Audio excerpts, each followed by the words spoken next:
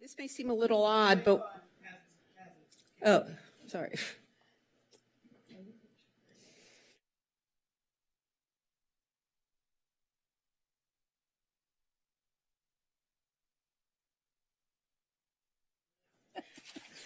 We could all be wearing.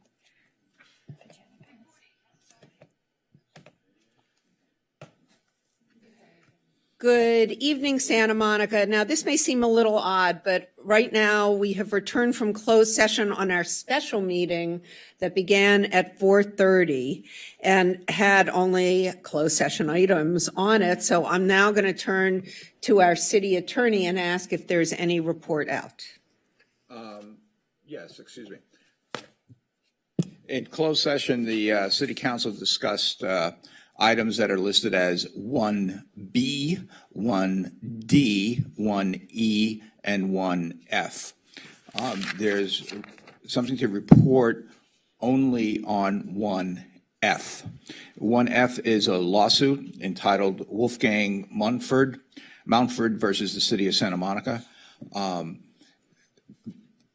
This is a lawsuit involving a police officer involved shooting.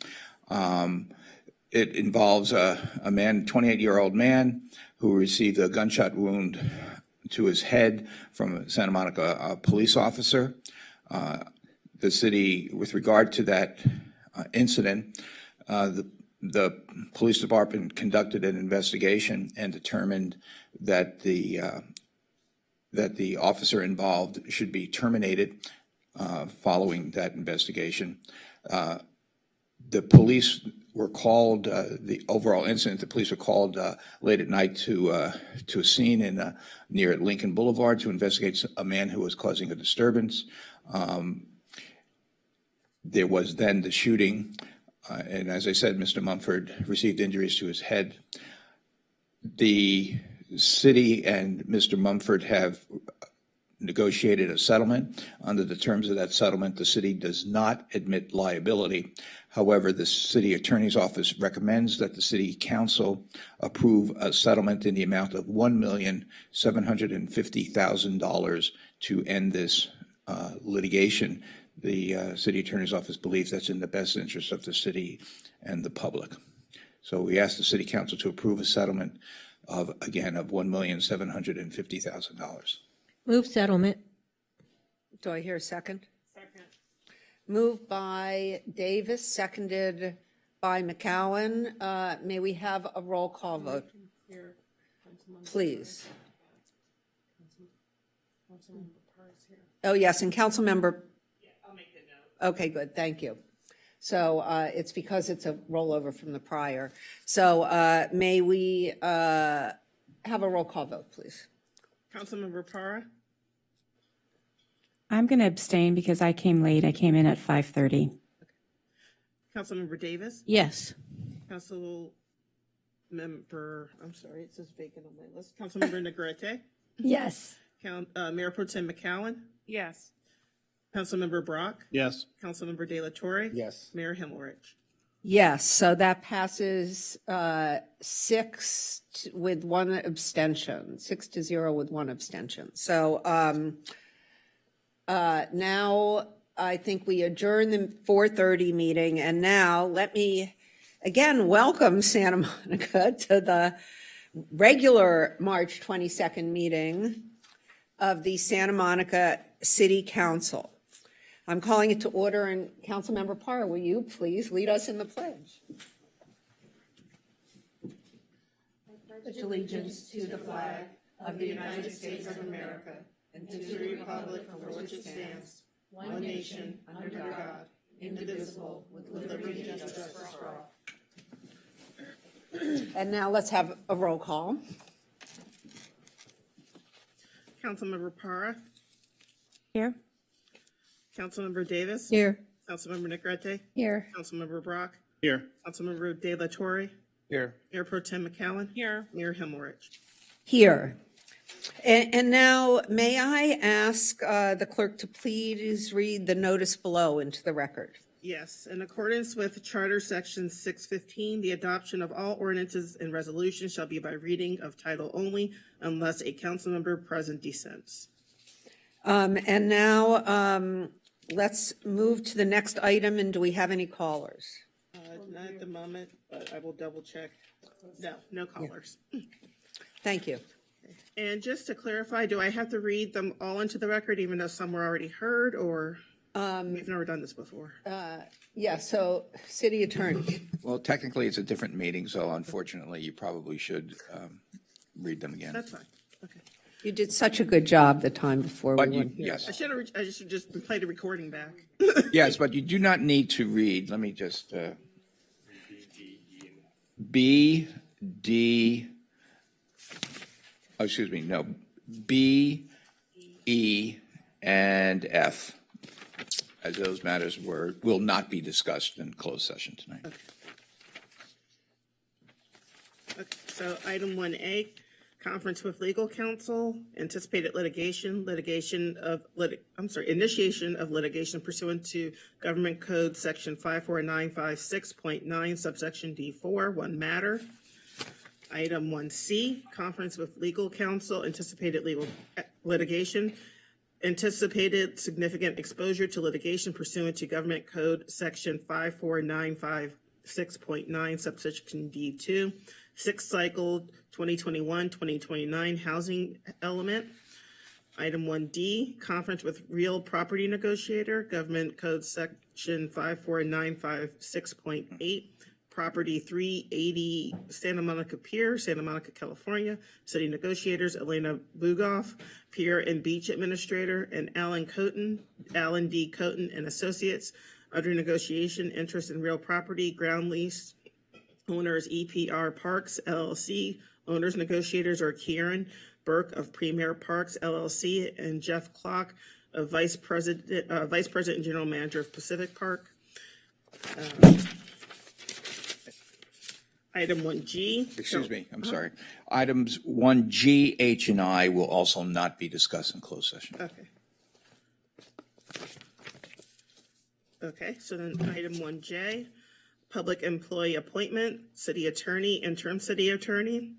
Item 1K, conference with labor negotiator, Government Code Section 54957.6, agency designated representative, city manager David White, and chief people officer Lori Gentles, bargaining units, ATA, administrative team associates, California Teamsters Local 911, FEMA Santa Monica Fire Executive Management Association, Fire Santa Monica Firefighters Local 1109, IAFF, MEA Municipal Employees Association, ASME Local 4819 Management Team Association, PALSSU Public Attorneys Legal Support Staff Union, PAU Public Attorneys Union, POA Santa Monica Police Officer Association, Smart TD, the International Association of Sheet Metal, Air, Rail, and Transportation Division, Local 1785, STA Supervisory Team Associates, Coalition of Santa Monica City Employees,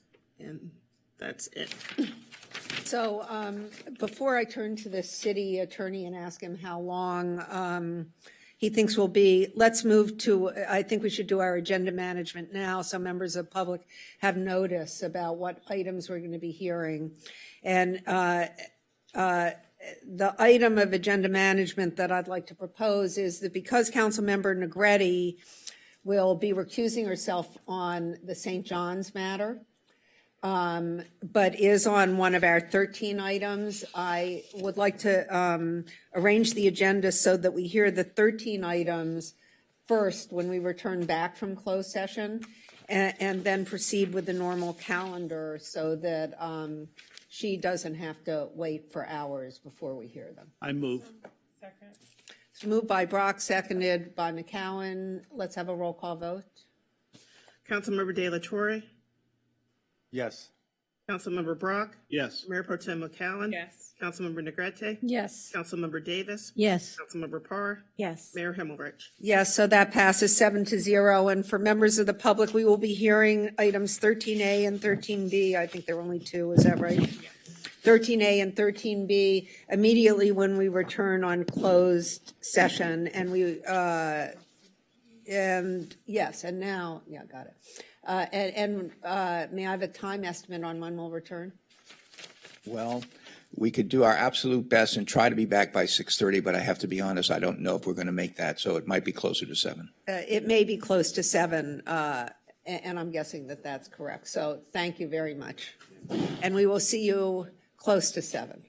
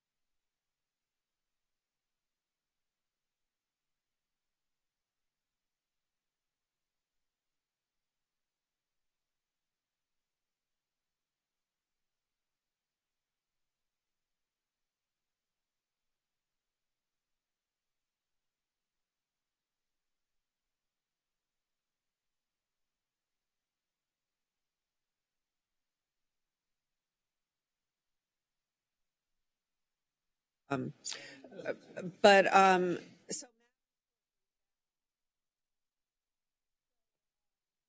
returned again from our closed session from our regular meeting, and I'm going to turn again to the city attorney and ask if there are any reportable items. Yes, in closed session, the city council discussed the items listed on the closed session agenda as item 1A, 1D, 1J, and 1K, and there are no reportable actions on any of those. Thank you, sir. And I think, and we've done our agenda management, and let me just tell members of the public that we are going to be hearing items 13A and 13B before the consent calendar, but after the city manager's report. I have no items to report tonight in the interest of time. How perfect is that? Great. So now we move to, Madam Clerk, item 13A.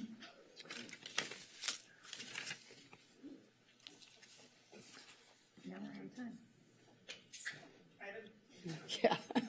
Item 13A, request of Mayor Himmelrich, Mayor Pro Tem McCowen, and Councilmember De La Torre that the city oppose the Taxpayer Protection and Government Accountability Act, a proposed ballot initiative co-sponsored by the California Business Roundtable. The measure would make it harder for governments and municipalities to administer local taxes and fees and limit the ability to bring forward citizen initiatives. Should the initiative garner enough signatures to be placed on the November 2022 ballot, a letter of opposition from the city would be sent to the California Attorney General, registering the council's official opposition. And we do have a caller on the line. Good. Well, I can introduce it before the caller unless somebody else wants to do it.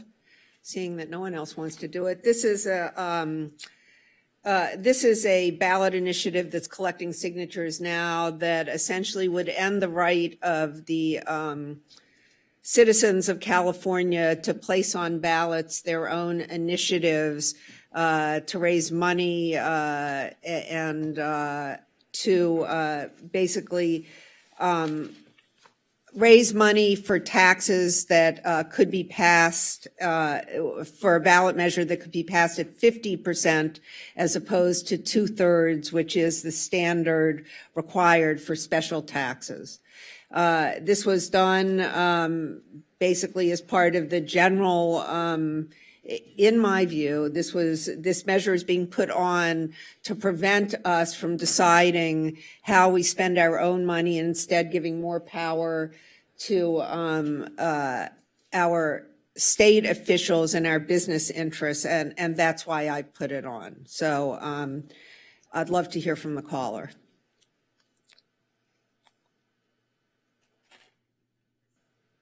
Esther, we're waiting for the Welcome, Denise Barton. You're in the meeting and your time starts now.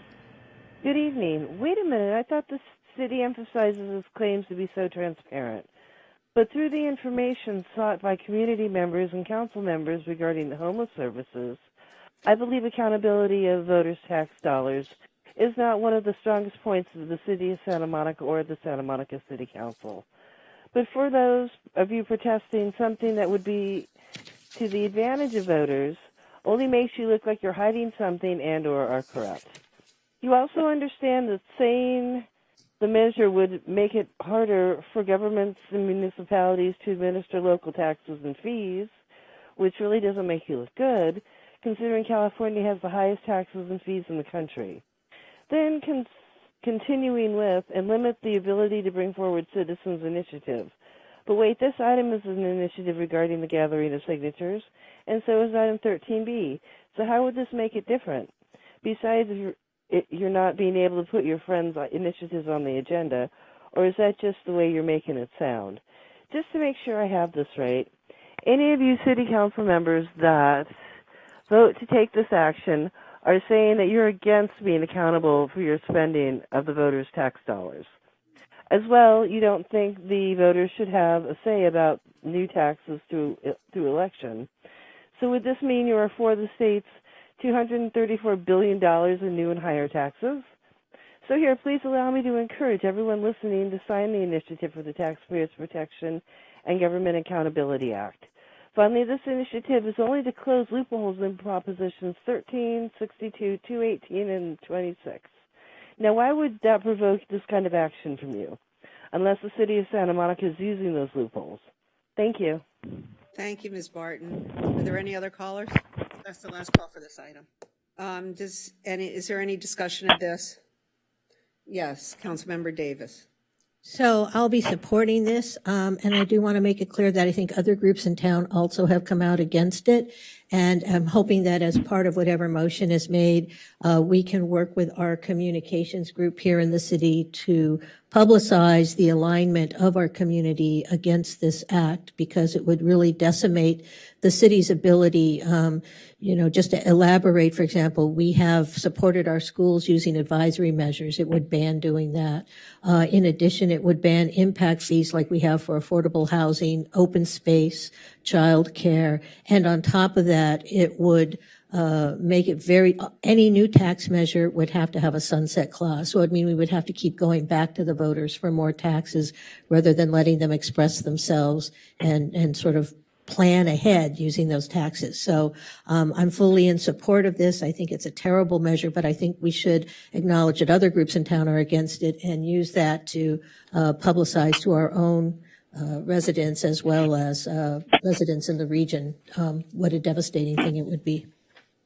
Thank you for making a much more cogent argument. I'd like to make a motion to move the item. Moved by Negretti. Do I hear a second? Second. Second by Davis, whatever. Everybody push your button. The maker and the set. We did. Oh, okay. May we have a roll call vote, please? Yes. Yes. Yes. Yes. Yes. Yes. Yes, that passes 7-0. Now 13B, please. Item 13B, request of Councilmember Negrete, Mayor Pro Tem McCowan, and Councilmember Brock that the City Council support the Arts and Music in Schools Funding Guarantee Accountability Act, a proposed ballot initiative co-sponsored by the Californians for Arts and Music Education and Public School that will increase funding for arts and music education programs in California public schools without raising taxes.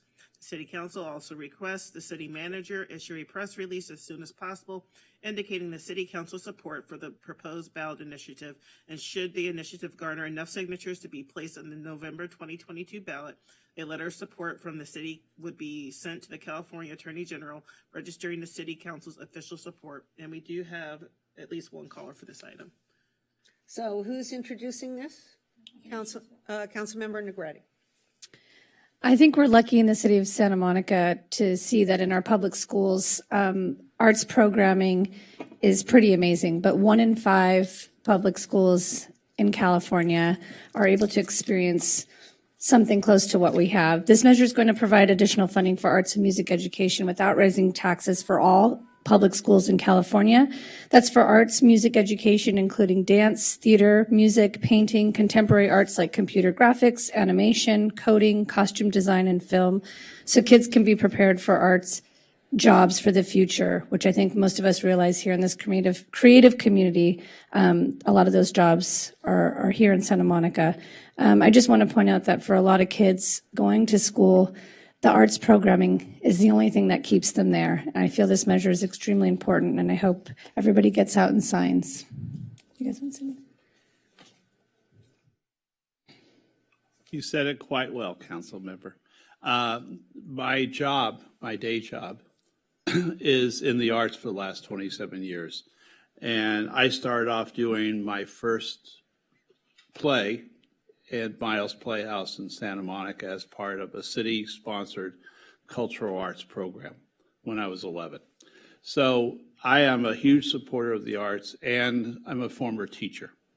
And I know that both the arts, all facets of the arts, and physical education were the 2 items that kept many students engaged in school.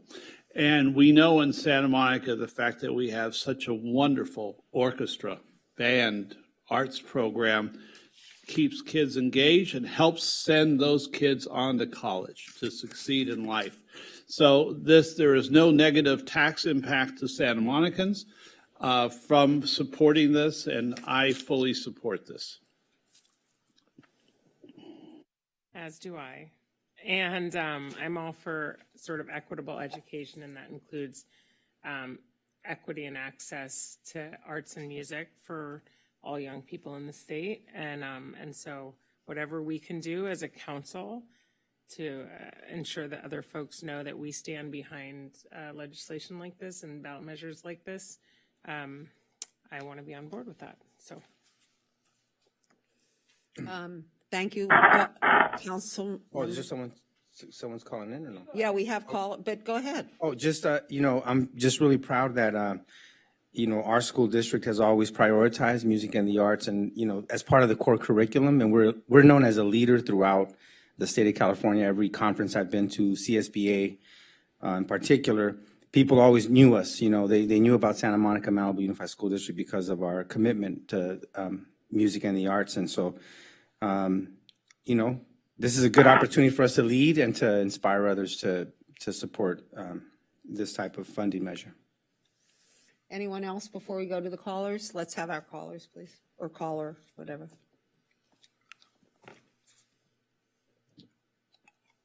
Welcome, Jonathan Foster. You're in the meeting and your time starts now.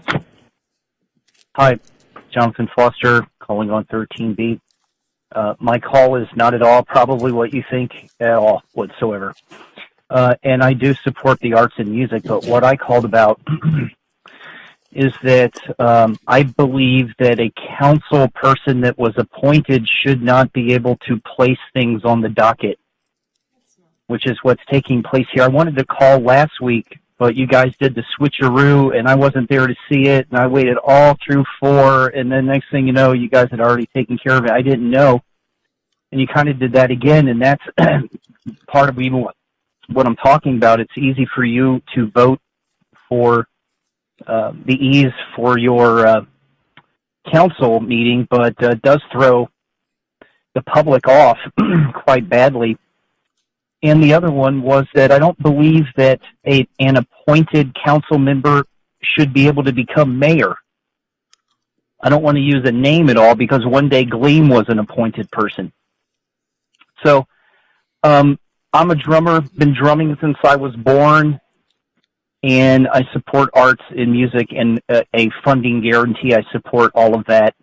I hope you consider, though, what I talked about, though, because it does have something to do with this, is that an appointed person did put this on there, and I don't think that should happen in government. Until the people voted that person in, should that person be able to place something on the docket or become mayor. Even though that person's a great person, I like that person a lot. I won't say a name at all. But God bless her. We'll talk in 14. Thanks. I wish you didn't change the order. Bye. Thank you, Mr. Foster. Anyone else? Councilmember De La Torre moved this item, and I seconded it during the conversation. So let's have a roll call vote. Councilmember Parra? Yes. Councilmember Davis? Yes. Councilmember Negrete? Yes. Mayor Pro Tem McCallum? Yes. Councilmember Brock? Yes. Councilmember De La Torre? Yes. Mayor Himmelreich? Yes, so that passes 7-0. And we now will move back, and I'm sorry about that, Mr. Foster. Next time, we'll try to say it earlier.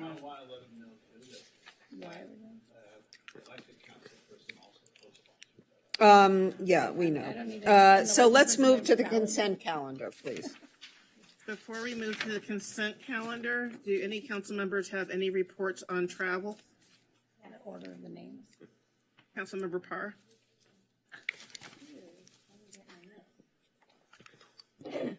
Hi there. I am reporting on behalf of council members Brock, De La Torre, and myself. Last week, we attended the Yosemite Policymakers Conference and have a bunch of information that I will forward to your office to share with the group. But there was a few things that I did want to share. This conference is a conference that's held every year to bring local elected officials, government officials, and community-based organizations together to support sustainable policies. And the theme for this year's conference was around recovery and resiliency. And there were many discussions about moving forward from COVID-19 and opportunities for resiliency and equity in mobility, climate, clean energy, connectivity, and housing. And there were two things in particular that I wanted to talk about or highlight real quickly. One of the things, and I'm not sure if staff knew about, but there was an encampment resolution grant that they talked about that was really important, I thought, to highlight. And it talked about available funding for demonstrated projects that provide services to address the immediate crisis of experiencing unsheltered homelessness in encampments, to support people living in encampments onto paths to safe and stable housing, and results in sustainable restoration of public spaces to their intended uses while safeguarding the needs of unhoused people seeking sheltering. The funding is available directly from the state through June 2024, and it does not require a match. $47 million is available immediately. There's also a bill that Senator Bob Wachowski is looking for support. It is SB 1369, and this is an adaptive reuse bill. It would permit adaptive reuse of any commercial, office, public, or industrial building with an occupancy of 25% or less for housing by right. This governor proposed bill for 2023 also includes a $100 million budget to support adaptive reuse. And last, there was also an affordable housing developer. Her name was Mia Kang from Related California LLC. She spoke about a bunch of different projects that she worked on that were adaptive reuse projects, and she spoke about how inexpensive these projects were that she would be able to do, sometimes for less than $10 million.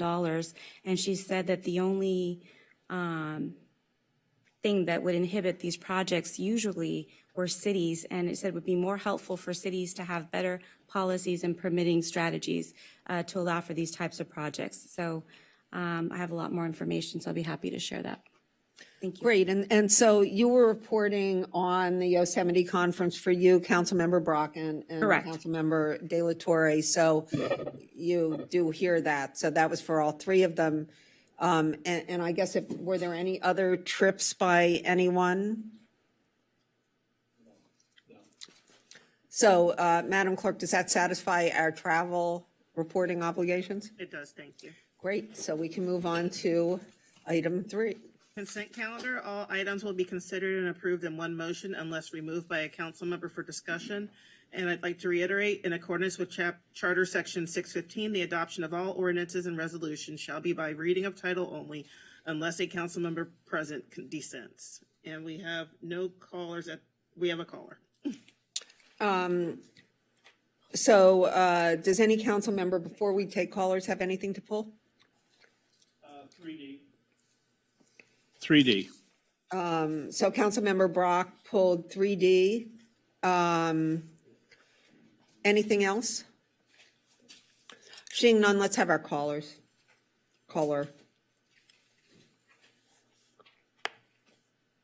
You're screening the call, should be in any moment. Thank you.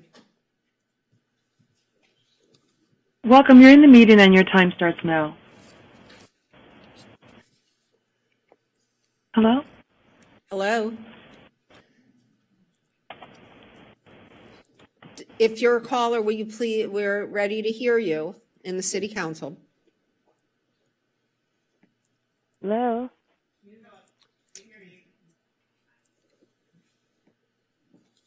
Ms. Barton, you can begin speaking. Good evening. Let's start with item 3A. Now, why would the city want and the city council for the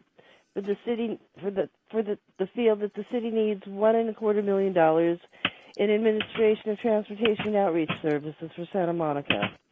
And would this be a prudent expense, or would it cost less to have an in-house person as we did before the pandemic? Or are you hoping that STEER can indoctrinate the residents and business employees which would make me question, again, the best interest of the public. Because crime has risen on both buses, but especially on trains, so maybe it would be a better use of the money to use it on police and sheriff services for public transportation.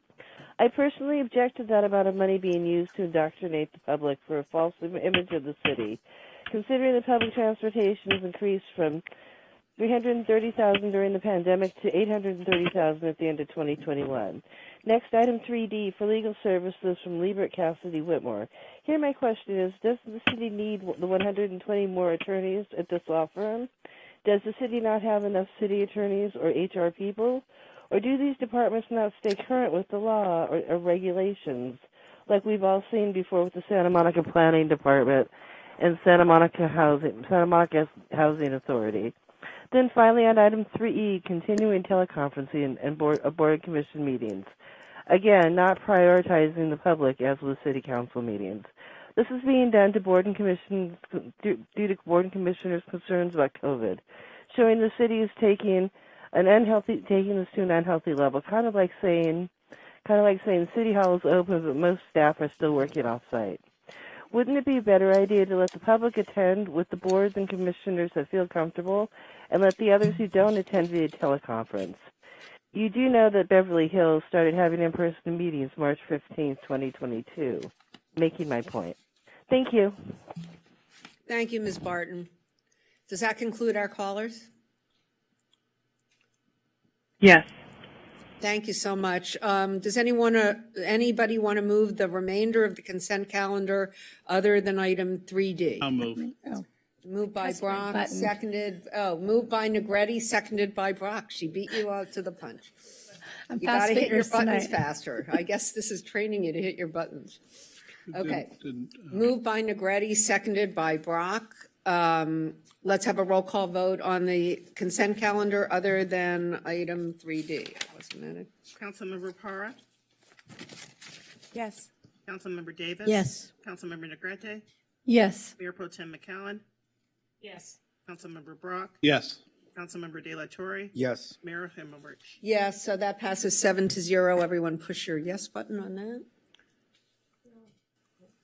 And now, Councilmember Brock, do you want a full staff report on 3D? I'm not sure if I need a full staff report. But I do need to learn how to turn my microphone on. My questions are in regard to this. I see this as a long-term contract. I want to know, when did we start using Liebert Cassidy Whitmore? What's the first year we started using them? And have we evaluated their services over other services in the past? And in addition, a couple of other questions would be, it appears that they did not use their full authorized amount this past year. So if not, why do we need to extend a contract with an even higher amount annually?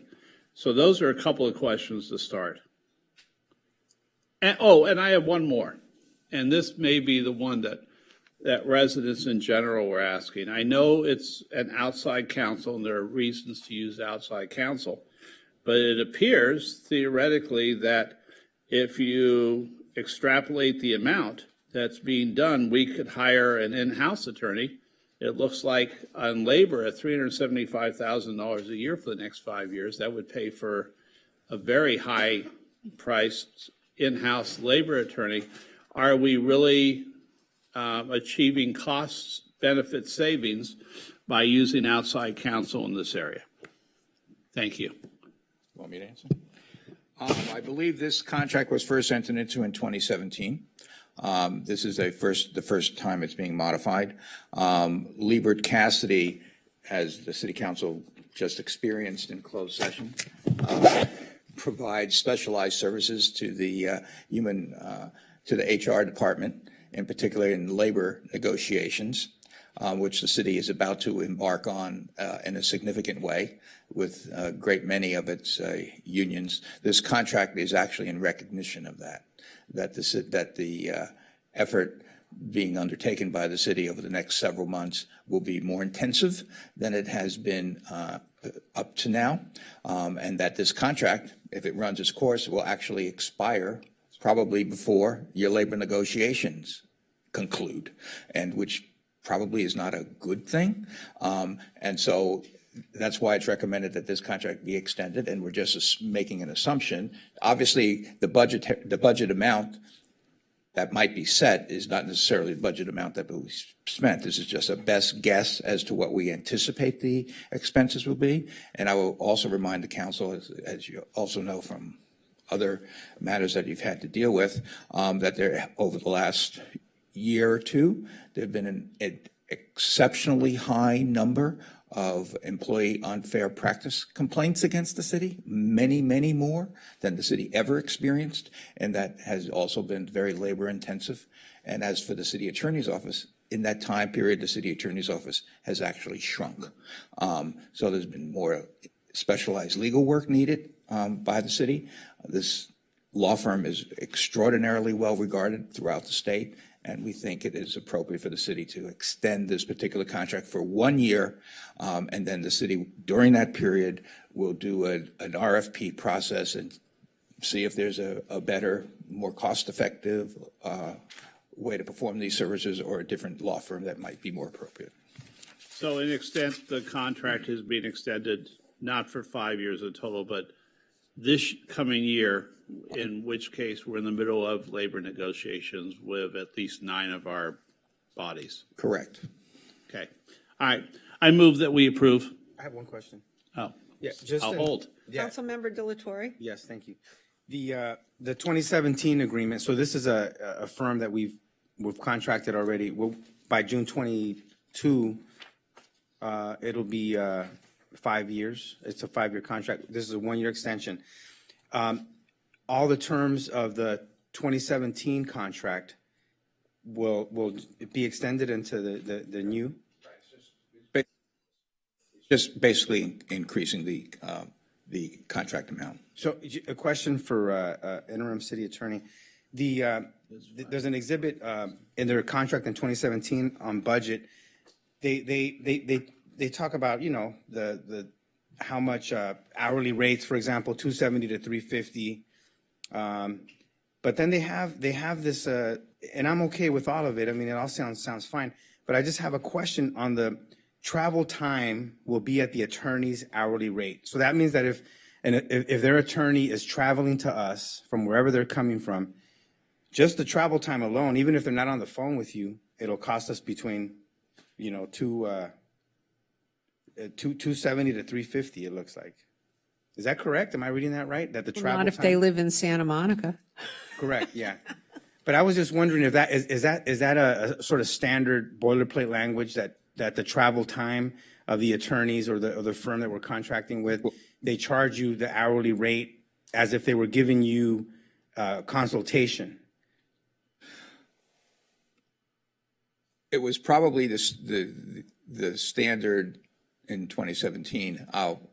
As is true with the city's workforce, in fact, travel time now is almost non-existent because of technology and video calls and video. Now, these are for instance, with the labor negotiations, those will probably be in person, so there will be charges for some travel time. Yeah, I just want to alert staff that's there, so that if we can minimize the travel time and just have consultation through a virtual, you know, means, I think is probably very cost effective. And I'd like to second Councilmember Brock's motion to approve this item.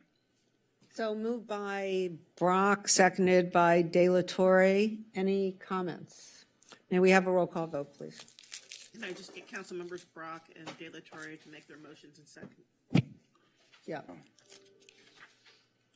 Here you go, Brock. There, good job, guys. Okay. Councilmember De La Torre? Yes. Councilmember Brock? Yes. Mayor Pro Tem McCowen? Yes. Councilmember Negrete? Yes. Councilmember Davis? Yes. Councilmember Parr? Yes. Mayor Himmelrich? Yes, so that passes unanimously. And now we're moving on to the heart of our agenda.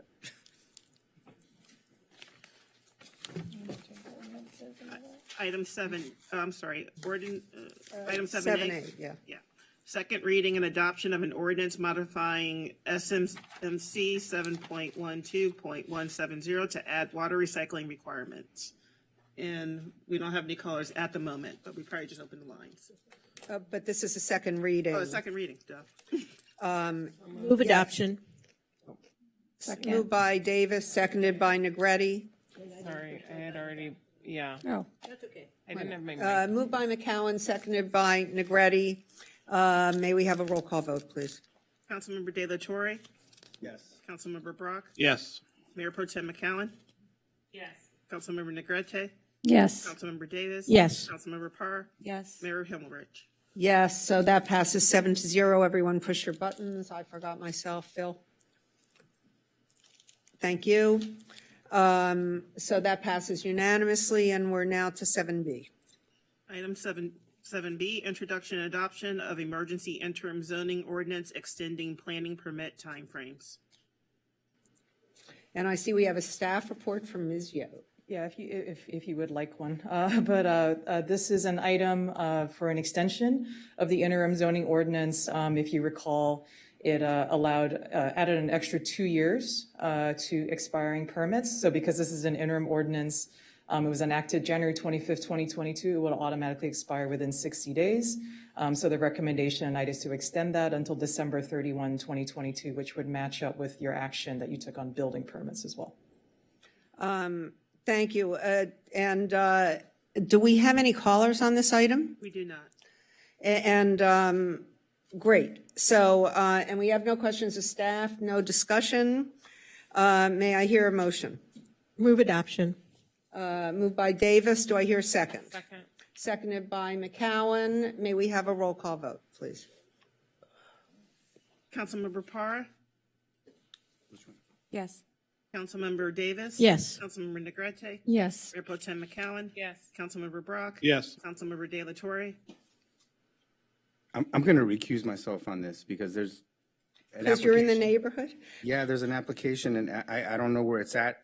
Well, you can't recuse, just abstain. I'm just going to abstain. I'm sorry. Thank you. Mayor Himmelrich. Yeah, so that passes 6-0 with one abstention. Thank you. Huh? Yep. No, hey, look, I'm the first one to forget that. And so now we're on to item 8A. Item 8A, appointment of interim city attorney and authorization to negotiate and execute agreement. So far, no callers. Do we have a staff report? There's a staff report. This is a city council appointment. Well, this is a city council appointment, and because we're losing our interim city attorneys, Mr. Lawrence and Mr. Seltzer, and thank you for all of your help for all of this time. And I'm sorry you're going to be so free to do whatever you want from now on, but whatever. And so we actually have not selected a new non-interim city attorney, so we need a new interim city attorney. And we went to our city attorney's office and spoke to our current interim city attorneys and have decided to appoint Susan Cola as interim city attorney commencing April 6, 2022, and authorizing me, I guess, the mayor, to negotiate and execute an employment agreement with Ms. Cola for her service as interim city attorney. And this is a decision that, as a city attorney appointment, falls within our exclusive jurisdiction, is within our jurisdiction, and so let's take a vote. Well, don't we need a motion first? Oh, I guess we could use a motion. I move. I'll second. Yeah, so moved by Davis, seconded by Negretti. May we have a roll call vote, please? Oh, do we have callers? We do not. Oh, whoops. May we hear from our callers, please? We do not have any callers. They don't. Oh, we don't have any callers. Oh, sorry, I thought you said we do. Can we, just before we vote, can we say thank you?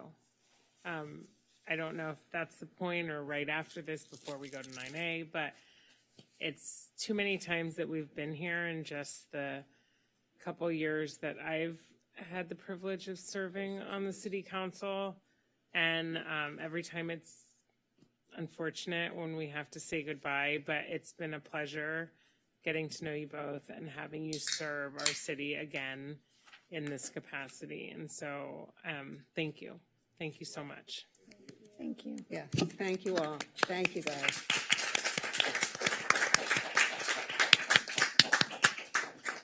If you're lucky, you'll never have to come back again.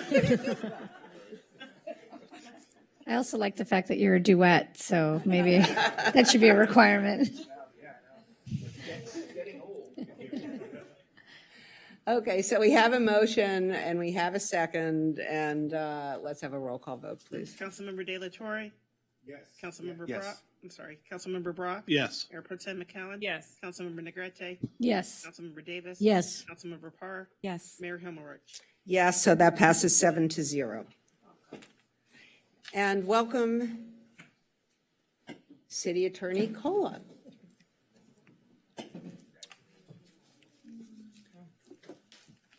Who's certainly spent a fair amount of time on this dais over the last few years.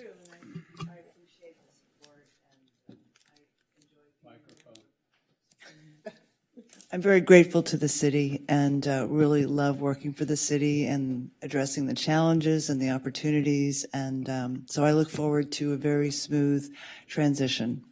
And I, for one, am grateful to you for stepping into this at the time you're doing it. I really appreciate it. Thank you. Thank you. And yes, I voted yes. Mine is working. You turned me off, I think. I think it's because I recorded the vote already without realizing Oh, it. sorry. Okay, I didn't vote for you, but I really, I'm so glad you're here. I did vote for you. Yeah, so thank you very much for being here. And now, let's move to item 9A. Item 9A, adoption of resolutions and introduction and first reading to adopt the Providence St. John's Development Agreement. And I'm sure we're going to have callers shortly. I think that Councilmember Negrete needs to make a statement before we begin this item.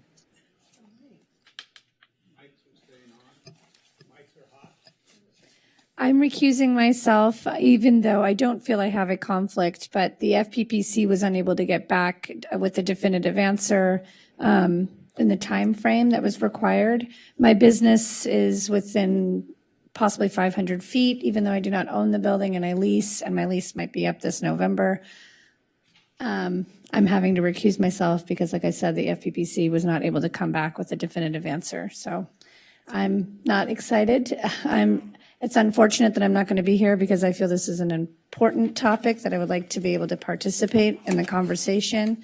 But I have to go. Thank you, Councilmember Negrete. I expect you to go home and prepare for our retreat on Friday. Get to sleep. I don't know, but there must be some way. Stretching. That's her homework. Yeah, really. I'll watch you guys. I don't think you can meditate long enough to prepare for that. Okay, so now we are 6, and we have a staff report, and I see Ms. Tanamori teeing up. Is this council going to do disclosures? Oh, ex partes. Oh, yes. Okay, so I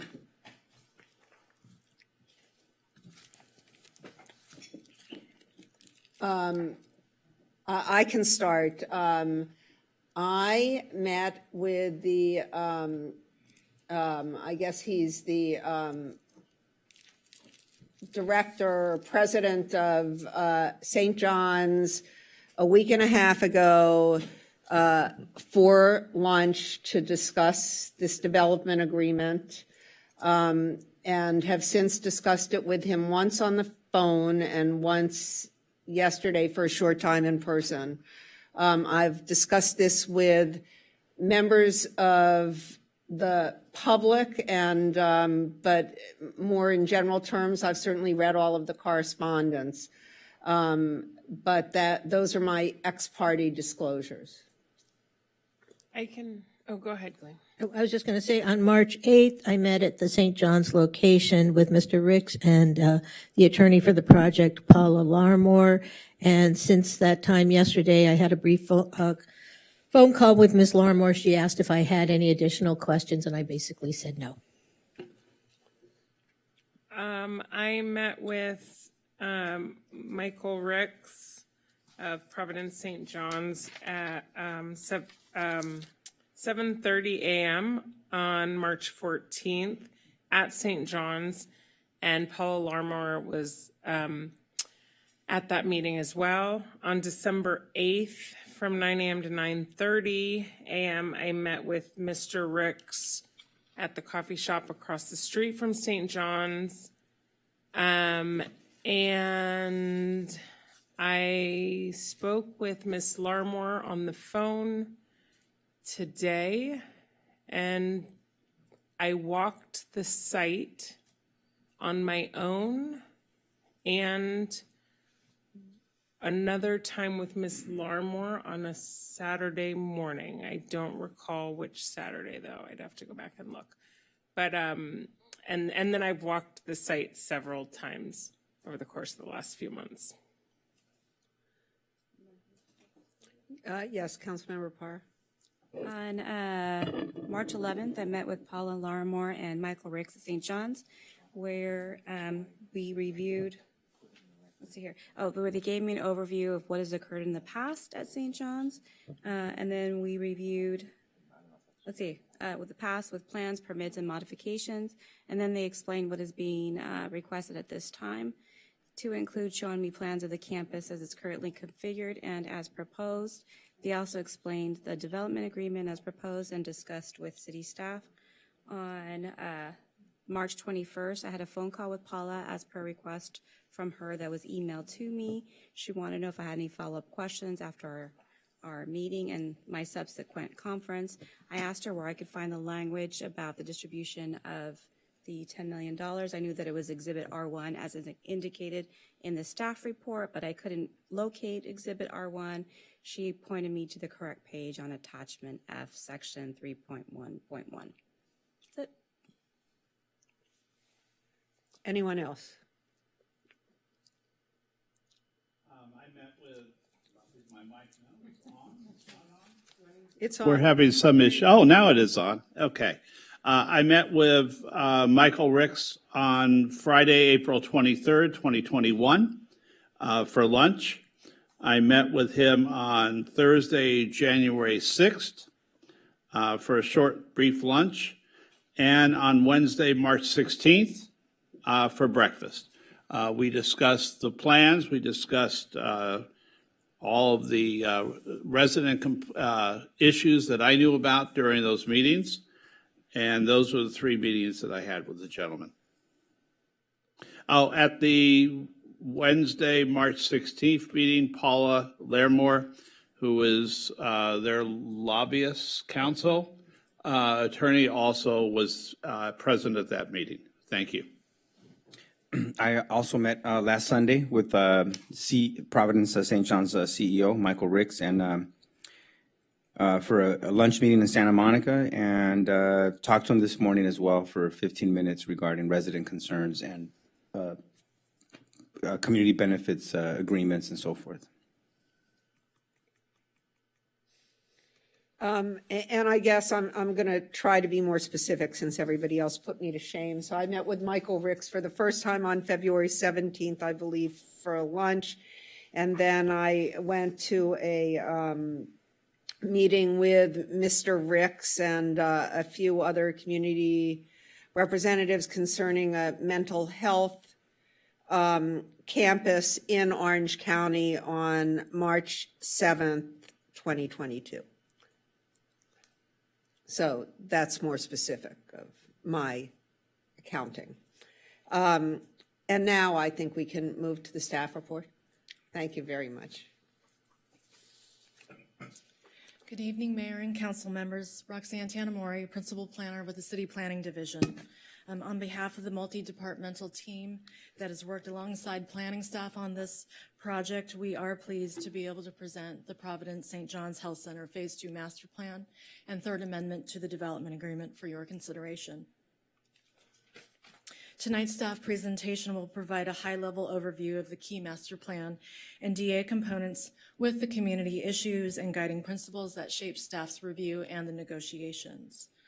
At the end of the presentation, I will provide a complete list of the 7 recommended actions necessary to move forward with the Phase 2 master plan and amended development agreement.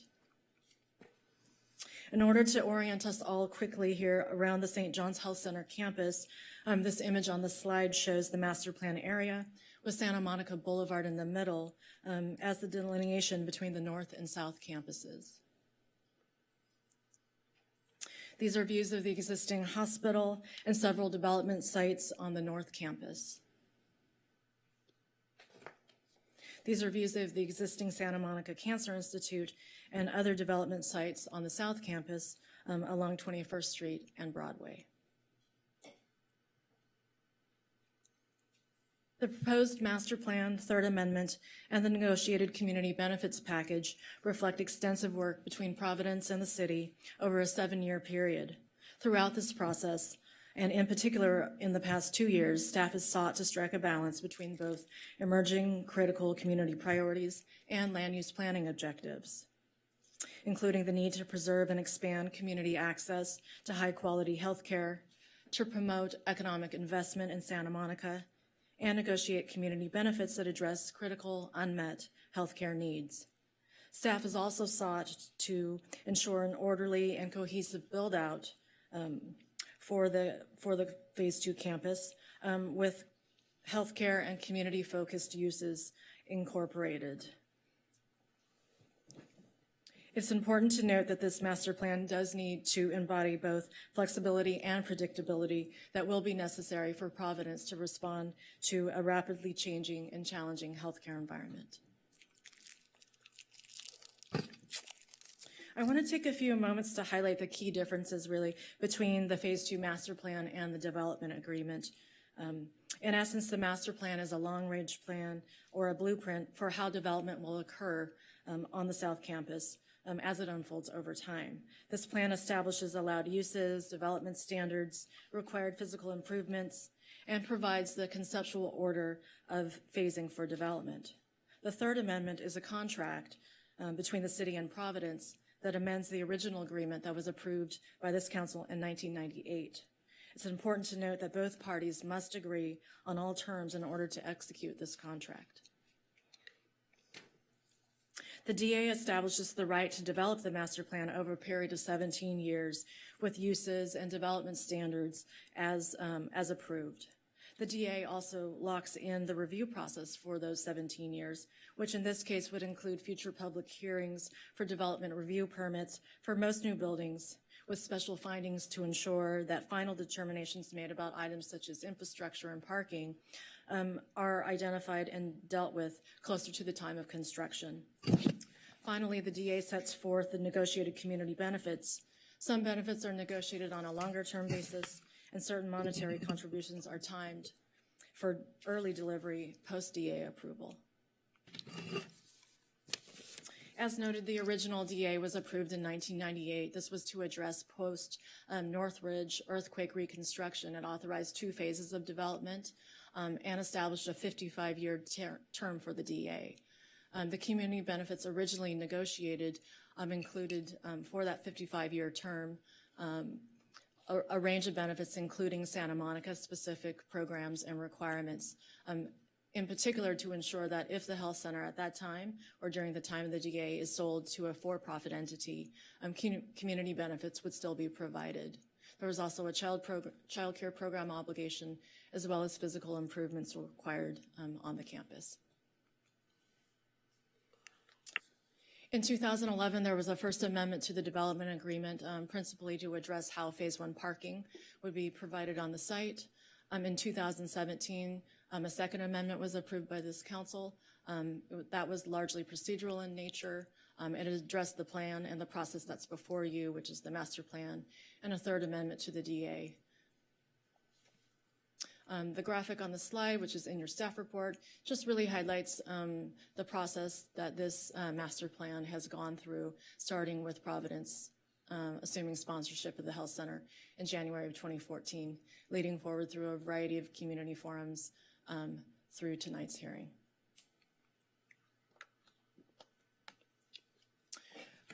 For context, it's always useful to compare the master plan proposal in front of you tonight against the current zoning code and what would be allowed, as well as against the original DA, which did authorize a second phase of development. Making that comparison with respect to current zoning, the current zoning would allow approximately a third more floor area to be developed on the St. John's owned parcels, which amounts to approximately 220,000 square feet of additional floor area that could be developed per code. In comparison to the original DA, that authorized about 13% more floor area. Also to note, with respect to the current zoning code, there is no open space requirement with development of parcels in these zoning districts. So in sum, staff believes that the master plan has value because it manages growth carefully over a 17-year period. It requires substantial open space and requires coordination with infrastructure and utilities. This is a high-level summary of the Phase 2 development program. There are a total of 8 buildings, main buildings, I should say, 3 on the North Campus, 5 on the South Campus. And there are a variety of uses proposed for these buildings, including ambulatory and acute care, medical office, medical research, an education and conference center, and 100% affordable housing project as well. I should say affordable housing building. The provision of substantial open space was a foundational component of the original Phase 2 as specified in the 1998 DA. At that time, 35% open space was required on the South Campus. That percentage is incorporated in the plan before you. Open space will be tracked as this master plan would unfold and develop over time. The final design and approval of the open space areas will be part of the Planning Commission's review of each Phase 2 building in the future. Part of the DA also included the results of negotiation over publicly accessible open space and 2 24/7 pedestrian connections. These images show on the left the green areas where public access has been negotiated. The DA provides within Exhibit R3 the regulations for public access, which address at least minimum hours and other kinds of activities that are permitted in that space. The timing and the regulations for the 2 24/7 PED connections are also specified in the DA Exhibit R4. This is a view, a bird's eye view of the existing circulation layout for the St. John's campuses, noting that 21st Street is in yellow down the middle of the South Campus, and the Mullen Plaza, Entry Plaza, which is on private property, is the horseshoe shape in front of the main health center on the North Campus. Circulation and parking are significant components of the plan, and guiding principles for staff's review and work with the applicant really focused on ensuring efficient and safe multimodal circulation and access for all. We focused on avoiding impacts to adjacent city streets. We looked to protect the existing east and west bicycle corridor along Broadway, and we ensured that new public street access on St. John's property would be constructed prior to the vacation of a 250-foot portion of the north part of 21st Street. We also focused heavily on requiring that sufficient on-site parking would be provided to address the needs for the entire health center. This is a schematic view of the Phase 2 circulation and access plan contained in the master plan. This plan, we looked at new streets, at the realignment of driveways, lane and signal modifications. We looked at loading areas and parking facilities. And as shown on your slide, we've addressed the timing for the vacation of that portion of 21st Street, subject to those conditions that are contained in your development agreement. With note, the proposed street vacation would require a separate public hearing. With respect to conceptual phasing plans that are provided in your master plan, really the main thing I wanted to highlight here is just that the phasing plan A in concept would be starting on the on the South Campus with a medical building and also with the multifamily 100% affordable housing project in the lower right-hand corner. The phasing plan B would start on the North Campus with a building on the other side of the Entry Plaza and also the multifamily housing. That's 100% deed-restricted affordable on the South Campus. Community benefit negotiations for the master plan were guided by identification of critical community health needs, as expressed by council and community priorities, and our land use policies that address placemaking and the need to support all-mode mobility in Santa Monica. Staff also sought to negotiate community benefits that would expand on St. John's longstanding role in the community and also expand access to critical services and advance community priorities for economic and social wellness. Top of mind in this process has been to align this opportunity for new resources with the priority of addressing unmet behavioral health needs.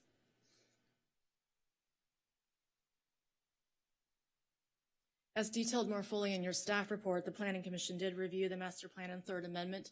The Commission did recommend approval with 8 recommendations that were primarily focused on the community benefits presented before you.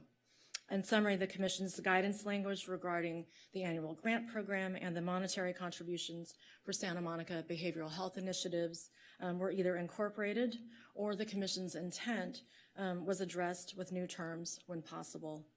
Staff also addressed the intent of the Commission's recommendation to encourage the development of more housing units that would be affordable in partnership with a nonprofit provider and to adjust rent levels to ensure that the 100% affordable housing project would be financially feasible.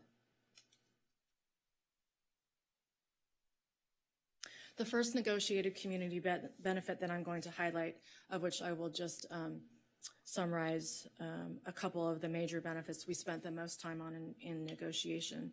This first benefit is for the provision of homeless services and services to other vulnerable populations in Santa Monica.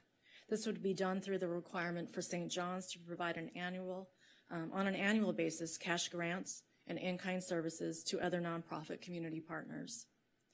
More specifically, the total value of this program would be $29 million over the full term of the DA, which runs until the year 2053. The requirement for the first 20 years would be to provide $1 million annual value, with 80% of that value provided as cash grants.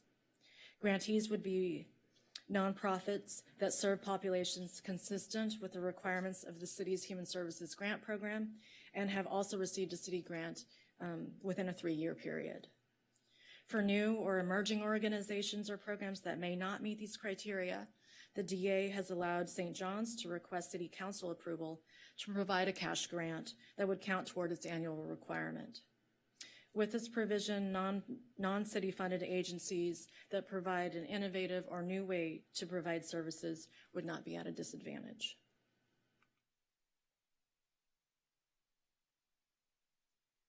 The second primary negotiated community benefit is a new and significant investment from Providence to help expand behavioral health services in the community.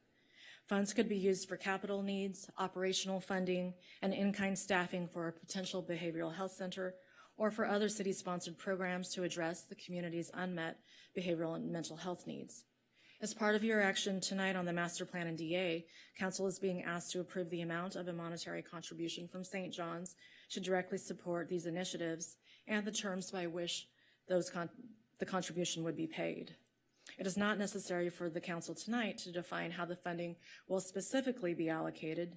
That decision will be made solely at the Council's discretion and can be made after the DA is approved and executed, as this would provide an opportunity for the community to provide input and recommendations to Council following a community engagement process. To initiate this process, there's currently an open request for proposals seeking an expert team to assist the city in developing a comprehensive behavioral health strategy. The RFP includes development of an operational plan for a 24/7 community-based center and feasibility studies of city-owned sites. My colleagues in the Community Services Department are expecting to go before Council in the summer to award this project.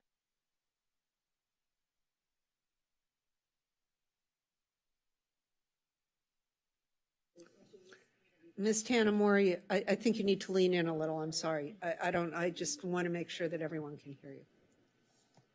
If I have one. Always. She says it's on, but it doesn't seem to be picking up. Yeah, and we're all sort of having it, I think, because Councilmember Brock had it too. Yeah, mine says it's on, but it's. Mine is on, but yours is, if you just lean in, I think we're, okay. I just want to make sure because I'm guessing that they can't hear you there if you aren't recording there. Oh, no, it's not.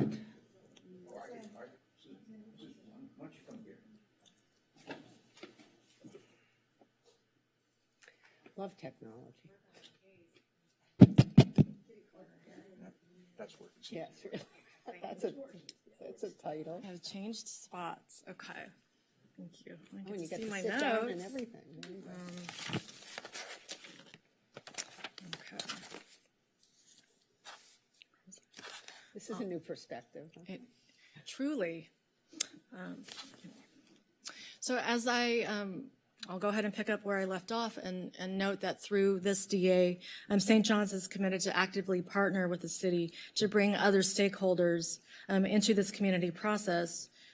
With this commitment, though, it remains important for the city to secure its own team of experts that will have and maintain a specific focus on Santa Monica's needs.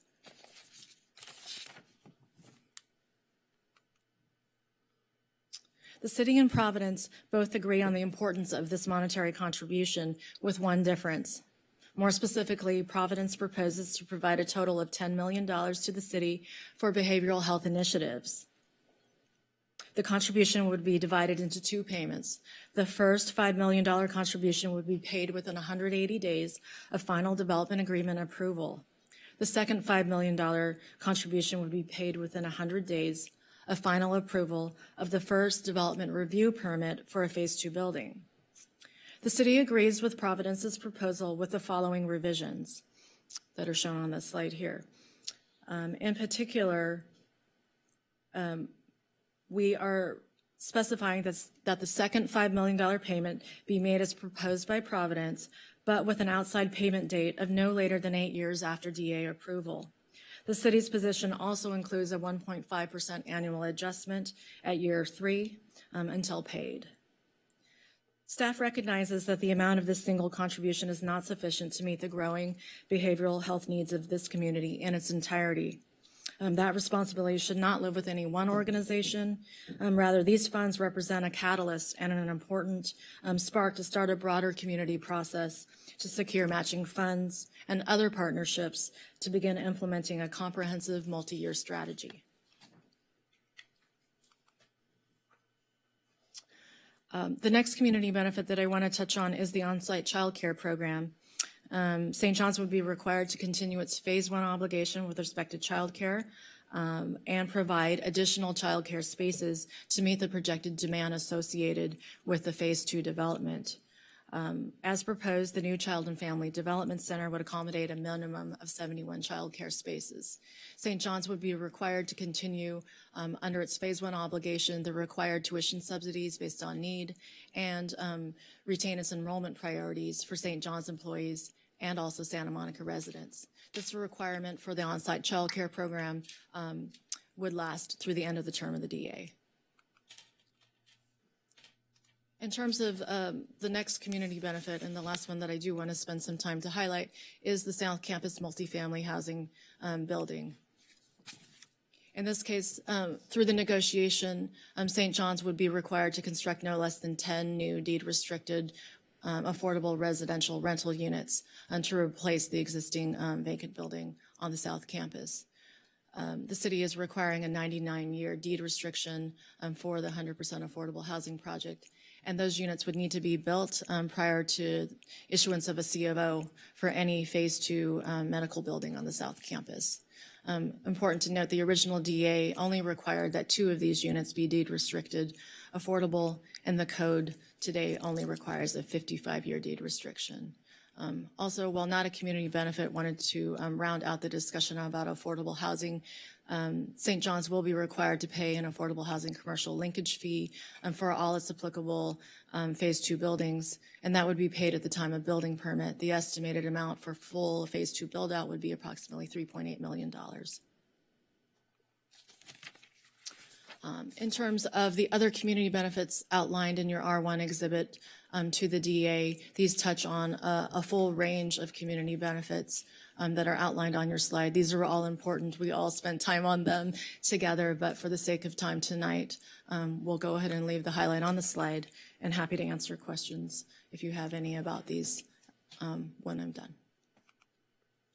In terms of community feedback, there have been a wide range and number of forums to provide comments from the community. We did have two float up or conceptual hearings about this master plan and the Third Amendment to the DA back in 2016 and 2017. There have been community meetings held periodically since 2015. There have been 2 meetings before the Social Services Commission to give a courtesy presentation and overview of the key community benefits proposed. And there have been a large number of comments that have been submitted for the Planning Commission and Council hearings.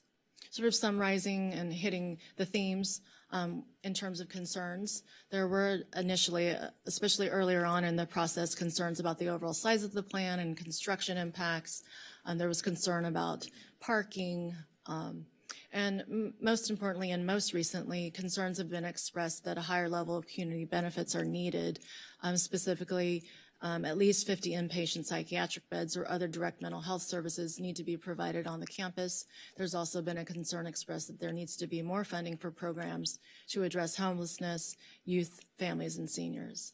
In terms of what we heard out of those folks who have offered support for the proposal, it's been noted that St. John's is a longstanding healthcare provider and has been a good community partner and has a sustained commitment to the community, which has been demonstrated over decades.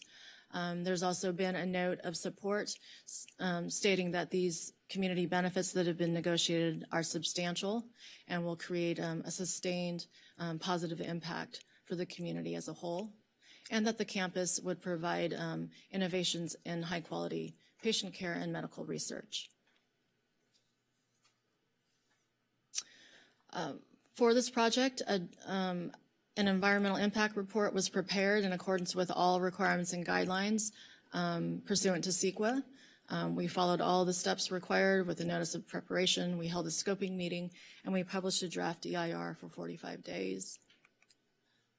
The draft EIR provided the summary of impacts and identified significant and unavoidable impacts for several impact areas or study areas, including air quality, construction effects, and the others outlined on this slide. The draft EIR analyzed 5 alternatives, and in addition to the no project alternative, there was one alternative, number 5, which was identified as one that could reduce impacts. However, alternative 5 would reduce but not eliminate all of the significant and unavoidable impacts in comparison to the project. Staff received 10 comment letters on the draft EIR. They generally focused on traffic, expressed support for the project, and concern about construction air quality. A final EIR was published in January of this year, which contained all the required elements. And based on the whole of the record review of the final EIR, a statement of overriding considerations and a mitigation monitoring and reporting program is recommended. I'm almost at the end. To go along with these applications before you, there is a proposal to repeal the 1988 hospital area specific plan and also amend the general plan to remove those references to the HASP. In essence, the HASP reflects outdated 1984 general plan policies and still includes the 1988 zoning ordinance zoning designations. This HASP does apply to an entire study area, which includes more than St. John's, includes UCLA-owned properties, commercially zoned and residentially zoned properties. Repeal of the HASP and these loose amendments would not affect the 2015 zoning ordinance development standards that apply to the whole study area, and goals and policies outlined by the loose would still apply. Those amendments are proposed and are contained in your staff report, as well as findings to support the actions recommended. And finally, what's outlined on the slide, we did identify a couple of red line revisions to 2 of the council resolutions that are before you. The recommended changes are outlined on this slide. I'm happy to answer questions if you have any on those. Are you still going? I'm presenting our slide for recommendation. On this slide, these are the 7 recommended actions outlined for you. We can go back to this slide as needed, but this outlines the resolutions that are recommended for adoption and everything else that would be required to move the master plan forward. Thank you for your patience and your time on this presentation. I am available for questions along with a multitude of city team members who are on the phone and in person. Thank you. And thank you. That was really efficiently done, and we appreciate it. And you can stay up here since I think you won't be able to answer questions. You don't want to stay up here? Oh, I just was thinking I should probably move some of my resource materials here, but go ahead and let me grab a couple of... I assume we have callers, is that right? We have approximately 33 callers. So, council, before we ask questions, should we hear from our 33 callers? Should we extend what time is it? 9:27. Okay, well, we're good for the callers, right? That's another hour. Then we can maybe do the 11 o'clock early. We don't have any more items to hear. Other than public comment. Right, that's right. So let's hear from our callers.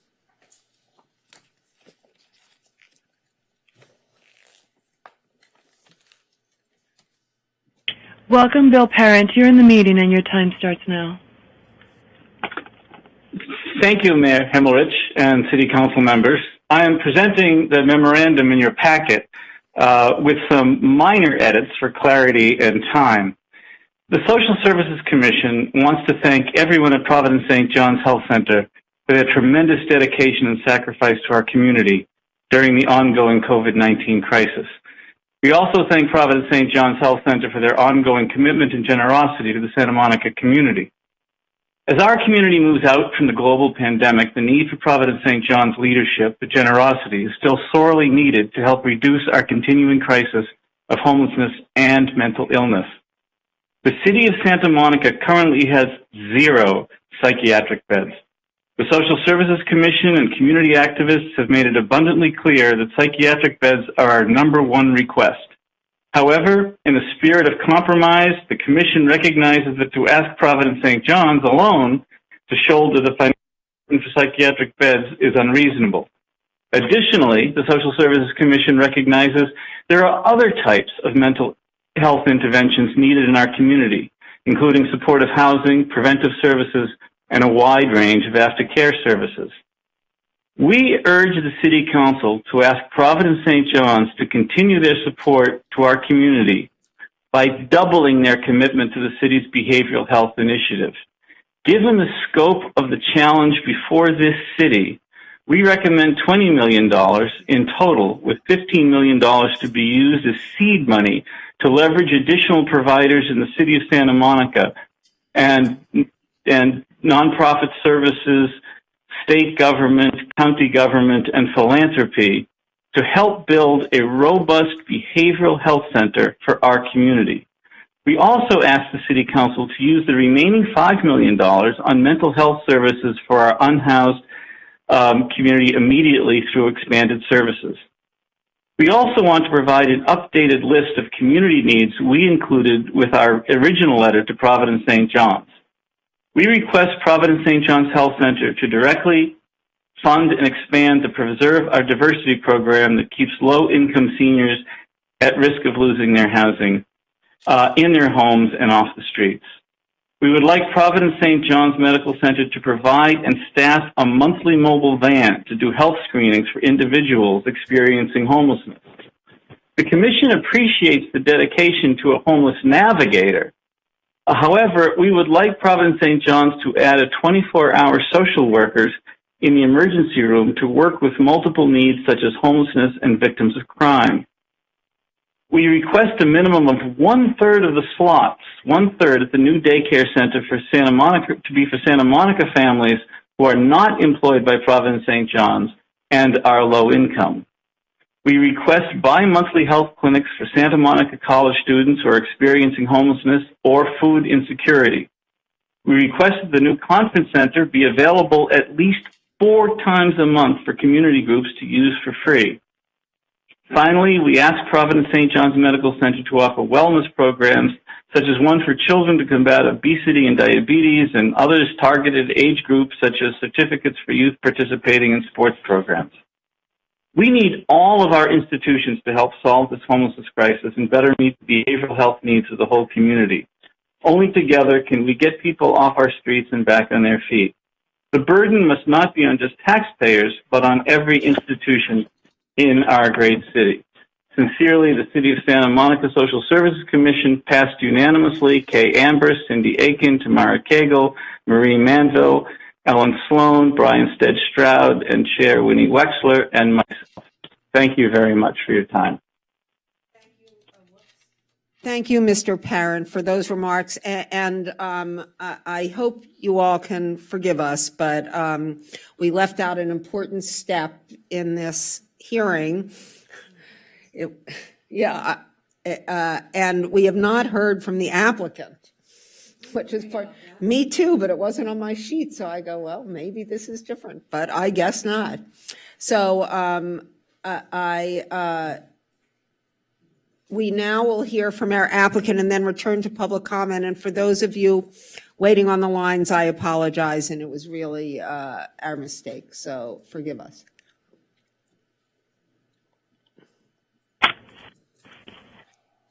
Can I get the name of the applicant? We have several members on hold, so is anyone there? I'm guessing you have Paula Larmore on the line, yes? Michael Ricks. And staff probably knows, other than those two, who else will be speaking.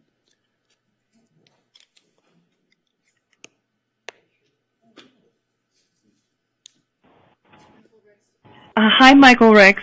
Can you hear us? You're in the meeting. You can speak now. Thank you. Thank you very much. Splitting up his time. We have the 10 minutes. Does he want to? So you will have 10 minutes, Mr. Ricks, that you can use however you wish. People usually divide 8 and 2, something in rebuttal at the end of all the public comment. But you're probably prepared for this. Do you know how you want to divide your time? Yes, 7 and 3, please.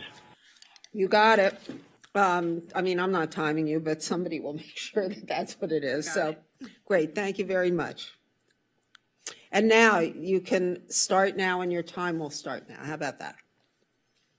Thank you, Mayor Himmelrich, and thank you, council members. I thought that Roxanne did just such a great job presenting my remarks that I wasn't going to have to speak tonight. But thank you for giving me the opportunity to address all of you. First, like to have sincere congratulations for Susan Cole on her appointment as the interim city attorney.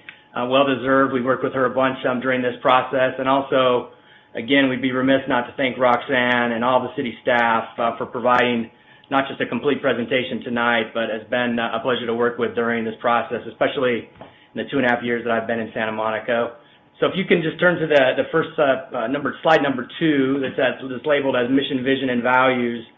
I won't spend much time on this, but just a reminder, or it's a reminder for us here at Providence St. John's that whenever we engage in small or large projects and initiatives, we always try to keep our mission, our values, and our vision front and center with us as our true north, which is what we've done. And we're excited to be able to share this plan, which is a major part of our mission of serving those in this community, especially our poor and our vulnerable.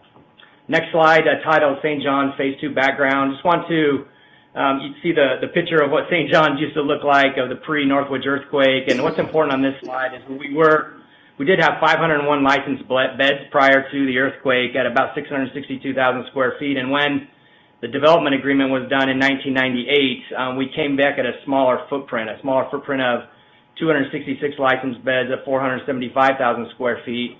That was the phase 1 of this kind of rebuild, and the phase 2, as you can tell from the slide, gets us back closer to what we were pre-earthquake, just slightly less, with a significant focus in phase 2 on ambulatory services and research, of which we plan to invest in heavily. So Roxanne did a nice job kind of presenting a little bit about what the phase 2 master plan entails, and you can see this is a little bit different diagram than what Roxanne presented. But as you can see, our plan connects property on the north and south of Santa Monica Boulevard, which really is creating a unique healthcare campus, providing much needed space to support St. John's and healthcare here in Santa Monica. It will also, you may have seen some of our circulation and bicycle routes and so forth, but it comprehensively addresses aspects of circulation, open space, uses, and height, giving both the city and St. John's a significant amount of flexibility for our future improvements. And the intensity of development is really tailored to the surrounding area with more height and complementary uses closer to the hospital along Santa Monica Boulevard, and then lower scale development and neighborhood serving uses to the south along Broadway.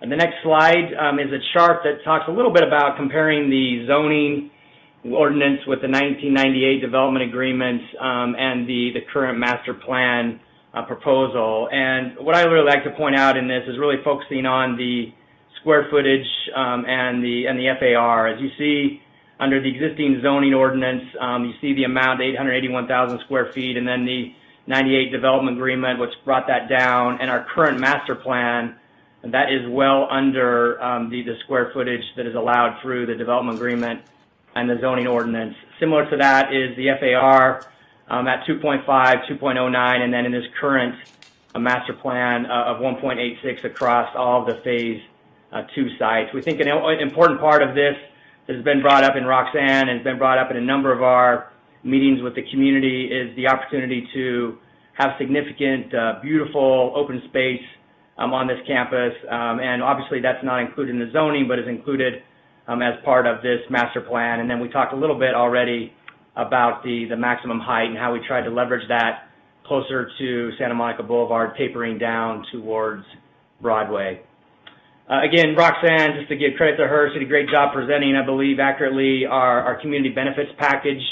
You see on the slide in front of you, it's a comprehensive community benefits package. You know, from the very beginning in our conversations with the city, we have had a directional and categorical alignment, and I think that's really benefited us. We, through our own community needs assessment, by taking care of this community for the last 80 years, day in and day out, we truly know that a community benefits package should be significantly weighted towards mental and behavioral health, homelessness, the future of our community and our children and our youth, child care, affordable housing, and so forth. I think something else that's important that's been called out a number of times is the opportunity to engage in the development of an education and conference center that has significant community interest, as well as internships, local hiring, and equal opportunity subcontracting. And really, what this serves as a long-range campus plan with healthcare programming serving Santa Monica and surrounding area.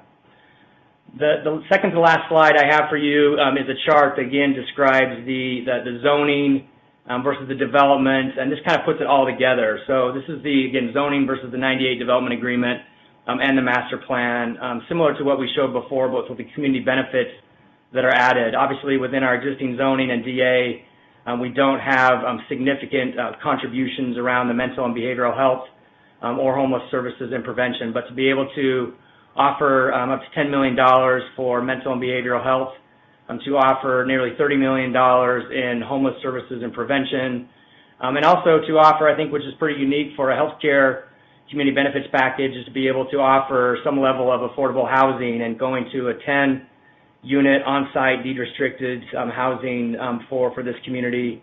Obviously engaged in a TDM plan with the transportation impact fee, and I already discussed the local hiring. So, in summary, we basically believe this master plan is a campus-wide vision for the future of St. John's as a health and wellness center serving the community of Santa Monica. We believe that the vested developable square feet is less than zoning and the 98 development agreement, as already mentioned, and we're bringing forward to you tonight a compelling and unprecedented community benefit package.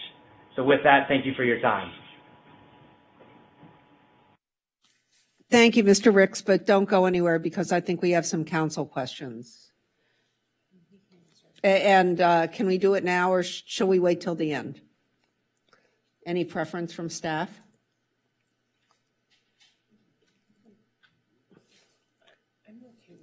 Okay, so I think everybody is okay waiting, so we'll do that at the end of all of the public comments. So now let's resume the public comment from others than the applicant.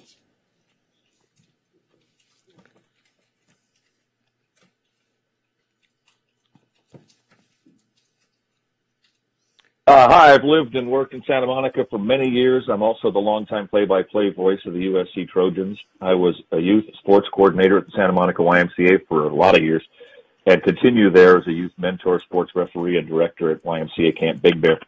I am speaking to urge a yes vote on this item at hand. For many years, I've been a volunteer at St. John's Hospital in their NODA program, the acronym standing for No One Dies Alone.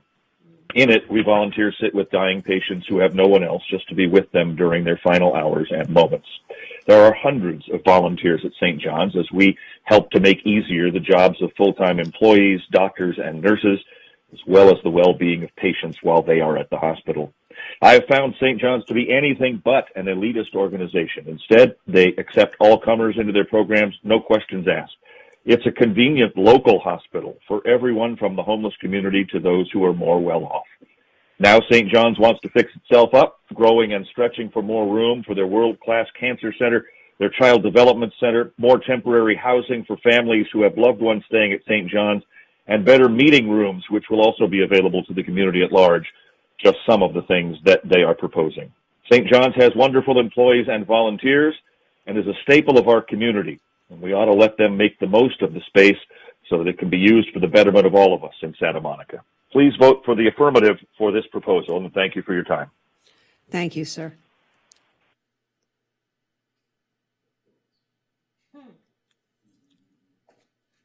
Welcome, Elizabeth Four. You're in the meeting and your time starts now. Yes, I'm Elizabeth Four. I'm the CEO at Venice Family Clinic. We provide quality primary health care to people in need in Santa Monica, Venice, Englewood, and the South Bay, and across the West Side. Providence St. John's has been instrumental through its community benefits program of creating quality, well-thought-out homeless health care programs that we have partnered with them on over the past few decades. Their community benefits plan, as part of this proposal, is critical to the ongoing work in homeless health care in Santa Monica. All of us at Venice Family Clinic support this proposal that is in front of you and ask that you vote in the affirmative. Thank you. Thank you, Ms. Four.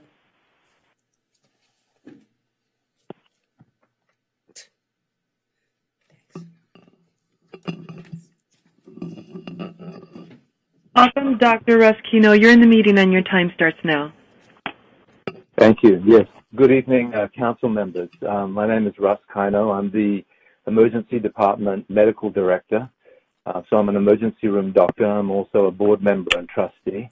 And I'm very proud to say that the Emergency Department is the one department of the health center that really stands out in terms of fulfilling the mission of the hospital. We see 30,000 patients a year through the Emergency Department, and of course many of whom are uninsured, homeless, and with mental health challenges. We're the safety net for the city of Santa Monica. We've been there through the 4th Street Promenade mass casualty event, the LA Marathon health challenges over the years, and are now, of course, during the COVID crisis. We're an acute care hospital looking after really sick people with heart attacks and strokes. But I think we go above and beyond our direct mission of caring for acutely sick people to really try to address the homeless, mental health challenges that the community faces. And for example, with our the novel approach we had with the homeless care coordination program, we have 2 community health workers in our emergency department. They partner with our social workers to place our homeless patients that we see into either interim shelters, temporary housing, permanent housing, and we often repatriate patients back to their home cities across the United States from where they came. And just to share an anecdote with you all about one of these patients who was a very frequent visitor to the emergency department, we were able, by working with him and our homeless, care coordination navigators to find his family in the Midwest, and we repatriated him back to the Midwest, and it was really heartwarming for us because his family sent us a picture of all of them at their Thanksgiving table. And this is a guy who hadn't seen his family for a couple of decades, and he'd been homeless in Santa Monica for well over a decade. Your time is up. It was very heartwarming for us. Thank you, Dr. Kino. Kino. Thank you very much.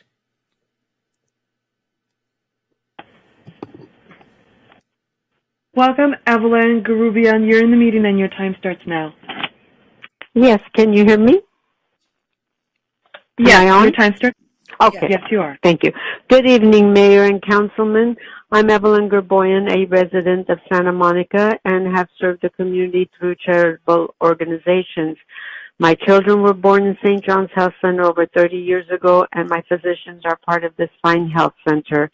As a member and past president and current board member of the Irene Dunn Guild, which is the auxiliary group for the health center, I have seen the leadership prove time and time again its vision of health for a better world, extending it to all patients, especially those who are poor and vulnerable in our community. They have continuously reinvested in our community. They continue to provide funds for breakthrough medical research and recruit highly specialized physicians. I trust their vision strongly and support it because they have already given us the Pacific Neuroscience Institute, the renowned research facility St. John's Cancer Institute, the Pacific Card Institute with its fabulous cardiologists and stroke program in the ER. This plan not only expands on their services, it includes a much-needed mental health program, homelessness program, and affordable housing benefiting, hopefully, the essential workers. Please vote yes, and I truly thank you for your time and consideration. Have a good evening. Thank you, Ms. Gerboyan.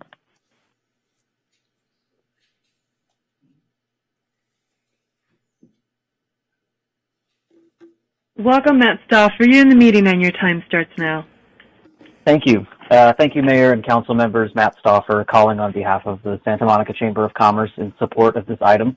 Representatives of St. John's Health Center gave a detailed presentation to our membership at our December Government Affairs Committee meeting, and after a lengthy discussion, the committee voted to recommend supporting the St. John's Phase 2 Master Plan. In addition to allowing the hospital to continue providing outstanding community care, conducting cutting-edge cancer research, and providing better integration to the surrounding community, the plan also includes an unprecedented benefits package, including millions of dollars to the city for mental and behavioral health initiatives, cash grants and in-kind services for homeless services and prevention, 10 units of deed-restricted affordable housing, and child and youth development projects. For these reasons, the Chamber enthusiastically urges you to approve this item. Thank you for your time. Thank you, Mr. Stauffer.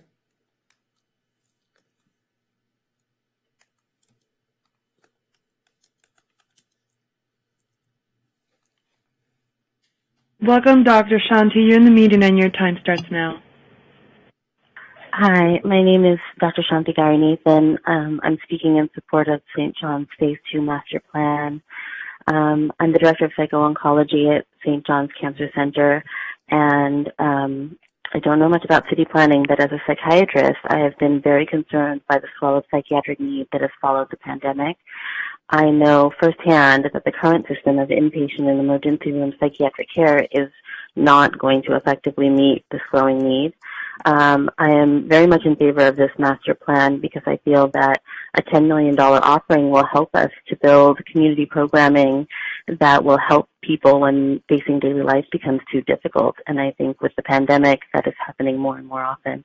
I would urge the City Council to consider that as city, county, and medical institution working together, we could really build something that would be greater than the sum of its parts. We could build an integrated community mental health resource network, much like the one that's in Orange County, and provide preventative and early interventional care.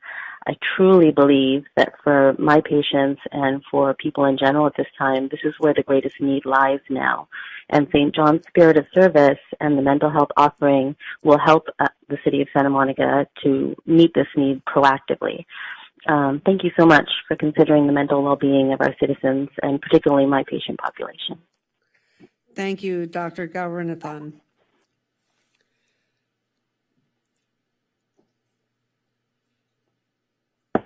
Welcome, Zachary Gazik. You're in the meeting and your time starts now. Good evening, everyone. My name is Zachary Geidzik, and I serve as the West Metro LA Field Deputy for LA County Supervisor Sheila Kuehl. I also sit on the Board of Directors of Ocean Park Association and Climate Action Santa Monica. However, tonight I speak for myself and only for myself. I urge you to vote yes on the incredibly important Phase 2 plan. The longevity and vitality of this 80-year-old nonprofit hospital and the excellent high-tech and high-touch care that is provided within its walls are testaments to the hospital's ability to evolve and adapt. St. John's must continue to change what the community needs and make the most of the property it already owns in a thoughtful and practical way. This plan exemplifies those objectives. The Phase 2 plan meets pressing needs in cancer care, child development, housing, and other community goals. Finally, the community benefits package that is attached to the Phase 2 plan are precedent-breaking. Please vote to approve this project. Thank you. Thank you, Mr. Geidzik.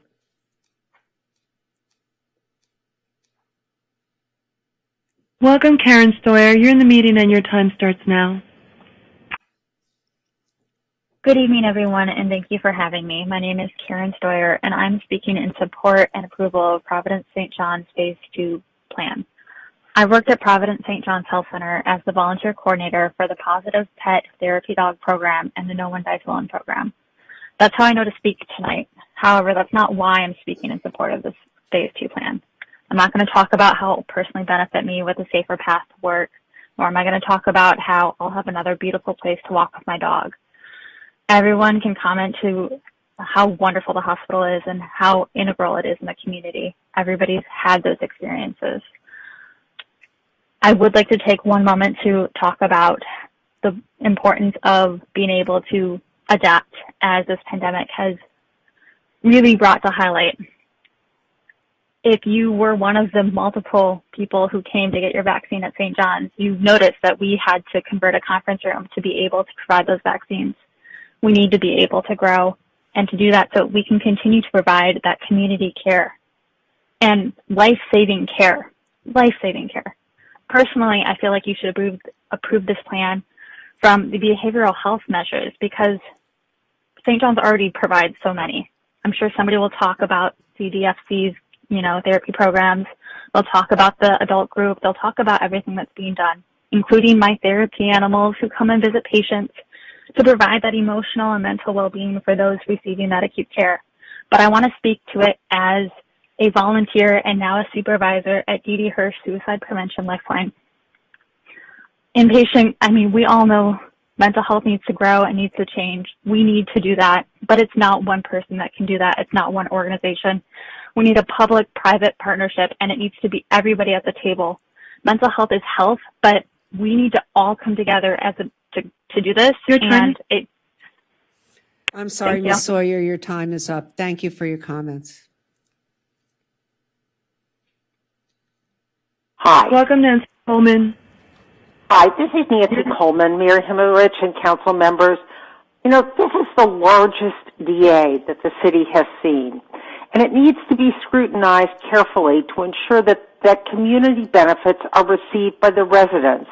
And the city needs to address our unmet needs and gaps and mitigate the 20 years or so of construction and the doubling of St. John's. The St. John's that never built their parking structure from the first phase of their rebuild. We need to look at what those community benefits are. And the North of Montana Neighborhood Association and all sorts of other of the neighborhood associations strongly believe that 50 psychiatric beds are needed in Santa Monica. We've lost those at UCLA Resnick, and they're going to be rebuilt at Fairfax and Olympic. That's really not in our neighborhood. And the RAND study and the California study both say that we need 50 beds of psychiatric beds for 100,000 population. Well, we're not going to be 100,000 quite yet, but we will be with the 9,000 new units that we're building. So we need to look at the DA and its expansion and whether or not we're really getting what they say we're getting. For instance, the child care provisions. Social Services Commission said that 25% of those should be reserved for community members. During the Planning Commission hearing, all of the doctors and staff of the hospital said they were so happy that they were able to put their kids in the daycare center at the hospital. Well, that's an employee benefit, not a staff, not a... Thank you, Ms. Coleman. Welcome, Chris Baca. You're in the meeting and your time starts now. Hi, this is Chris Baca, Executive Director of Meals on Wheels. And I grew up in Santa Monica, going to Adams and Samuel High and Santa Monica College, where at Santa Monica College I currently serve as the president of the General Advisory Board. I also serve on the board of the West Side Coalition, so I have a pretty good feel for what's going on in the nonprofit community. And I think the nonprofit community as a whole really supports St. John's and all the good work they've done over the years. You know, Meals on Wheels West in particular has a decades-long history with Providence St. John's. Just in the past few years, we have partnered with the Health Center to address critical challenges in our community and increase engagement with residents. Around COVID, many of our clients were transported to Providence St. John's to receive their vaccinations, and many of them were seniors, disabled people, and other homebound people. Providence St. John's has also made numerous referrals of their clients to our Heal Healthy at Home Transitional Care Program, so that when somebody comes out of the hospital and maybe they have a cast on that they're recovering from operation, they can get healthy meals delivered to them. Christina Crawford, St. John's Supervisor of Community Health, has arranged for St. John's staff to volunteer to deliver meals at Meals on Wheels West and create holiday gifts. And Michael Ricks and Health came out and created some gifts for our clients. Speaking as the treasurer of the West Side Coalition, it's gratifying to see Ms. Crawford's frequent attendance at that organization's virtual meetings and other activities in the community. We've been, Meals on Wheels West has been fortunate to have St. John's people on our board. And in fact, several years ago, they helped us put together our strategic plan, which has worked out great for us. And I think that the thought and care and openness to your time is revision. Thank you, Mr. Bach. I'm sorry your time is up. Welcome, Amy Adams. You're in the meeting and your time starts now. Good evening, everyone. Thank you for your time. My name is Amy Adams. I'm the chair of the board of directors for Harvest Home Los Angeles, which houses pregnant homeless women in Venice and soon in Mid-City, LA. We have been longtime partners with Providence Health through the Helen Reed Parenting Center. Staff from the center provide therapeutic parenting classes to our mothers weekly and help them develop the ability to bond with their babies, building stronger attachment that leads to custody retention and lower postpartum depression rates. We also partner in providing mental health and case management services, as well as housing transition services and career and work readiness services. And St. John's has been a longtime partner of ours in making sure that our women birth their babies in a healthy manner, that there are higher birth rates among women of color, and that we allow those women and empower those women to grow their families and their lives for not only themselves, but the future generations to come. We support this move of St. John's to grow in our community. As a woman who gave birth to my baby at St. John's, my first one, and a neighbor down the street on 21st Street, we are in favor of this particular community benefits package and look forward to working with St. John's Healthcare Center throughout the growth that we hope will be approved in the years ahead. Thank you, Ms. Adams.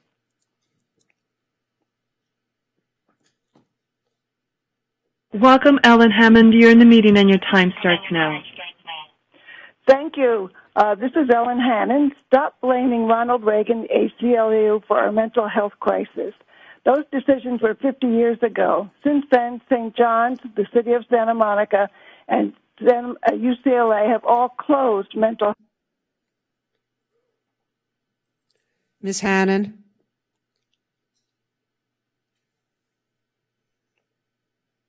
I think we lost her, so let's try to get her back. And in the meantime, why don't we move to the next caller and she can start over. It appears that it's Esther who lost sound. Sounds like we lost Esther. Yeah. Hello? Oh, there we go. Ellen, is that you? Yes. Oh, good. Yes, You're it's me. Yeah, will you start over again? Whatever you said for the last minute or so, we didn't hear. We were totally without sound. Do you mind? Okay, I've been waiting an hour and something minutes here. I'm sorry. I understand. It's a terrible system. Yeah, okay. So now I've lost my letter on the machine. But I will just tell you, I am just totally frustrated. I've been working with St. John's and Santa Monica Mid-City Neighbors since 2011. Every single meeting we've had with them, yearly meeting, we've discussed this mental health units that we think that they need. And then it wasn't until Friday that the report comes out. I looked at it Saturday. I requested to speak on Saturday and got nothing back. But really, I am a psychiatric nurse. I've worked in community mental health units inside of a hospital. We do need inpatient beds. We need them for our citizens, not necessarily the homeless, but for the woman going through postpartum depression, for the man who's lost his job and is depressed, severely depressed that he can't even get out of bed, the boy who jumped off the hotel across the street from Santa Monica High School. I mean, we have people within the city, the bipolar young people who have to have their medications adjusted. They need inpatient care. The newly diagnosed schizophrenic in high school is scared out of her mind. Their families are scared out of their minds. They need supportive, very supportive, close supervision when they start their medications. I know what I'm speaking about. So I can tell you that what you're planning with St. John's, it might be a wonderful plan, but I have no faith in St. John's. I have no faith in this city that they're ever going to get anything done. Look how long it took me to get one funny little stop sign across the street from St. John's with Mid-City Neighbors. It took us years to get one stop sign put across on Arizona. So I think this plan might be wonderful, but I have very, very, very strong doubts that the city of Santa Monica will take the money and throw it away. So that is what I would like to say. Make sure that this is ironclad. Thanks, Thank you. Ellen. Thank you very much.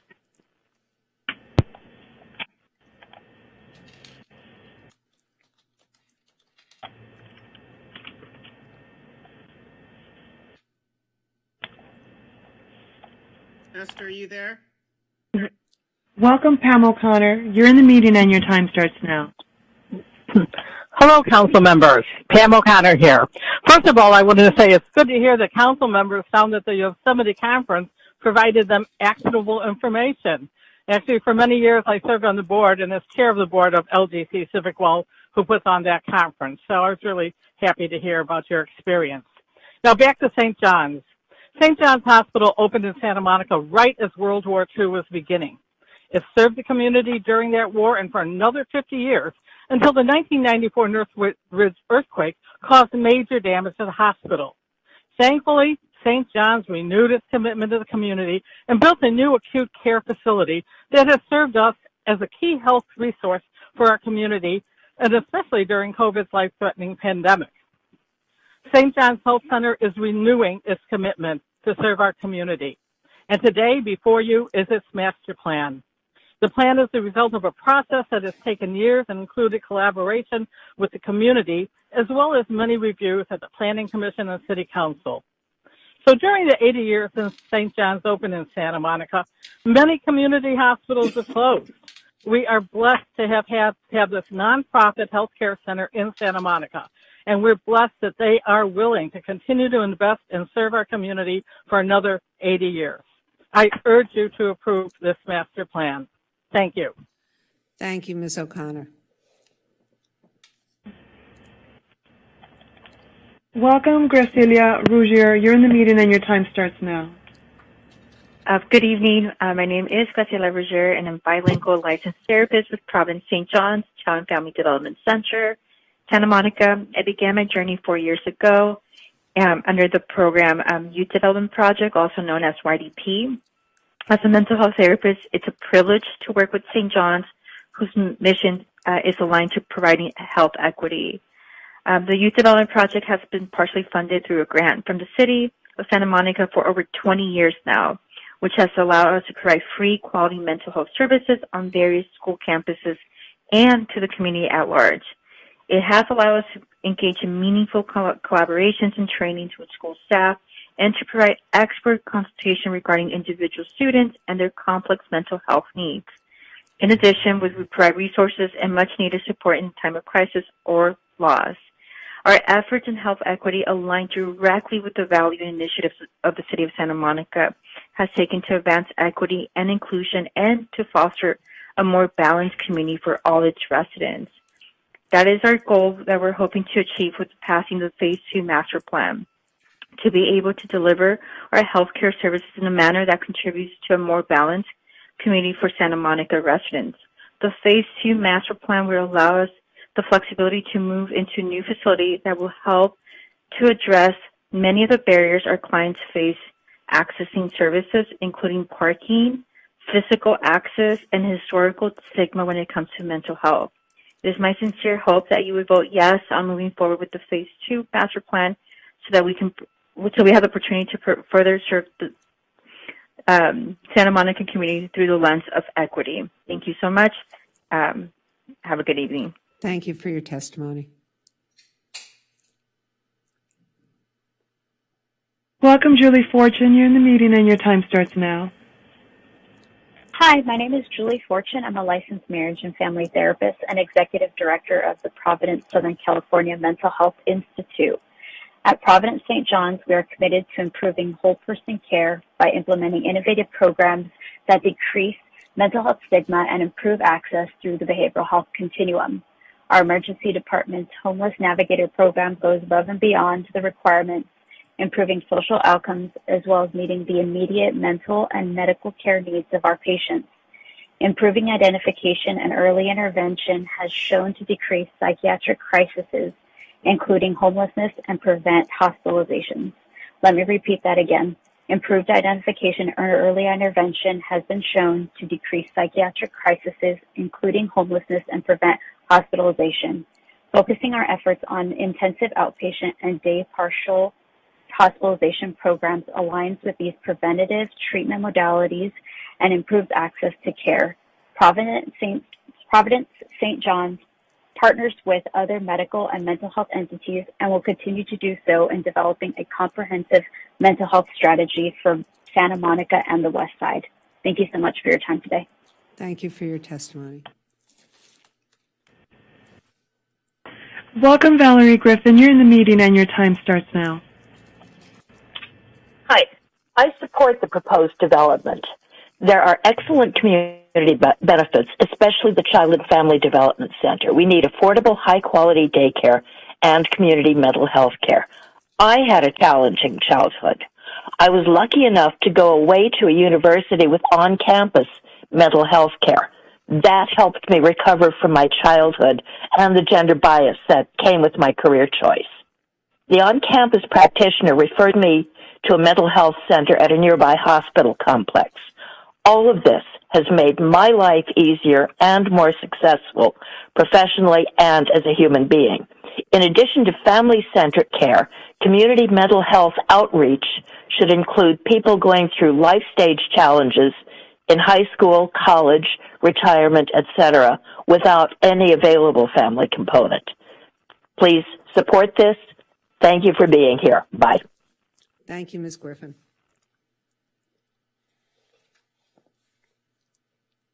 Welcome, David Melendez. You're in the meeting and your time starts now.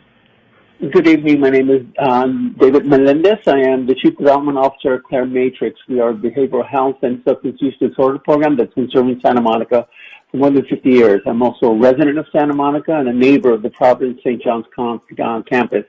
Claire Matrix is very pleased to express our support for the Providence St. John's Phase 2 Master Plan. The plan, as you already heard, the plan commits a $10 million investment in behavioral health programs serving those who live on the margins in the region. And as you've also heard, there will be a $29 million investment in programs working on the issue of homelessness. As others have said prior to me, we agree that this can serve as a catalyst that can bring together key stakeholders in the community to address these issues. We believe that equally important, the master plan recognizes the intersectionality of substance use disorders and behavioral health issues and homelessness, and how these dynamics cascade into issues of equitable access to health care and housing affordability. This master plan has the potential to build a type of connective tissue in the community and provide and also promote a provider-centric system that can more adequately address these complex issues and pressing issues in the community. It's our hope that the master plan will merit the confidence and support of the City Council and that you will vote in the affirmative. Thank you very much for your time tonight. Thank you, Mr. Melendez. Welcome, Dr. John Robertson. You're in the meeting and your time starts now. Good evening. I'm Dr. John Robertson, and I'm speaking in support of the Phase 2 Master Plan. I have been a resident of Santa Monica for 32 years, working, living, and raising 2 children with my wife. By profession, I'm a cardiothoracic surgeon practicing at St. John's for 35 years, where it's been an honor and privilege to practice. St. John's has been serving Santa Monica and the West Side community since 1942 and has earned a reputation for clinical excellence, award-winning compassionate care, guided by the latest research in evidence-based medicine. I can think of no clearer example of how beneficial St. John's is for our city than the recent pandemic. Having this institution in our city cannot be underestimated. The health center and staff responded quickly to treat COVID patients. Our research institutions were very involved in the early discovery of new treatments for the virus and have saved the lives of many patients who unequivocally would have died. The health center's continuous innovation in all areas of health, including brain health, must be mentioned. Recently, the health center has become the only comprehensive stroke center in our city. When someone has a stroke, every minute counts. You lose between 1 million and 2 million brain cells per minute. Getting the best care in the shortest amount of time is essential to prevent long-term disability and improve recovery. In addition to world-class medical care, the health center provides numerous community benefits that supports the underserved, including the children, the mentally ill, the homeless, and many others. If approved, the plan will provide approximately $100 million in community health investment by St. John's into the city of Santa Monica over the next 30 years. Due to the overwhelming benefit to our patients and the city of Santa Monica, I encourage you to vote in favor of the Phase 2 Master Plan. Thank you for your time and consideration. Thank you, Dr. Robertson. Welcome, Dr. Patty. You're in the meeting and your time starts now. Thank you. Hello and good evening. So my name is Dr. Parvin Petty. I am the Director of Breast Medical Oncology at St. John's, and I'm urging you to vote yes on this master plan. I've had my kids born at St. John's. I've had them go through the St. John's daycare that I should add that it is open to healthcare workers as well as members of the community, and many of my kids' friends, parents were not healthcare workers. And now I'm proud to be a physician at St. John's as well for the past year. I've been a resident of Santa Monica, though, for about 10 years now. My kids go to Santa Monica public schools, and we go to Santa Monica libraries, parks, etc. So I just urge you to vote yes, because I really feel like St. John's has been really our community's hospital. We need a cancer center that serves this community and provides cutting-edge care that is caring and close to home. And I really feel like St. John's has been trying to do that, but it needs the resources and it needs the facilities to be able to do that in this day and age. And this plan would allow us to grow and to better serve our community. And I say that as a cancer doctor at St. John's as well as a resident of St. John's, resident of Santa Monica. So thank you very much for your time. Thank you, Dr. Petty. Next caller. Welcome, Emily McCarran. You're in the meeting and your time starts now.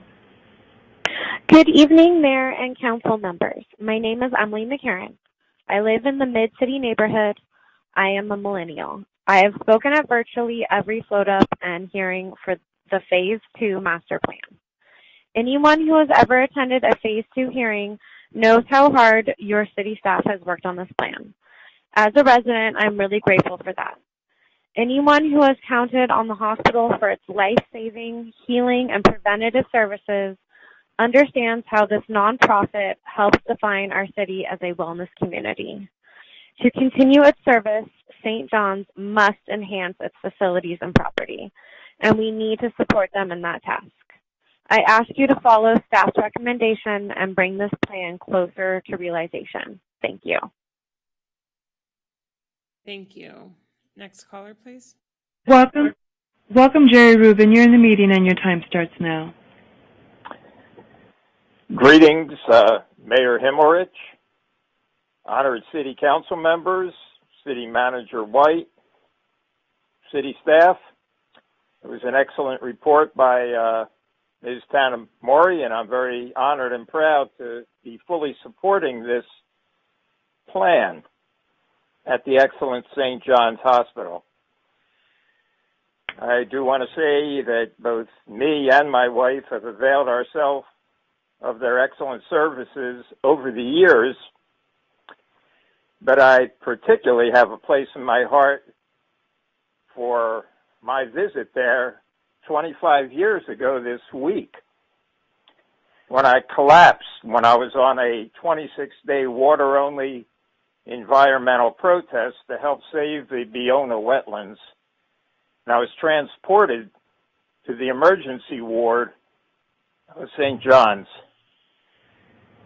I was put on oxygen and IV fluids. I was kept there for 3 days. And I'll never forget the love and excellent attention and compassionate care that I got. So I'm going to always support what St. John's wants to do. This should be a unanimous vote. This is a hospital. It's not just a fast food mall. And they don't have unlimited resources, just like the wealthy city of Santa Monica under these stressful times is limited in their funds. They're trying to do the best they can, and they need our support. There should be a unanimous vote, and I just want to say thank you to all the good people at St. John's. And I hope to see all of you sometime Your time is soon. up. Thank you, Mr. Rubin. Welcome, Michael Collins. You're in the meeting and your time starts now. Thank you. I had a bilateral hip replacement. That means both sides, full hip replacement 6 months ago by Dr. Young and many other staff members at that hospital. I had zero complaints. Last week, I was scuba diving to 104 feet out here in the end of the ocean.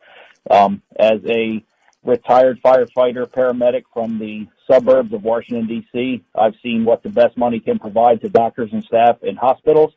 I remember noting when I went in the operating room how dated it was, yet that staff still performed the most amazing staff I've ever seen in my career. And I am walking today, and the blessing that you have in that hospital, I urge you 100% to give them all the tools necessary. I can only imagine what they could do if they had what they're asking for. None of us know when we're going to need their help. I urge you 100% to say yes. Thank you very much. Congratulations and thank you, Mr. Collins. Welcome, Helen Craner. You're in the meeting and your time starts now. Good evening, everyone. This is Helen Cranmer. Back in 1979, I began my journey with St. John's by having my daughter. And to this day, I still remember their names, which is an amazing experience because these doctors impacted my life so much. Early in 2000, I became aware of a program called Angels of the ER, which is a volunteer program dedicating 4 hours of our life every week to the emergency room. And from that experience, I have seen the spectrum of needs of our community, face to face, eye to eye, and hand to hand. I also loved being a NOTA volunteer for a while and learned all kinds of lessons from their hearts. The needs of our community are enormous, and from my vantage point as a volunteer, this is essential for the continued excellence of St. John's. The last point I would like to emphasize is how important it would be for the medical community to have a close proximity between the two campuses. This will facilitate and streamline the patient's experience in their evaluation and care. Thank you, everyone, and please support this master plan. Again, thank you. Bye-bye. Thank you, Ms. Kramer. Welcome, Christina Crawford. You're in the meeting and your time starts now. Hi, this is Christina Crawford, Supervisor for the St. John's Community Health Department, and I'm recommending that City Council adopt the development agreement. I submitted a letter referencing testimonies of Santa Monica residents whose lives were impacted for the better based on the CalFresh application assistance our team provides every Tuesday at Virginia Avenue Park. Our team is out at the park and the Santa Monica Farmers Market offering health ed classes, food assistance, and PPE to the community, including at-home COVID tests, all at no cost. We recently attended the Greens Festival at the park, and I'm involved in planning and running an activity with the kiddos for the upcoming Arts and Literacy Fair. St. John's is a good neighbor, as I have never had any issues recruiting caregivers to volunteer for events to benefit the underserved. This includes the 48 caregivers who delivered food for Meals on Wheels West over the holiday season, including Christmas Eve, the over 120 homemade hygiene kits and SUV full of pantry items for the St. Joseph Center, and the 10 caregivers that recently came out to assist in the Santa Monica homeless count. And I have to second Chris Baca's statement earlier that our very own Michael Ricks is out there, complete with Santa hat, singing Christmas carols to the seniors upon request. And not only do we give our time, but we also support the community in the form of grants. This benefits organizations such as the Venice Family Clinic, the People Concern, and the Boys and Girls Club of Santa Monica, as well as smaller nonprofits like the Pico Youth and Family Center. So while we look to expand our operations, we'll also be able to extend funding to local organizations. So whether it's enriching the lives of the youth or serving some of our most vulnerable, adopting the development agreement allows us to continue to support and improve upon the ways we serve the community outside of the hospital walls. Thanks so much for your consideration. Thank you, Ms. Crawford. Welcome, Dr. Ruth Sorensen. You're in the meeting and your time starts now. Good evening. I'm Dr. Ruth Sorotskin, a family physician who trained and has practiced primary care medicine in Santa Monica for the past 30 years. I am the wife of a physician and the mother of physicians. As president and one of the initial founders of our multi-specialty medical group, the Doctors of St. John, I have worked diligently over recent years to build our group to almost 60 providers. The goal has been to provide a more integrated approach to longitudinal healthcare in Santa Monica, from pediatrics to our seniors. One of our key missions has been to improve and streamline the handoff of patients from the primary care space to urgent or emergency department care through the hospital setting and follow-up from the rehab or skilled nursing facilities back to their primary care physicians. Furthermore, we are working to build a place where the best of young physicians and surgeons can come to serve our community and feel a sense of belonging, a home, and a real future in our ever-changing and competitive healthcare environment. To advocate for this next generation of medical leaders and trailblazers, we need to have the facilities and infrastructure that are well-planned, fully integrated, and visionary. With the kind of vision that is shown in the Phase 2 Master Plan, Providence St. John's Health Center will have the state-of-the-art facilities that will support our community and will draw patients likely from around our country as well as internationally. And as a result, Santa Monica will be on the map, not only for its charm and beautiful beaches, but as a beacon for the future of healthcare and wellness. Please support this plan. Thank you for your time. Thank you, Dr. Sorotskin.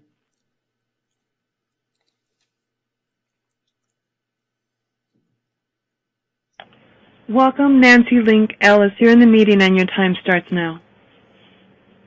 Good evening. My name is Nancy Link-Ellis. I will hit the high points of previous communications to the Planning Commission and Council on Phase 2, which I support. I reside in this city and currently Vice President of the Hearing Loss Association of America, California Association, and serving on the Santa Monica Disabilities Commission. I am also a deaf woman who's been a bilateral cochlear implant recipient since 1994. Since then, I've spent my life working with companies and organizations to help them understand the imperative for clear communication and ease of accommodation. I encourage Providence to include as many accommodations as possible. Many require little or no funding. These include speech-to-text, captioning at events and on all video screens, tablets with transcription capabilities, patient advocates, appropriate PPE, and accommodations at other patient interfaces. We live in a time of exceptional technology created to be user-friendly to both people with hearing loss and those with normal hearing. Let's use it. Thank you.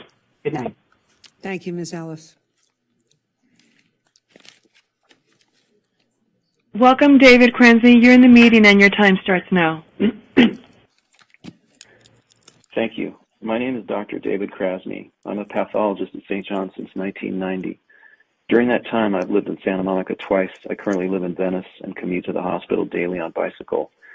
On a general level, as a local resident and commuting cyclist, the image of St. John's completed campus, as presented in the Phase 2 Master Plan, in my mind's eye, is a welcome burst of open space, green landscape, life and activity, and wonderful modern architecture indicative of investment in the city, all things which add value for me as a resident. I want to provide a little different perspective which underpins what I think is a major purpose of the Phase 2 Master Plan. In the mid-1990s, amazingly, the largest physician NIH research grant in the United States was held at St. John's by a well-known melanoma surgeon. He and a younger breast surgeon colleague, myself, and a few others developed a surgical and diagnostic technique called sentinel lymph node biopsy. And that work at St. John's eventually became the standard operation for melanoma and breast cancer all around the world and is still being expanded to other cancers. Today at St. John's, I work alongside physicians in fields of brain tumors, joint replacements, heart diseases, prostate, breast, and colon cancers who are also internationally recognized thought leaders in their fields. They've all come because St. John's supports innovation in healthcare rarely possible outside of huge academic centers in such an intimate, compassionate environment, not to mention in one of the loveliest cities anywhere. Patients fly in from far away for what St. John's does, and Santa Monica residents have this as their norm. And the development plan being discussed tonight is about keeping this kind of work going. Briefly on mental health in Santa Monica, we've heard tonight about St. John's $10 million commitment towards behavioral health initiatives, which I believe is only the beginning. Providence, the parent company, has a significant history of prioritizing mental health, and most would agree Providence St. John's will be a major partner with the city of Santa Monica in its efforts against mental health, homelessness, and addiction. Thank you, Dr. Krasny. I'm sorry your time is up. Thank you. Welcome, John Masseri. You're in the meeting and your time starts now. Good evening, Mayor and Council members. John Masseri with the People Concerned, and I'm speaking in favor of the Phase 2 Master Plan. We've had the privilege, and it indeed has been a privilege for almost 30 years to work very closely with St. John's on a variety of initiatives, including pioneering their Patient Navigator program, which started as a pilot program in Providence, St. John's, and now has expanded to all of the private hospitals on the west side and throughout the county. And that's been supported not only by private philanthropy, but also by the County of Los Angeles. And that's just one example of innovation that was spawned at Providence St. John's, working with local community-based organizations. You've heard a lot about the benefits of the community benefit programs, both past, current, and proposed, and the impact that they have in supporting a variety of community-based organizations throughout the community. And I know that St. John's is going to continue to be a strong partner in the fight against homelessness. Their focus and contribution to behavioral health efforts, I think, provides an enormous opportunity for us to reimagine and reinvent the way we deliver behavioral health services, not just to our unhoused neighbors, but to the community as a whole. So we strongly support their efforts. Thank you very much. Thank you, Mr. Messeri. Welcome, Kenneth Sack. You're in the meeting and your time starts now. Greetings, council members. My name is Dr. Kenneth Sachs. I have been a resident of Santa Monica, both as a renter and homeowner for the last 20 years. Presently, I serve as the chief of anesthesia and the medical director of the operating rooms at St. John's Health Center. I would like to tell you of a charity event that embodies the alignment of St. John's and the city of Santa Monica. Every year, Dr. Grunwald throws a charity event called the Triathlon Relay, wherein breast cancer survivors and caregivers celebrate the cure of cancer. This event has grown to 100 survivors and caregivers. It is a celebration of life, charity, and medicine at its greatest moments. Cancer survivors in a triathlon next to the beach. During the run, I witnessed a man collapse in cardiac arrest. We performed CPR on him for 6 minutes and he survived. This event is emblematic of what St. John's offers Santa Monica. The hospital and city embraces a celebration of life, no different than cancer survivors and caregivers participating in a triathlon. St. John's has the kindness, empathy, and intimacy of a community hospital located in a community that too is kind, empathetic, and intimate. During the triathlon, a life was saved with the culmination of medical knowledge acquired at St. John's. Despite the intimacy of a small-town hospital, it has the institutes and innovation of any university hospital. Nowhere else but St. John's will you find the sensitivity of a community hospital combined with progressive medicine and leading-edge research. In finishing the St. John's Phase 2 Master Plan, it is in synchrony with Santa Monica. I can boldly state that the development of the South Campus will nurture the very motto of Santa Monica, Populus Flexe in Urbe Fere, happy city, happy people, in a happy city. That is our hospital. That is our city. This is a metaphorical story of the spirit of St. John's and city Santa Monica. Thank you. Thank you, Dr. Sachs. Welcome, Ernie Powell. You're in the meeting and your time starts now. Thank you very much. This is Ernie Powell. Many of you know me as a longtime resident for 26 years in Santa Monica. And a good portion of those years I started my career with AARP, and one of the things that I got involved in was basic reforms to our healthcare system, known as Obamacare. And I see everything that Obamacare was about, in other words, delivery in the community, and health and wellness, and all the other elements, the decriminalization of homelessness and treating them around the ailments that they have, as opposed to other ways. So everything I've heard tonight, everything I've read about this, and based on my own experience, when I knew people that used it, I used it one time myself, the hospital. I urge that you pass it tonight, and you pass it by unanimous vote. It's an honor to speak to you, and I wish you the best. Thank you. Thank you, Mr. Powell. Welcome, Andrew Hoyer. You're in the meeting and your time starts now. Good evening. My name is Andrew Hoyer, and I'm the Government Affairs Officer of Santa Monica Mid-City Neighbors. I have to really hand it to Harding and Larimore. They managed to push this through the Planning Commission on a night when one member would not be present, and used their legal might to force another member to recuse themselves, even though the law plainly states that only property owners are required to do so.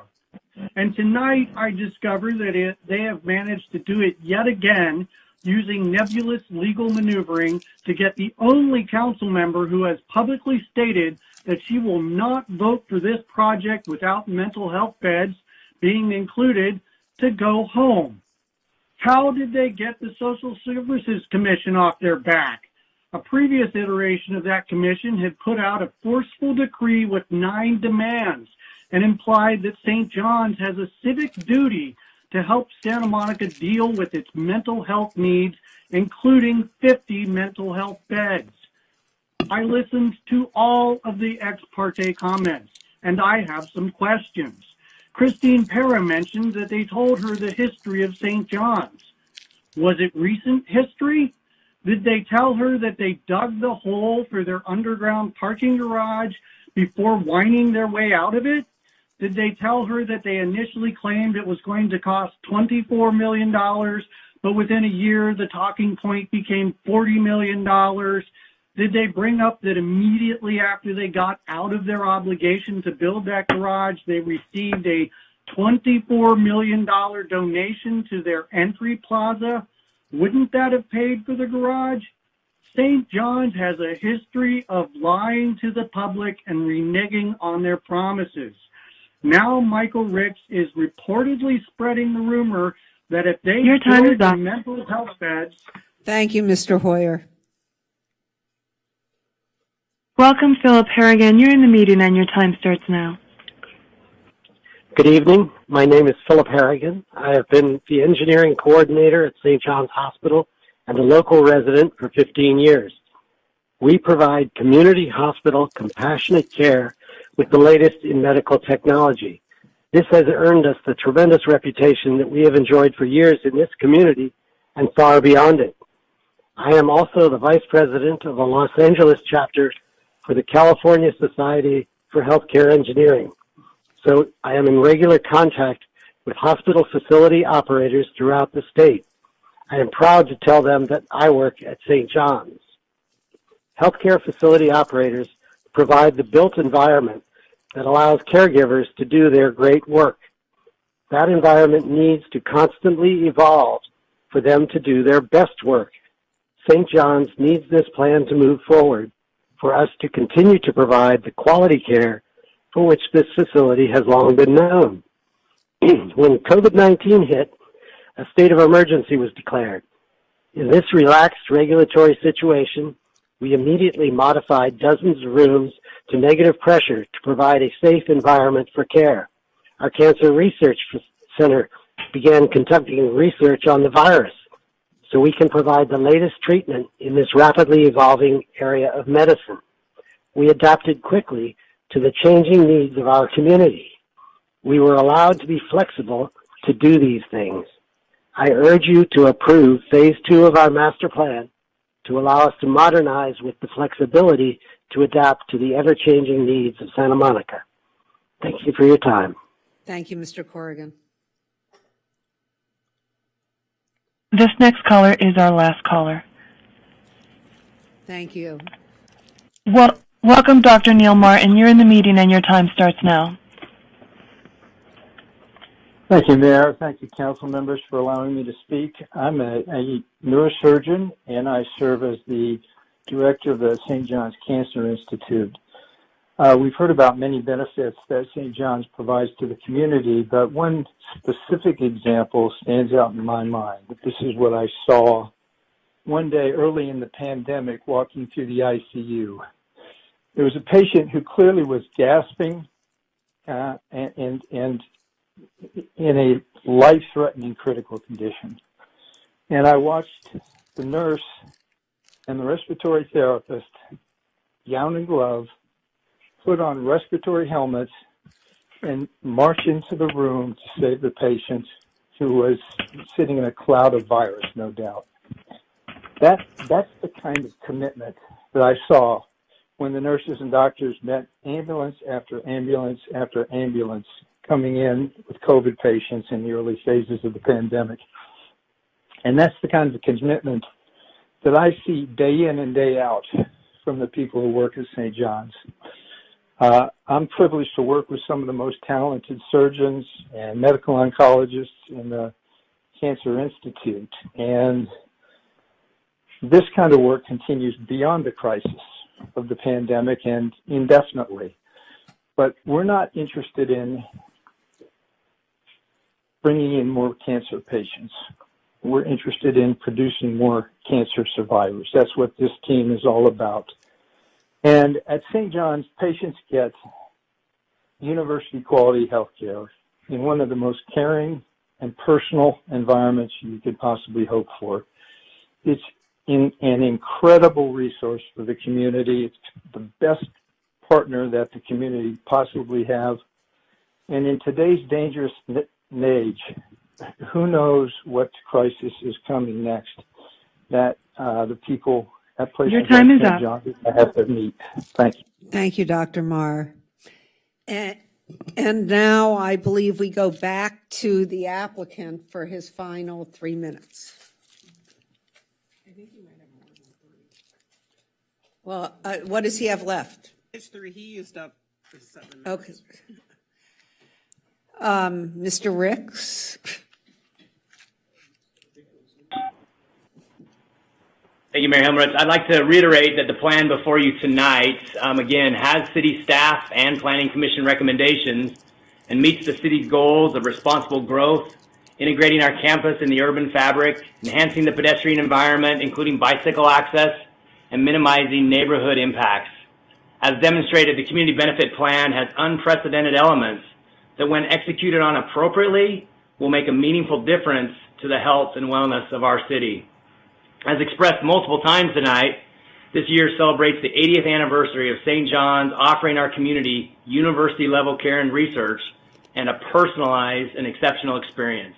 The Phase 2 Master Plan before you tonight will only accelerate our relentless pursuit to revolutionize the way we treat cancer, heart disease, neurological disorders, and even develop cures for cancer and other disease or conditions, including mental health.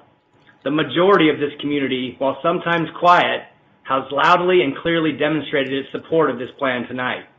Together with our sponsoring sisters, our volunteers, employees, physicians, board members, trustees, and even former patients have come together in unity tonight and urge you, as I do, to support our Phase 2 Master Plan. Thank you. Thank you, Mr. Ricks. You will still be here because I think there are people on the dais who may have a couple questions for you, which I guess you can't answer having done your 3 minutes, but we'll find you again. Does council have questions for whomever, for staff? Do you want to do questions first and then comments? I'll ask the question to Mr. Ricks if he's still here. Mr. Ricks? I am, Councilmember Rock. Hi.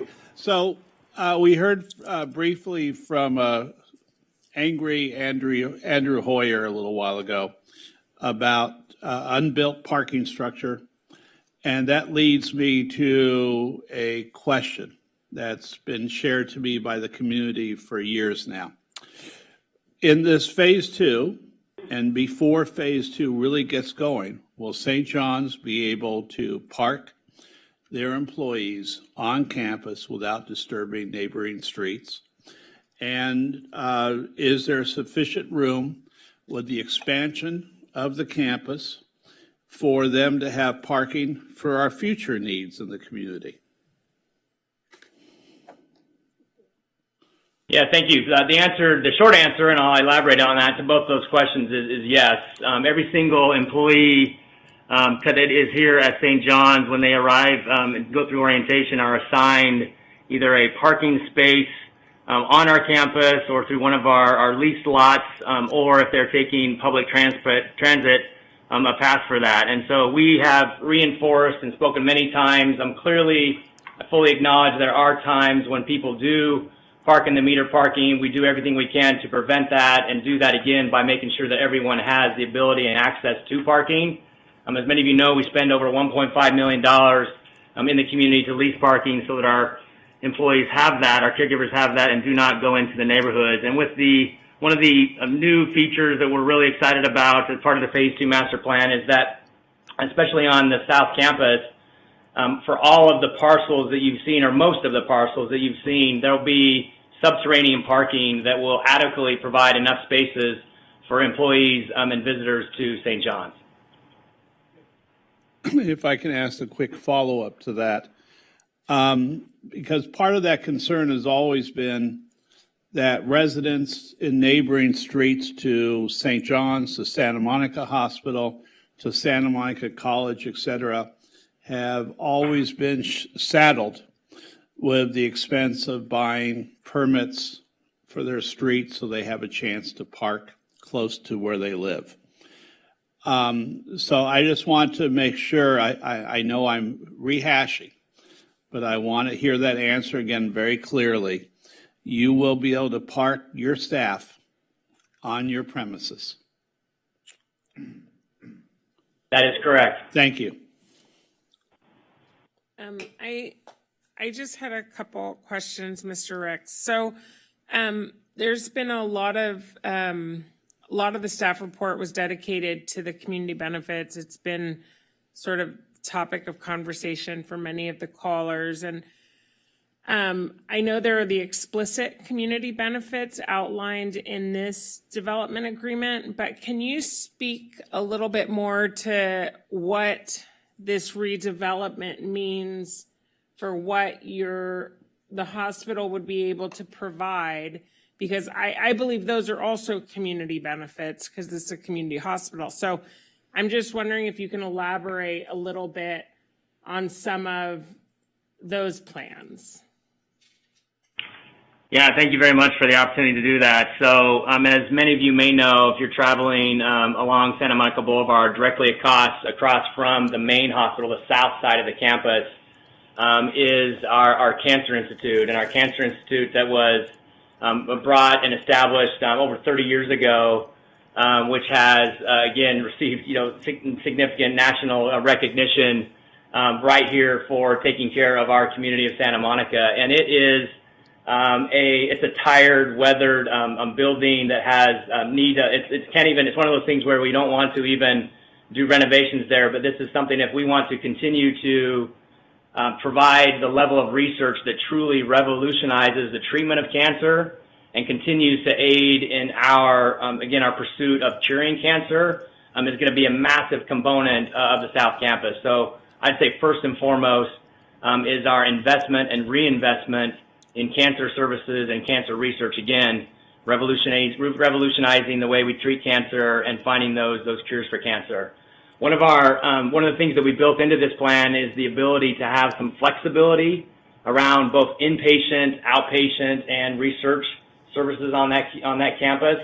Again, our focus right now is primarily on ambulatory services. We'd like to make investments in heart disease treatment and prevention and women's health, as well as a significantly growing opportunity in brain health, not just for the mental health, but for Alzheimer's, dementia, and Parkinson's patients. All of these will be included in our program expansions that will benefit this community on both the South and the North Campus as part of this Phase 2 master plan. Thank you for that. And then I had one more question. So we heard from, at the start before you spoke the first time, we heard from Mr. Parent with the letter from the Social Services Commission. And we heard from a couple other callers about how the community benefits package doesn't go far enough. And we've also heard that this is an unprecedented community benefits package at $100 million of an investment over the course of the 17 years. And over 29 years, I believe. So if you can, I'm just curious what some of those social service recommendations that I'm sure myself and some of my colleagues are thinking about and wondering what we like to tweak up here. So like what we possibly might be able to do. Where would that leave, from your perspective, your ability to do the things that you intend to do as a result of this development agreement? Yeah, so I think trying to address the mental health, again, I think that we're confident that that $10 million is a significant investment into the mental health services at Santa Monica and Santa Monica. We've kind of been partnering and learning from other counties throughout California, but especially throughout Southern California, on their mental health efforts and how they've engaged in private-public partnerships. And we particularly, I think this is no secret to the council, have been looking at an opportunity to replicate a comprehensive mental health offering that is called Be Well OC. And this organization has many of the mental health and behavioral services that I think that the Social Services Commission is looking for, and that we would be looking forward to supporting here in the city of Santa Monica and on the west side. And as of note, that private-public partnership that took place in Orange County was again started by a health system that turned into 3 health systems. I will let you know that when we talk about that $10 million, that the $10 million as proposed in this effort, which may or may not, in partnership with the city, be used for a campus like this, could be used for something else. But if it, down in Orange County, the largest health system provider contributed $4 million towards this effort. Obviously, people can do the math, but this more than doubles the amount of from one institution towards a private-public partnership for behavioral health than what was done down in Orange County. So we're excited about, again, offering a comprehensive mental health offering similar to what that is, that, by the way, does include beds. If you look at the model down in Orange County, I believe that they have about 93 beds across the mental health spectrum, serving both residential, crisis stabilization, substance abuse, et cetera, et cetera. So again, I think many of the big items noted by the Social Services Commission, there are solutions near us in Southern California that could be replicated if we decide here in the west side and in Santa Monica that's the direction that we'd like to go. And again, very respectful of city staff and partnering with them on whether this is the solution or whether it's a different solution that we determine needs to best meet those needs. There's a number of other things around preserving diversity program and health screenings, social workers in the ER. We're continuing to find ways, both through our Child and Family Development Center and our existing programs, to continue to meet the demands of these services within our community. We believe specifically on child care, again, not to go line by line, but we're very proud of the child care services that we offer at a tremendous discounted rate through tuition subsidy. We do feel strongly that it is a benefit to the city. We are able to provide many of our staff and our physicians.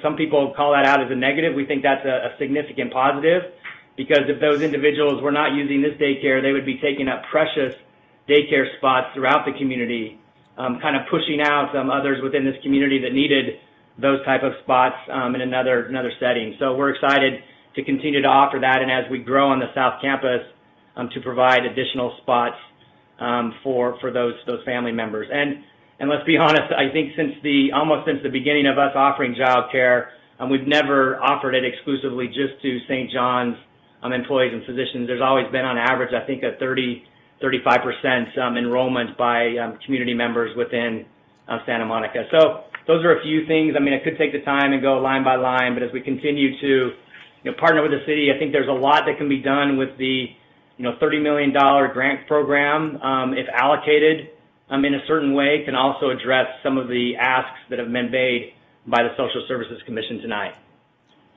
Thank you. Councilmember Parr. Hi, Michael. This is Christine Parra. There was a few questions that were emailed by community members that I just wanted to ask you. One of the questions that came up was in regards to some of the open space. So one question said, let's see here, in the community benefits section, it refers to publicly accessible open space. What percentage of the 35% open space is actually open to the public? Yeah, so I'm going to actually ask my teammate, Paul Larmore, to actually go through this with you. I mean, there's some particulars around this. I mean, obviously, if you were to think about it, one of the things that I didn't mention, I think, in Mayor Pro Tem's question was that we have some affordable housing that we're going to be putting on the campus. And so there is going to be open space that surrounds that affordable housing that isn't going to be open to the public. As you can imagine, There's parts of that that are going to, but by and large, a significant amount of it will be open to the public. But Paula can give some more detail on that. Hi, Councilmember Para. So the reason we can't give an exact percentage is because the building footprints haven't been designed, and so instead there's 3 large open spaces on the publicly accessible open spaces on the South Campus that have dimensions.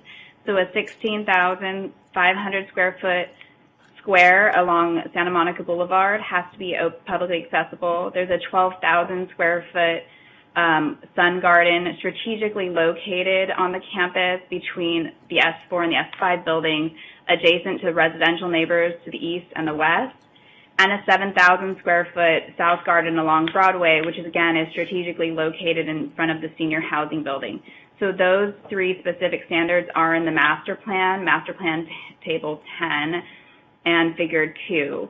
In addition to those minimum size dimensions for the larger significant publicly accessible open spaces, master plan section D1.1 and figure 3.5 demonstrate that all of the open space on the South Campus, except for that small portion that Michael mentioned between 2 residential buildings and within the potential new Child and Family Development Center, would be publicly accessible. And there's regulations included in Exhibit R4 and R5 on how that can be used, which require that to be publicly accessible between the hours of 6 a.m. to 11 p.m., except for there's 3 pathways dedicated between Santa Monica and Broadway that have to be open 24/7. So hopefully that's enough detail, but please let us know if there's any additional questions. No, that's great. Thank you, Paula. And then and these are just questions, and I'm sorry, I tried to find this information in all the copious documents that were sent to us, but as you know, I even had to ask for your assistance to find some other things, so forgive me. So one of the other questions that they had asked, and I think Michael kind of alluded to it a little bit in his answer a few minutes ago, but one of the other questions that they had asked, it had to do with some of the health screenings that is being offered as a community benefit. Would that also include any type of wellness programs for SMMUSD students to combat any type of like obesity and diabetes screenings for any of our youth potentially that need any health certificates to participate in youth sports? And if not, is that something that could be included?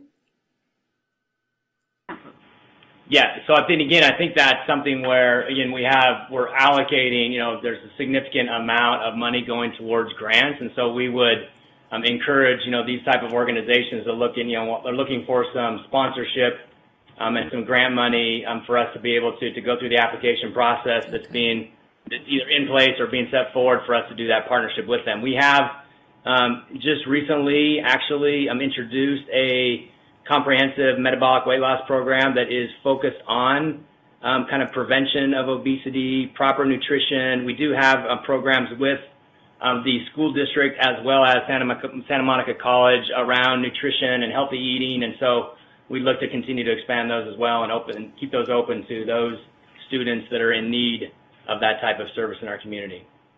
Okay. I'm just asking questions that were emailed to us. I'm sorry. No, and I have the list if you want me to. Yeah, and I'm just going down the list. Okay, good. Okay, and then so some of the other questions too, again, you indicated that there's going to be the new conference center. Is that something that would be available to our community groups to use? Yes, we've gone on record to say that's available to the community 4 times per year. Okay. They're asking at least 4 times a month. Is there a possibility they can use it more often? There's a possibility, but not 4 times a month. Okay. I put it out there. I'm sorry, may I follow up? I understand 4 times a month may be a lot, but is there a commitment? Could it be 1 time a month? Yes, we could entertain that option of 1 time a month. I just want to let everyone know that this is not going to be a conference center that's going to be sitting there vacant. I have a list of about 15 to 20 functions that take place that will be taking place in that conference center as we move forward. So we're happy to partner with the city and see if we can find ways to meet their needs and also continue to meet the needs of our physician and nursing and employee community. Thank you, Sue. You've got experience doing this. I don't. Well, I think so. So let me, before you go on, I think the devil is always in the details in these DAs. So I think that there are certain specific things, and you and I have talked about some of them, but so there's the one time a month on the conference center, which seems doable. How about the request that a minimum of 1/3 of the slots at the new daycare center be available to low-income Santa Monica residents? So while there's been many times, many years where we've been able to meet that, we're not in position to obligate ourselves to that. Is there any percentage you can obligate yourself to? Yep, 10%.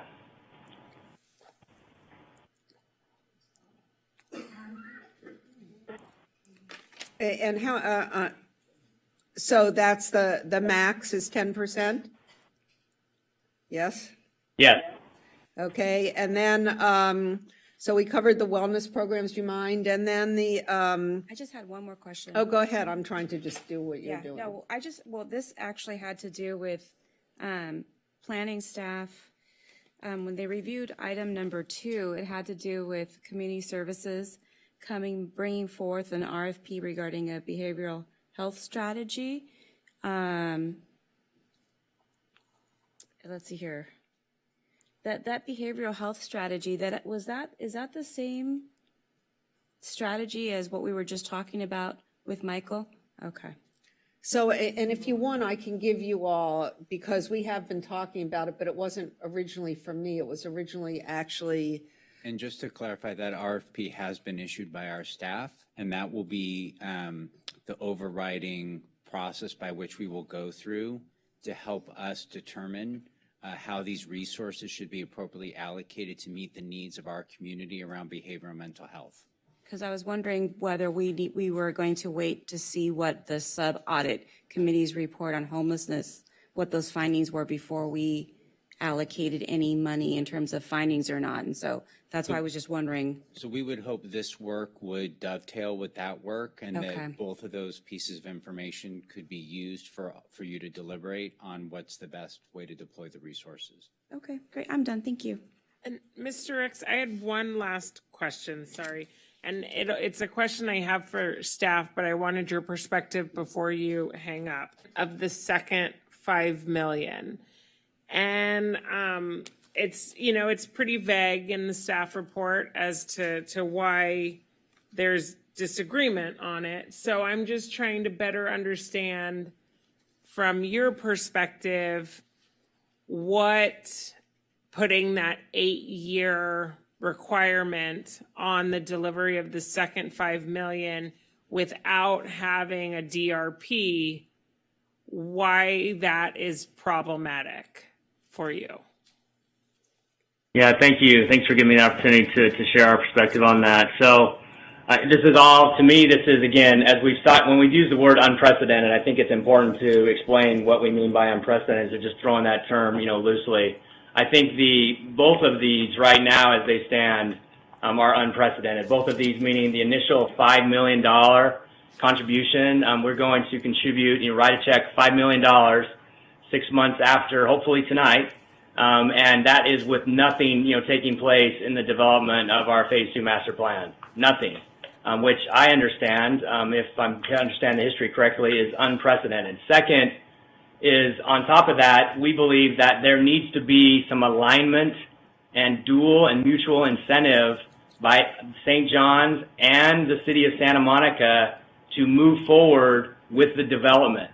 And if we have a shared incentive of a $5 million out there to get that into the community, that will create action, streamlining of processes, and a number of other things. So we think that needs to be, again, something that's out there as incentive for the city and for St. John's to move forward and to get that, that first DRP and then make that commitment and that payment. Thank you. Any other, oh, go ahead, you do yours. Hi, Michael. Quick question on the affordable housing that'll be built and deed restricted. Who will manage that? Like who gets to decide which residents are accepted into that housing? So yeah, so we're looking at potentially a partnership with a developer for that property, and I think it's the city's who gets that is on the city wait list. Okay, thanks. Anyone else? Okay, well, I do have one question, and that is about the 3.8 million at the time of the building permit. Is that at the time of the first permit? In other words, the buildings will be permitted at different times because there are different buildings. Right, because this is a C of, when we are talking about the building permit, I assume we're talking about the certificate of occupancy, no?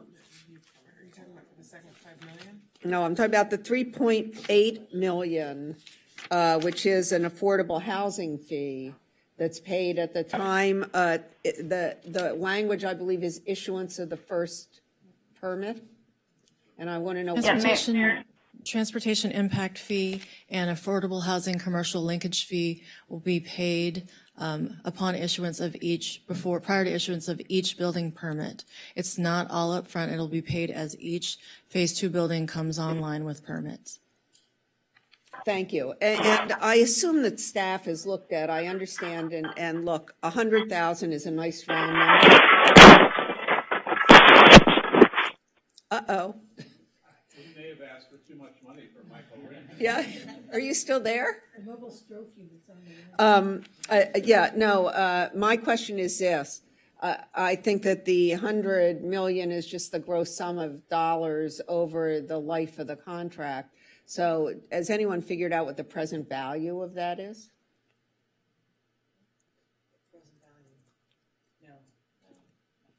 My question is going to go to the $1 million over 20 years and then the 500,000 over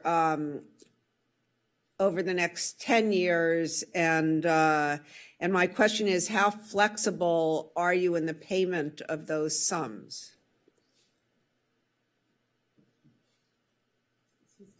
Could you elaborate on your? Yeah, could you? I'm not sure I understand your question. Well, you mind so look, so our need is for money now, not money. I mean, we may need money in 30 years, but we have a dire need for money for mental health services now. So I'm trying to figure out any way that we can get more money today, even if it means a little less money in 20 years. So that's what I'm trying to figure out, if there's any other way to do that. Yeah, if I can, I mean, I think that one of the things that, again, we put forward is we talk about money now.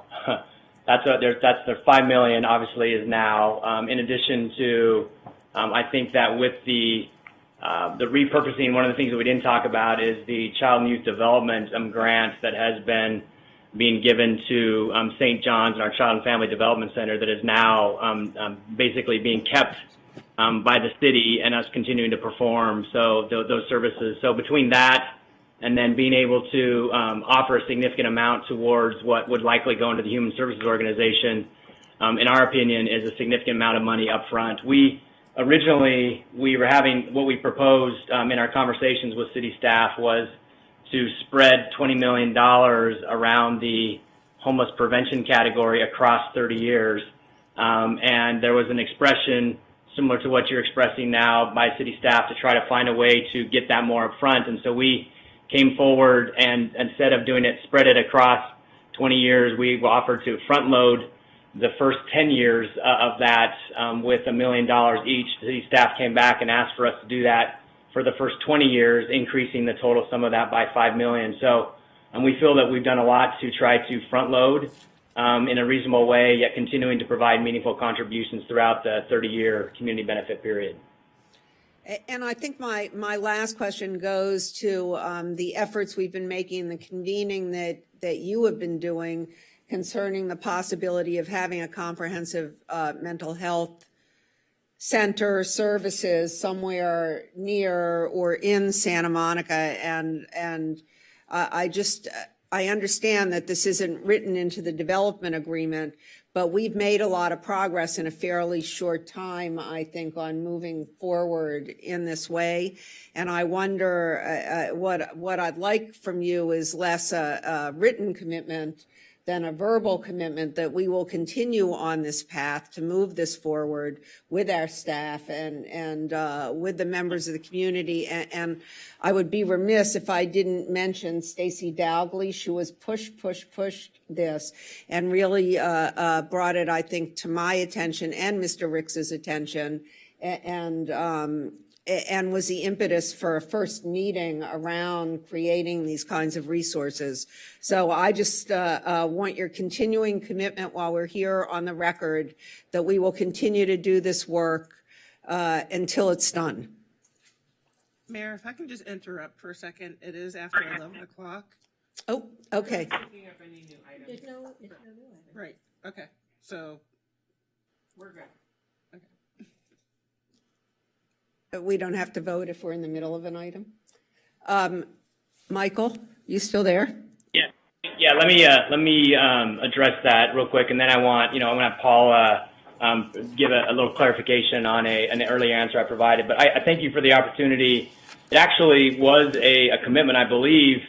I actually already made on the record at the Planning Commission. I'm not sure if that came forward, but I was willing to serve as a convener of sorts, bringing together the major health systems that participate in healthcare in Santa Monica and the West Side, and try to create a unified coalition, if you will, to help determine and develop, funding for a kind of a unified approach in partnership with not only the city of Santa Monica, but also potentially the LA County Department of Mental Health. And we, for the first time that I know of in the history of the organizations, last week, I was able to convene the executives, the CEOs and other executives of Cedars-Sinai, Providence, Kaiser, and UCLA with Dr. John Sharon, the director of the LA County Department of Mental Health. And together,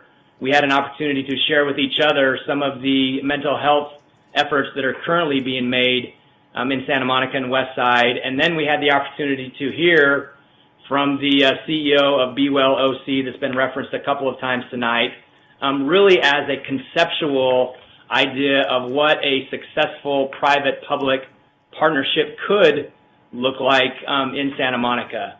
And so Marshall presented that, and at the end of the meeting, there was significant interest and desire to have that group come together to continue to have a conversation specifically about how we can come together with the city, with the county, and address in a more appropriate way than we've ever done in the past, and in a unified way, some of the mental health needs of our West Side community. So I'm super happy about that. I realize it's just a start, but you have to have a start in order to realize a vision like that, and it's a good first step. And again, there's that commitment to come together, and you have my verbal commitment to continue to work with those organizations to bring forth something real in partnership with the city staff of Santa Monica. Yes, thank you. And I should say that when I first talked to Michael about this, I asked him to send me a letter, which he did. So I want to also recognize your confirmation of that, which I forwarded to the city. So thank you very much. And you're welcome. And Roxanne. Thank you. I just wanted to follow up on this exchange, just to note that in the development agreement, section 3.1.2b, staff between Planning Commission and this meeting memorialized St. John's documented support and engagement. It specifically says St. John's shall support the city's community engagement process for the development of Santa Monica behavioral health initiatives by actively participating in planning meetings and making good faith efforts to provide subject matter experts and leverage existing partnerships to help advance the city's behavioral health goals and priorities.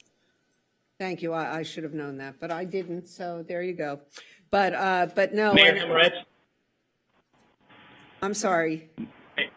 Mayor Hemmerich, may I respectfully ask for a clarification for Paula regarding one of my offerings earlier in the conversation? Sure. So, Mayor, there is already a tuition subsidy included in the development agreement for the child care, and so before we restructure that to do a certain percentage of slots, we need to look at how that relates to the current tuition subsidy program. I don't think what Michael was intending to do was say we're going to do the slots plus the tuition subsidy. I think we need to look at that on our side and maybe huddle for a little bit with city staff. No, I was asking, so he said 10. But what did we lock? Understood. All I was clarifying is there's also a 25% tuition subsidy. It's just structured differently in the development agreement. We need to look how that relates. Oh, I would not view that. I mean, I was looking initially for just the commitment to have Santa Monica residents. And then in terms of subsidy of tuition subsidies, I understand that you may have people who work there, and I'm a big believer in daycare for your own workers, so I don't have a problem with that. But I do affirm the idea that a 25% subsidy is we want it and it's desirable, but whether it is across people from the healthcare center or residents, I think that either one who deserve it, should get it. Is that what you're talking about, Paula?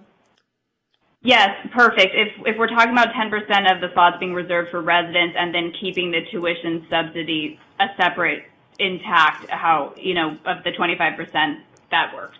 Yes. I wish we could get more than 10%, but Mayor, the reason is there was a child care demand study done, and it projected the needs of the health of St. John's, and that need projection went up above what, I'm sure. went up to. And I understand that to keep your essential workers at their essential work, they need to have childcare.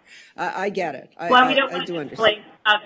we don't want to displace other spaces in the community, so we're just doing that balance of making sure. But obviously, again, they've proven that when there's slots available, they have offered them to the community. I hear that now. I hear just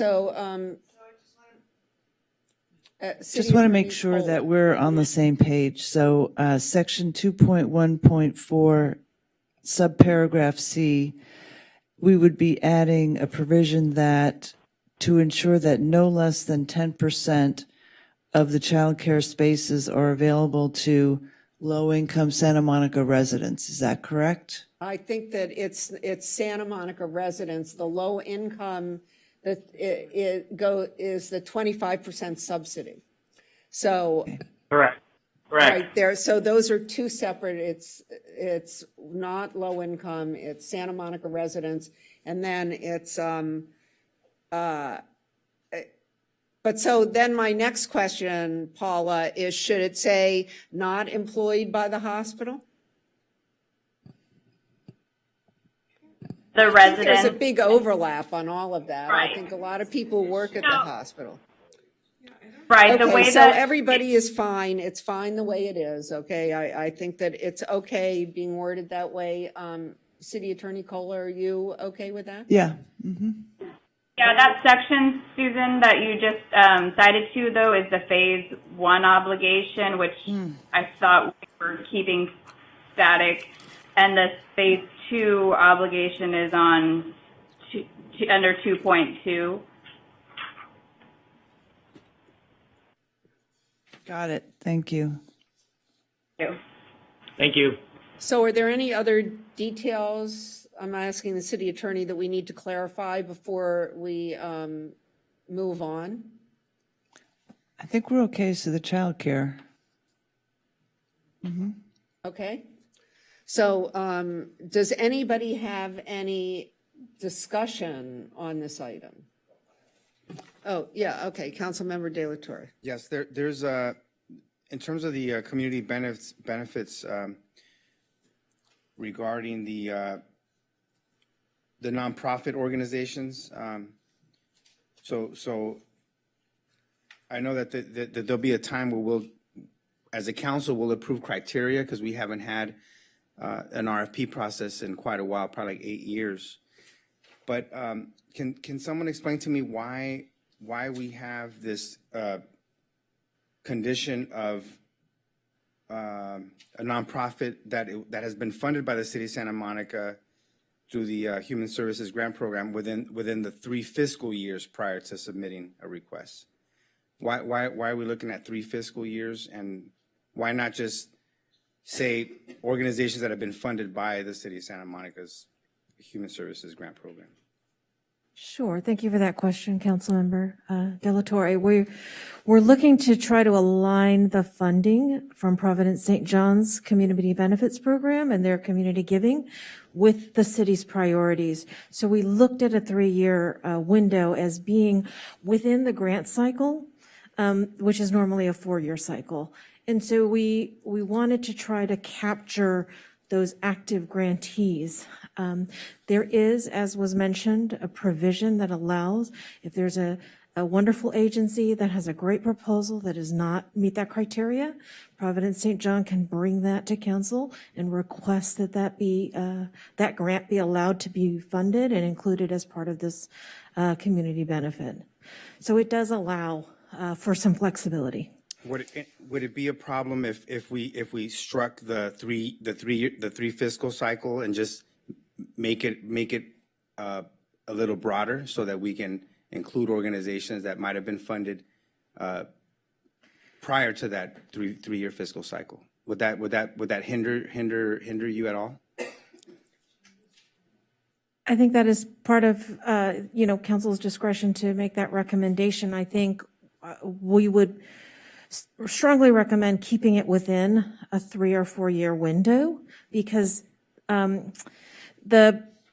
making it much broader will also be a little bit confusing, as there were agencies that were are not part of the program now, may not have been for years. If an agency hasn't been currently funded or recently funded, then it's harder, I think, for the city to know if that agency and that program still aligns with the intended priorities of council within the grants funding.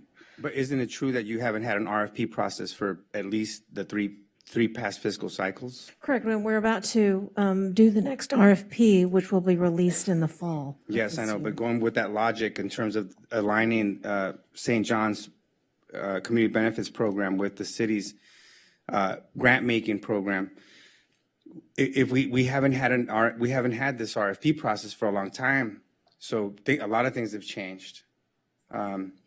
Even though there are two ways, right? That, like, let's say a nonprofit that hasn't been funded in the past 3 cycles can still be considered with the language that we have. My concern is that we haven't had. There's been such a gap in terms of the RFP process that to me, I feel more comfortable of just not having the 3 fiscal cycles, and leaving it a little bit more broad. I just don't think it hurts us at all. It just widens the opportunity for nonprofits to feel comfortable applying and so forth. So, Councilmember De La Torre, there's 2 pieces to this, and everything you're suggesting is absolutely doable. So the first piece is looking within the 3 fiscal years, and I think what that does is it would hypothetically keep the grant making current, albeit you correctly point out it's been a long time since we've done a process. There is a second part to that provision, which does allow grants that are outside of those priorities to come to council for decision making, so that St. John's could come to you and say, hey, we want to make a grant to some other organization, and that would come to city council. So that also provides council with the opportunity to provide grants to other organizations, and puts the authority in your hands versus having the authority in the hands of an entity outside of yourself. That's how it's currently structured.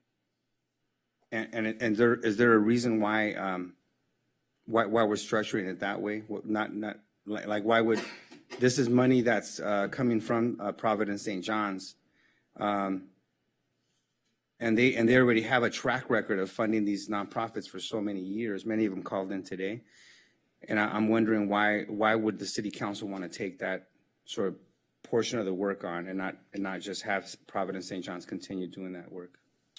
You absolutely don't have to. I think the thinking wasn't all that Roxanne or Maggie chime in, but I think the thinking was to provide you with the authority to be able to direct that funding in a manner that's consistent with the council's priorities, but it's not necessary. Yeah, correct. I think I like the idea that we have sort of two ways that nonprofits can be considered.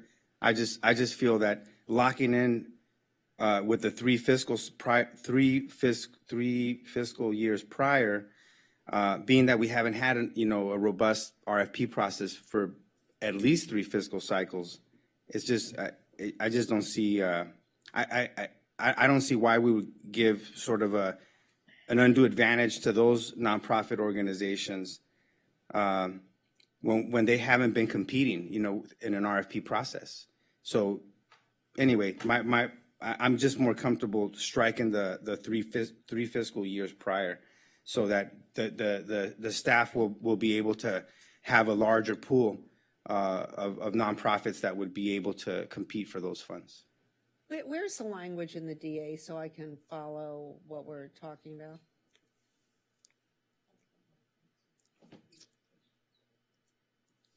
We are looking at page 3 of Exhibit R1. Page 3? Oh, wait. Boy. I mean, the thing is so long. It's in section 1.1.2b. Yeah, I have it open, but. I think I'm in, because I'm in letters, right?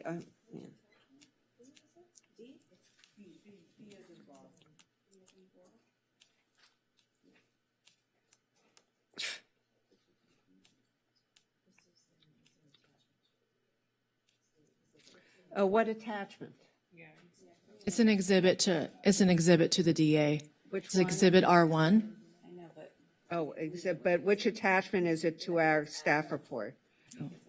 Oh, exhibit, attachment F? Okay. Thank you. Because I see some, I have to say that I see advantages, because what we're trying to do is leverage the fact that they have to get our approval into approval from us to make sure that this coordinates with the community services and community benefits that we want to be delivering. We don't want them on a separate track, which is why it's tied into our existing community services that way. But it also has the freedom to pick an agency that's not within our own personal community services program if the council sees a synergy between the other. In other words, there could be an agency that we've never given a grant to, but that could do services that everybody recognizes can be valuable in coordination with the other services we already do, but we want to make sure that the $1 million we're getting a year and the $500,000 that go into these grant programs actually is going to something that we care about. I mean, we don't want to go into an x-ray machine. You understand what I'm saying, that. So. I hear you. My whole thing is that we haven't had that RFP process for at least the 3 past fiscal cycles. And it wouldn't hurt us, to just keep it broad and not provide any undue advantage to anyone that's already currently funded, but open it up. In the end, if they have been funded by the city, that means that the staff, saw that there was an alignment, So it's just, to me, it's just easier to more cut and dry, and you still have the other process where the city would have to approve these, these grants. So the city council, so you're agreeing that the city council would still approve it even if it was St. John's? Well, it still does. Yeah, they'll make a recommendation. We still have to approve it, correct? But so. Latter, option 2. Yeah, they only have to come to us for approval if it's an agency that we haven't funded before. That's all. Yeah. or in the last 3 cycles? So it's just the last 3 cycles that I have a problem with. If there's not a problem. Well, but this is going on for the next 50 years or something. So think about it. You may have a problem now because we haven't had a cycle. We haven't done this for a while, but we're now doing it. We're looking at the whole Human Services Grants Program. We just gave it to our internal auditors. They're going to do a full analysis of it and come back to us. And then I think we'll go back out on the program. But once you, for instance, have voted on the program and approved it, right, or this, council has, wouldn't you rather it be people that you've looked at and have vetted instead of somebody that you'd have no clue who they are? No, we would have a clue because the language says that if we struck the 3 fiscal prior years, you still have to be a formally funded nonprofit. So meaning that you have been vetted, you have been selected by the city staff and approved by the city council. So you're still an organization that has received city grants in the past. So you don't want to put a time limit on it at all? Like 20 years is okay? Yeah, 20 years. The grants program, just as a reminder, is over 40 years old.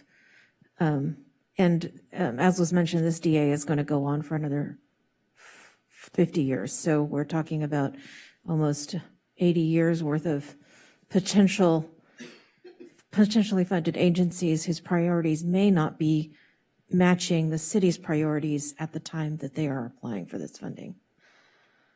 Can I ask a question, please? Like the current grantees, if you will, hasn't it been like over 2 cycles plus an extension? So haven't they had these grants for like 8 years? Yes, and we're not talking about funding cycles the way the DA is structured right now. It's No, I know. I just 3 wanted to confirm. years. So how long have these current grantees have had these grants? 8 years, right?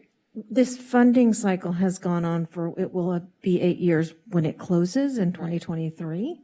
But many of these agencies have been funded for much longer than that. So to your point, these same people, so if the last 3 years, it's only been these same people for the last 8 years. 8 years. 8 years. Yeah, 8 years. But it's not limited to those people. This is the point. No, I know, but just for this first roundabout, unless you come back around. It just gives the perception of an advantage, to say we were funded in the past 3 cycles, but yet we didn't have to compete. We didn't have to apply through an RFP process, right?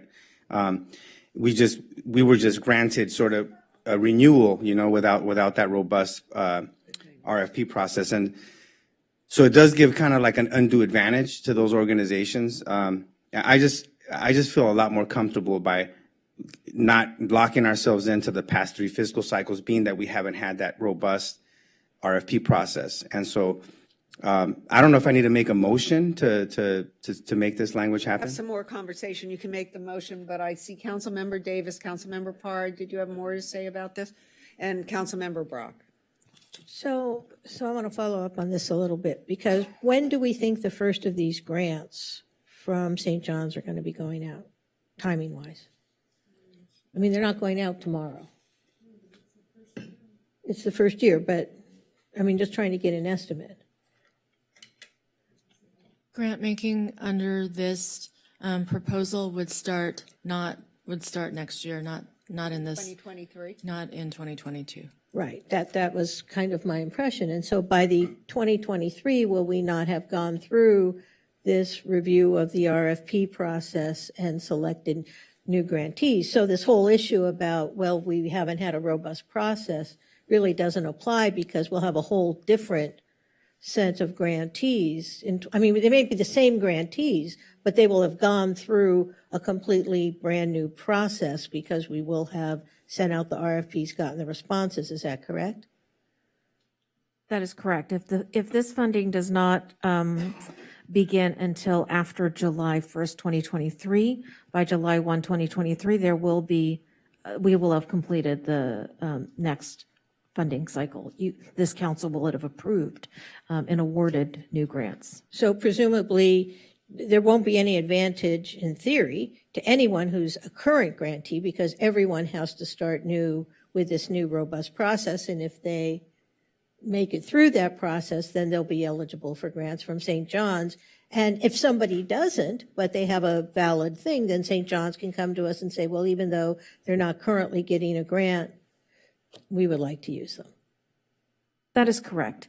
Okay. So the point is the eligible grantees will be people you will have voted for when this actually becomes payable. Correct. I just think with the language change that I'm suggesting, it would encourage, past grantees, people that to apply versus people that might have had a gap in funding or didn't apply 1 year or whatever, in the past, like let's say the fourth fiscal cycle. I know exactly what you're talking about, but here is the problem as I see it, that if we as a council don't approve a grantee, like when we get into the new program, forget the guys who are here now, we do a new program, we approve the people, and somebody from 10 years ago,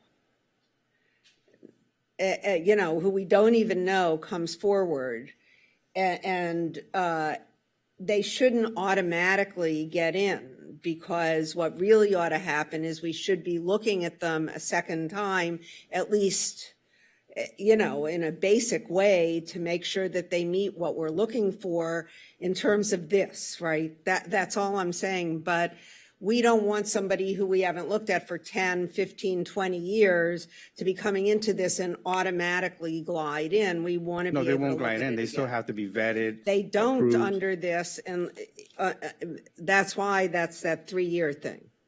Because So those groups, what advantage do those groups get versus? they get in without us having to approve them a second time, because we've already approved them within the last 3 years. Yeah, let's see, so that's a little bit of advantage to those groups. And all I'm saying Well, is. it's a vetting, Oscar. It's beyond an advantage. The point is,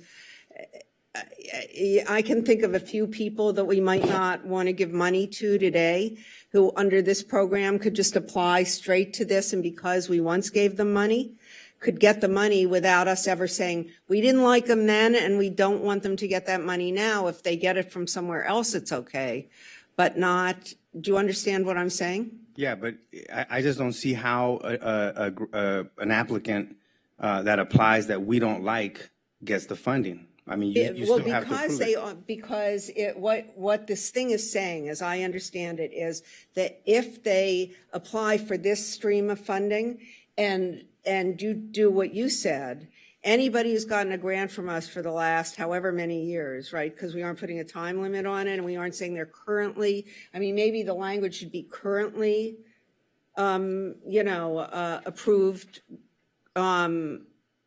grantees, something like that, so that you will have looked at them in the last couple years and they're okay, as opposed to somebody, again, and I can think of people who we wouldn't want to give the money to, right, who would be coming forward, and we want to give our approval. We don't want them to go unapproved and get this money if we don't think they should. I would like all of them to go through the same process, like now on reflection, thinking about it, instead of creating a two-tier system of how you can get granted, everybody should go through the same vetting. Everybody should make sure they meet the criteria. There should be that type of process, not just an automatic, hey, you got funded in the past 3 years or 3 fiscal cycles with no RFP process, and now you get an automatic. Well, that's what I'm suggesting, that it be current funding, that currently approved grantees don't have to get reapproved by us, right? Do you understand? Because but those the currently you want to approved. make it easier for people we already like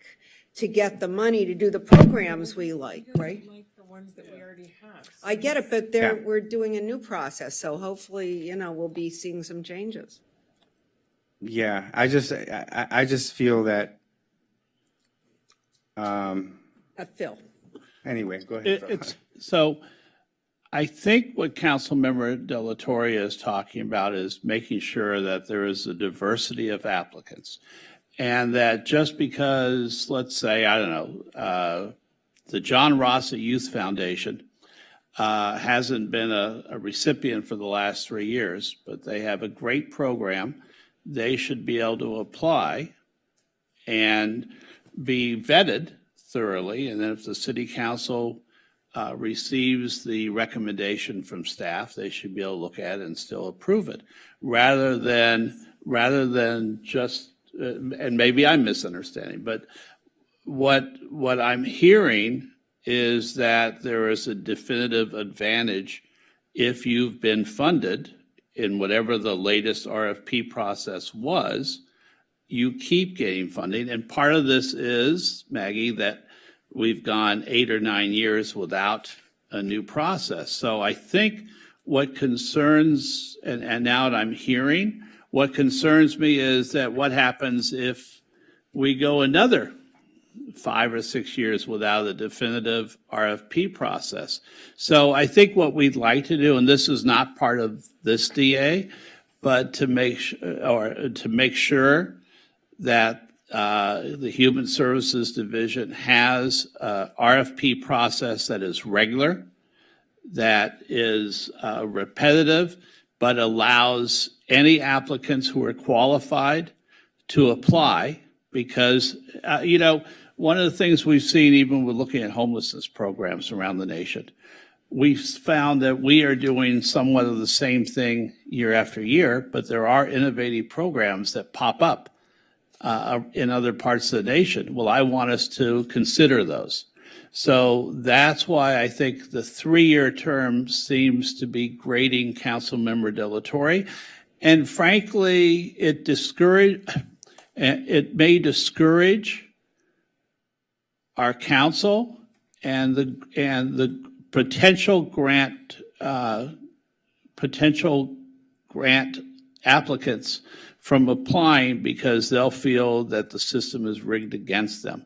So in this, maybe some simple language can be used to tinker. More importantly, I'd love for the Human Services Division of the city to look at, listen to what we've been saying and try and understand and fix that long term. Thank you.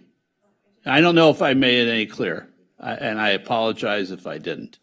I think the point that I just wanted to make is that with the last extension that was granted, the emails that we were getting from some people that applied, what they were frustrated about was they applied, 8 years ago, they didn't get, and this is not just one grantee, potential grantee. They applied 8 years ago, they didn't get the grant.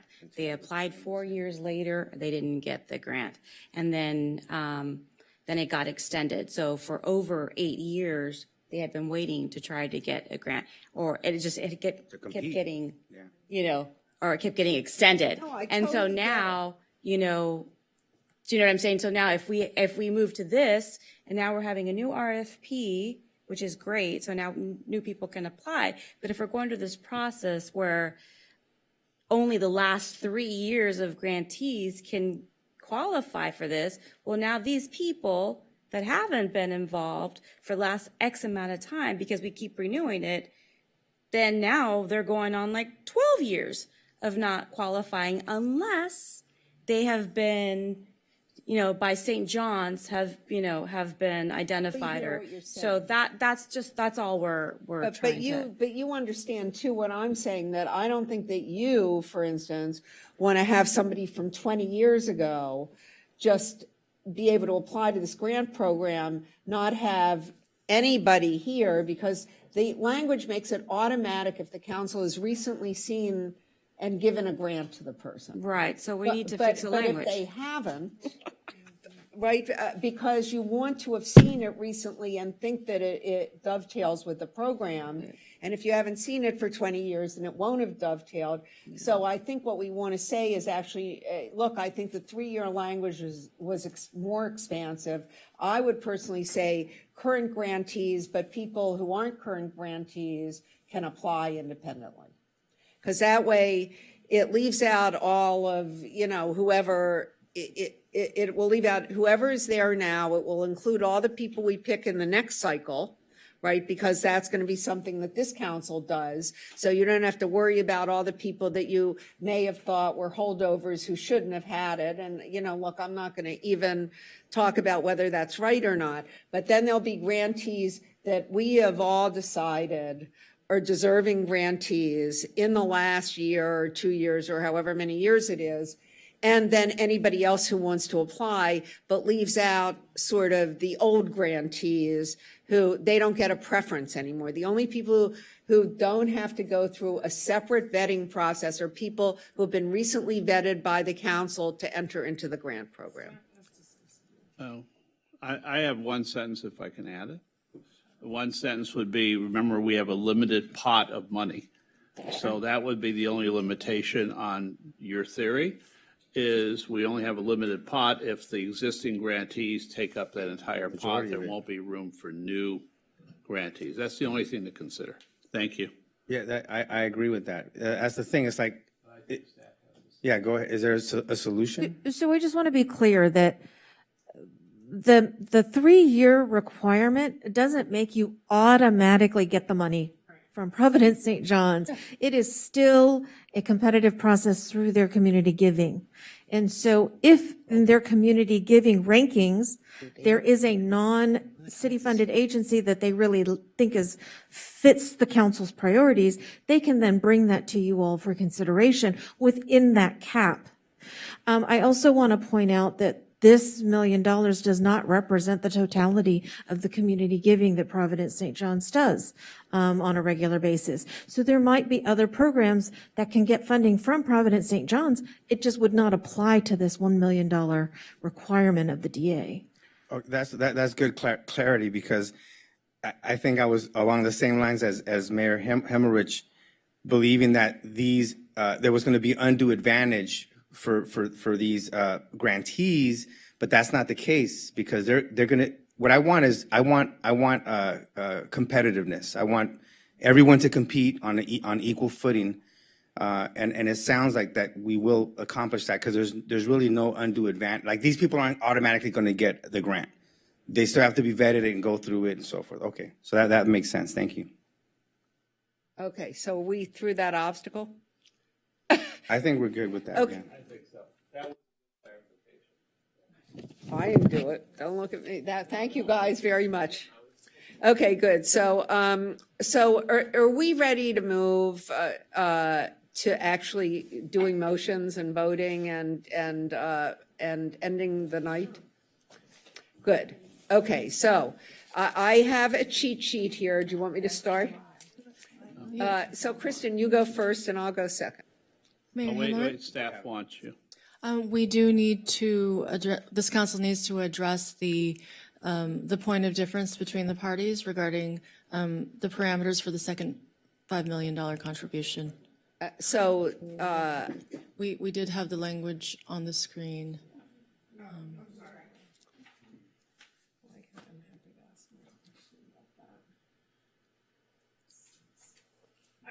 I'm happy to ask a question about that. Good, go ahead. So, okay. In the city's recommendation, I just want a little bit of clarity, and I kind of thought we would, because we were taking these up kind of piecemeal, right? That was, I am trying to understand, and maybe the city manager, or I don't know. I get why the advantage it's in here. It says that getting the $5 million with a deadline of 8 years from now gives us something to plan against. You know, I don't understand the 1.5% increase after 3 years.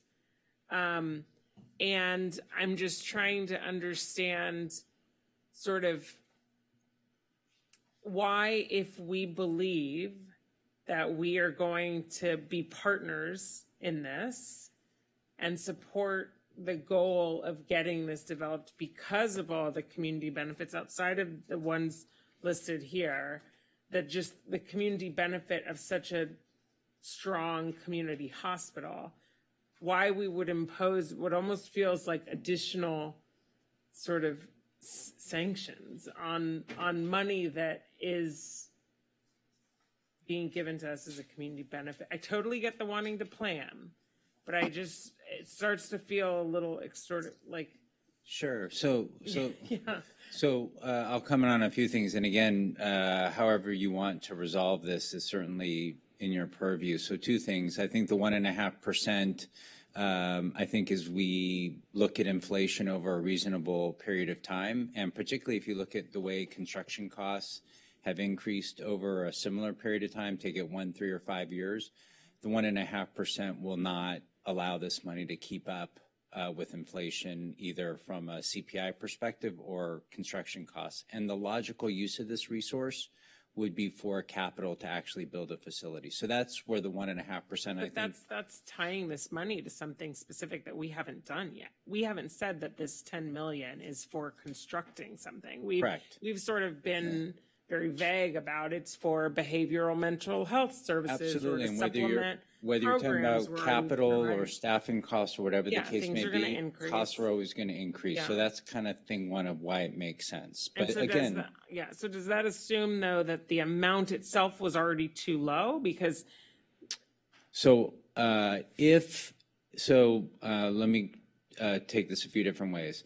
I would suggest, however this money is spent to address mental health or behavioral health, it's inadequate. We absolutely need more resources. it's inadequate from St. John's, or it's inadequate. This amount of money will not enable us to Right. fully address all of our community's needs around mental health and behavioral health. But that's not the So, expectation of well, them. I'm trying to be responsive to the question.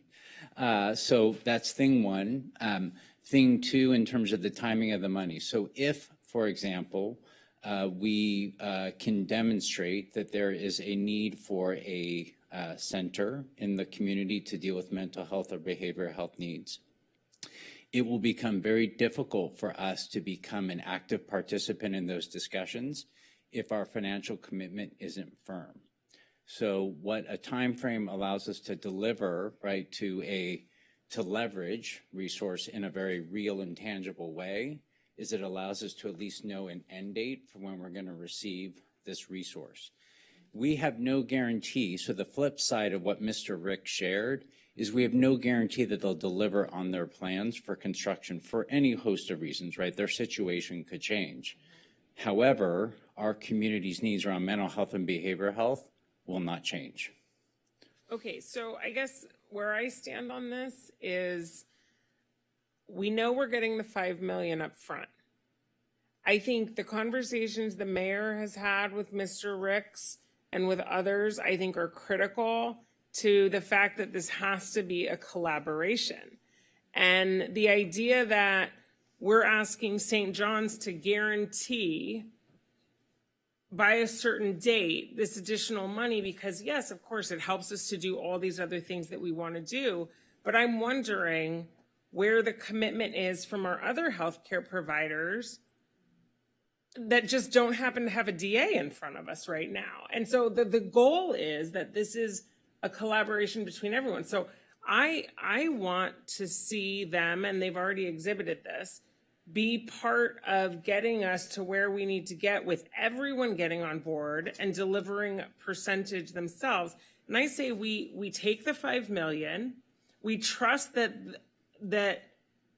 the goal is there to continue to develop this property, and that we secure our 5 million at the time that they get their DRP for phase 2. And I think I had written down sort of, I definitely don't agree with the 1.5%. See, I was just going to suggest, I want you to know, I was going to suggest we take that that off we, and no, that we take their proposal, but with the 1.5%, that we take Oh, away but the with no time deadline limit. with no time limit, because every year that we don't get the money, we're losing money. Right, That's the but- present but value. the same way we're talking about CPI, their costs are increasing too. They are, but still, this is, we started with, I think, the $10 million obligation. We're now turning it into 2 payments, 5 and 5, right? And I'm okay with that, and I'm even okay with getting rid of the time limit if we have the cost of living. Basically, that's what it is. It's a cost of living escalator. So To escalate after 3 years, though, that's still early. 3 years is early. Well, in but this it's escalated process. 4.5%. At least remember that the cost of living right now went up 7.5%. We just lost 7.5% this year, basically, by not acting on it. Money is fungible. I keep saying this to Michael. Money is fungible. I don't care when I get it, just as long as I get the right amount. Yeah, I just don't want to be the reason we stall things. You know what I'm saying? Like So my suggestion would be that we don't put the deadline on it, right? Although the fact is, if they don't get their DRP before 8 years, who knows what's going to, I'm just saying 8 years is a long time before you get that. But I would suggest we do their proposal with the 1.5% kicker. And if you want to make it 5 years, I don't care what it is. I just want there to be a penalty for delay, basically, which is what it is. So if the escalator were to take effect after 5 years, right? It still is, the goal is just to get that remaining 5 million. But the 5 million isn't 5 million after 5 Right. years. It's really, next year, it's 480 million, and the year after, it's 450, every year that goes by. Annually until you hit the 3 or 5 years. Well, I would have done it after 1 year, but so staff didn't. This is the deal. This is what they're asking for, 3 years. What I'm saying is, as a compromise, we could do their proposal with a kicker and extend the time more. I hear your discomfort, but I personally, what we really want is the 10 million now, and we're willing to take it 5 and 5 if we get some cost of living escalator in it. So the ideal for St. John's is to give us the extra 5 million within the first 3 years. Of course. Then, right. Because if they do that, that saves them 1.5%. And that saves them money. Well, let me just say, And there's no wait, I'm going to tell you where it doesn't. increase. Wait, think Yeah. about this. So we have the 1.5%, okay, they have $5 million. So if they give it to us, they don't have to pay the 1.5%, right? But if they leave it in the bank, they can get 5% interest. Because this is basically, money is just a thing that you either make money on or. What assurances do they have after they turn over the $10 million that they will, I mean. What assurances does Do they have that what? Do they have, after they give us the $10 million, that will allow them to proceed with? So if I may clarify, I mean, this was a compromise because it's the vesting period. The vesting period is 17, actually it's 17 plus a 3-year grace period. So this was kind of a compromise to ensure that, exactly what we've said, which is 5 million today in 17 years is worth nothing. So, rather than trying to force them to pay 10 million up front, which would have been onerous because that's what came out in the negotiations, the compromise was to go halfway and therefore not have the escalator kick in until after 3 years, not require them to pay that 5 million until the second 5 million until 8 years, because in theory they could build nothing and then they wouldn't even have to pay that second 5 million. So, basically they're paying for the right to have vested rights during the 17-year period. And of course, that's totally a business decision, but that was the thinking behind this. Councilmember Davis. Yeah, I mean, that was going to be my question is maybe we should let St. John's weigh in on it, which they would like better. Their original, the DRP approval triggering the 5 million or an escalator. I'd be interested to know if they had to get stuck with one, which one they would prefer. So Michael, are you still here? No. Yeah, they are. I'm sure Yeah, they are. Oh, they are? Sure. Michael? I am. Oh. I am joining you on this Wednesday morning. Are we? Shush. Don't make a big deal out of it and just tell us which one. I mean, right, you heard what we were talking about. I know you're listening to us, right? Yes, I am. And you and I have had these conversations before, so which would you prefer? So let me tell you, I prefer neither, but let me tell you why. Let me tell you why. Our community benefit program, not only the $5 million, within 2022, a significant amount of our community benefit obligation begins now with nothing to show for it. No DRP, no permits, no dust flying on the South Campus, nothing. We need to have incentive by the city to help us move forward in the process. I respect the city manager says there's no guarantee that St. John's will be ready to develop. We are eager and ready. That's why we're here tonight, is to move forward in the development of this campus. Our concern is just the opposite of our city manager. We want to make sure the city is incentivized with us to move forward. We'd be happy to give this $5 million in 3 years if we can get DRP approval. So tonight's the night when the city can step up and say, we're committed to partner with St. John's, get a DRP approval, and now we can have access to that $5 million. So there you go. So the question is it 3 years? Is it, I mean, I say if they can do that in 3 years, we eliminate the 1.5% increase.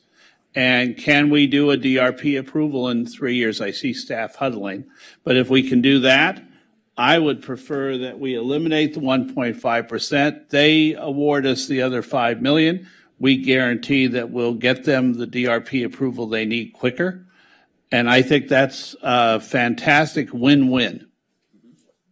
so let's see if we can guarantee the DRP approval. And look, because it's a mutual thing on both sides, right? But if we don't have the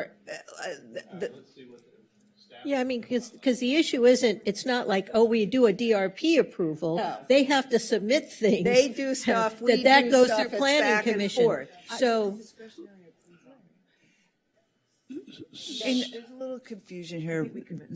The DRP is a discretionary approval still.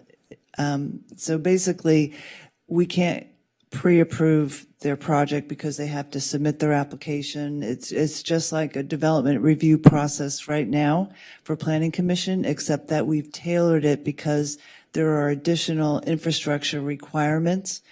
And so it's sort of a custom DRP, but it's still a discretionary approval. So as soon as they come in with a completed application, I think staff is eager and willing to process it for Planning staff would be willing to obligate ourselves not to guarantee an outcome, obviously, as Susan has indicated, that's a discretionary action on the part of the Planning Commission or this council on appeal, but we would certainly commit to a processing timeframe. Upon a complete filing, we could commit to bringing it forward. Again, the outcome not guaranteed, but within 4 months. So I believe that the three-year $5 million commitment by Mr. Ricks and Providence St. John's is something that's doable. And on that case, I would ask that we eliminate the 1.5%. And that you heard Mr. Ricks, or at least I'm hearing, that both Providence St. John's wants to get this done. They want to start phase 2. I'm hearing from city staff that they're also eager to help Providence St. John's do this. And I believe our city coffers and all the things that we need to do would appreciate that last payment not escalated, but that would come sooner, that would come within the 3-year period. I think that is, I'm going to reiterate what I said a few minutes ago, that is a win-win for a hospital that we hold dear in our community, and it's also a win-win for our city. But Phil, what if they don't, let's say they don't deliver or complete plans to us within 3 years? They are still committing to that. That is on them at that point. What we're saying is they're going to, in 36 months from now, they will give us the $5 million. And we will do our best when they submit their plans to get them approved as quickly as possible. I think that, I guess. Well, let's see, Michael Michael. Paula, I'm guessing this is a Paula question. They're discussing this. Because that's right. And we're trying to clearly understand, because the 4 months would obviously be very valuable to us to have that commitment. But then there's the appeal, which is really outside of anyone's control. And, we've seen appeals take, 18 months to get scheduled. So just one more other thing. So those are two things I'm concerned about. But then I don't think, Michael, please correct me if I'm wrong, I don't think we're saying if we don't have a DRP that you still pay the money if the DRP still hasn't been issued in 36 months. Correct. He's saying we want to be able to pay that, right? Right, if the DRP is issued. he's not I understand, right, that he's not really expecting the DRP to be issued within 3 years because it will be hard to have completed plans within 2.5 years based on the DA. Is that right? No, I don't think so. I'm hoping if you guys could add the commitment to process it within 4 months, and then maybe a shortened time that you would bring forward the appeal if there was an appeal to council within maybe a 90-day time period. That would increase the likelihood, in my opinion, tenfold that this DRP could be approved within 2 years. 3 years. But I think you're trying to file plans within the next 12 months, right, Michael? You're not trying to hold off. Correct. So you expect to file completed, so 3 years should be, and then, so if we can approve a set of completed plans within 4 months, and then I think 90 days is a little short for an appeal period. I think it would be because they'll have, after the DRP is approved, 30 days to, how long, I forget what the time periods are. Typically, an appeal period is 14 days. Okay, so 14 days to file the appeal. Correct.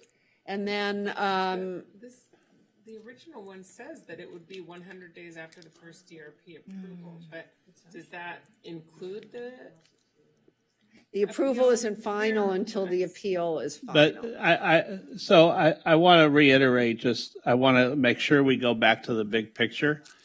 We're offering to eliminate the 1.5% escalator, and your relations with the city from Providence St. John's would be significantly enhanced if that $5 million was paid 36 months from the first $5 million. But Phil, but I don't want to go off. I want to see if we can stay on track for the big picture, which is the staff will do their best, right? And if Michael can do his best, then I think it's a huge win-win for the community. And that's what I'm trying to concentrate on. I heard 8 years decreased to 3.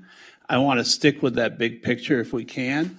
And then the city staff is committing as much as they can to do everything they can to help St. John's get their phase 2 going. And by the way, though, Michael, I want you to make sure you keep the dust down. Okay?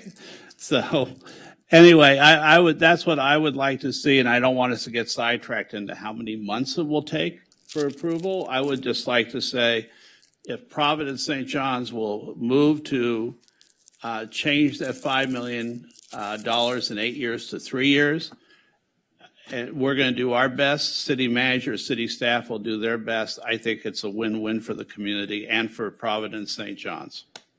who wants to say something? Oh, Roxanne? Staff just wanted to add that we are trying to keep up here in draft language. We will need to provide that to the applicant so everyone's clear on what's being discussed. Staff is willing to impose a timeline for scheduling an appeal. Not the outcome of that hearing, but we would commit to 120 days to schedule an appeal. Okay, but Phil, I need to go back because what you're talking about, so staff wants to get it done within 3 years. That's why the million and the 1.5% doesn't start till after 3 years. Everybody anticipates that it will happen within 3 years including the appeal and the review and the plans. The point is that if we don't get all of that and it's not moving forward, every year we lose money. No, the applicant is committing to giving, at least what I heard from the voices in the sky, was that the applicant would commit to the $5 million balloon payment 3 years from now instead of 8 years, and that would just happen. Only if they I'm asking not to add more. I'm just saying I'm asking that is one separate issue. And then on our staff side, we're committing to do everything we can.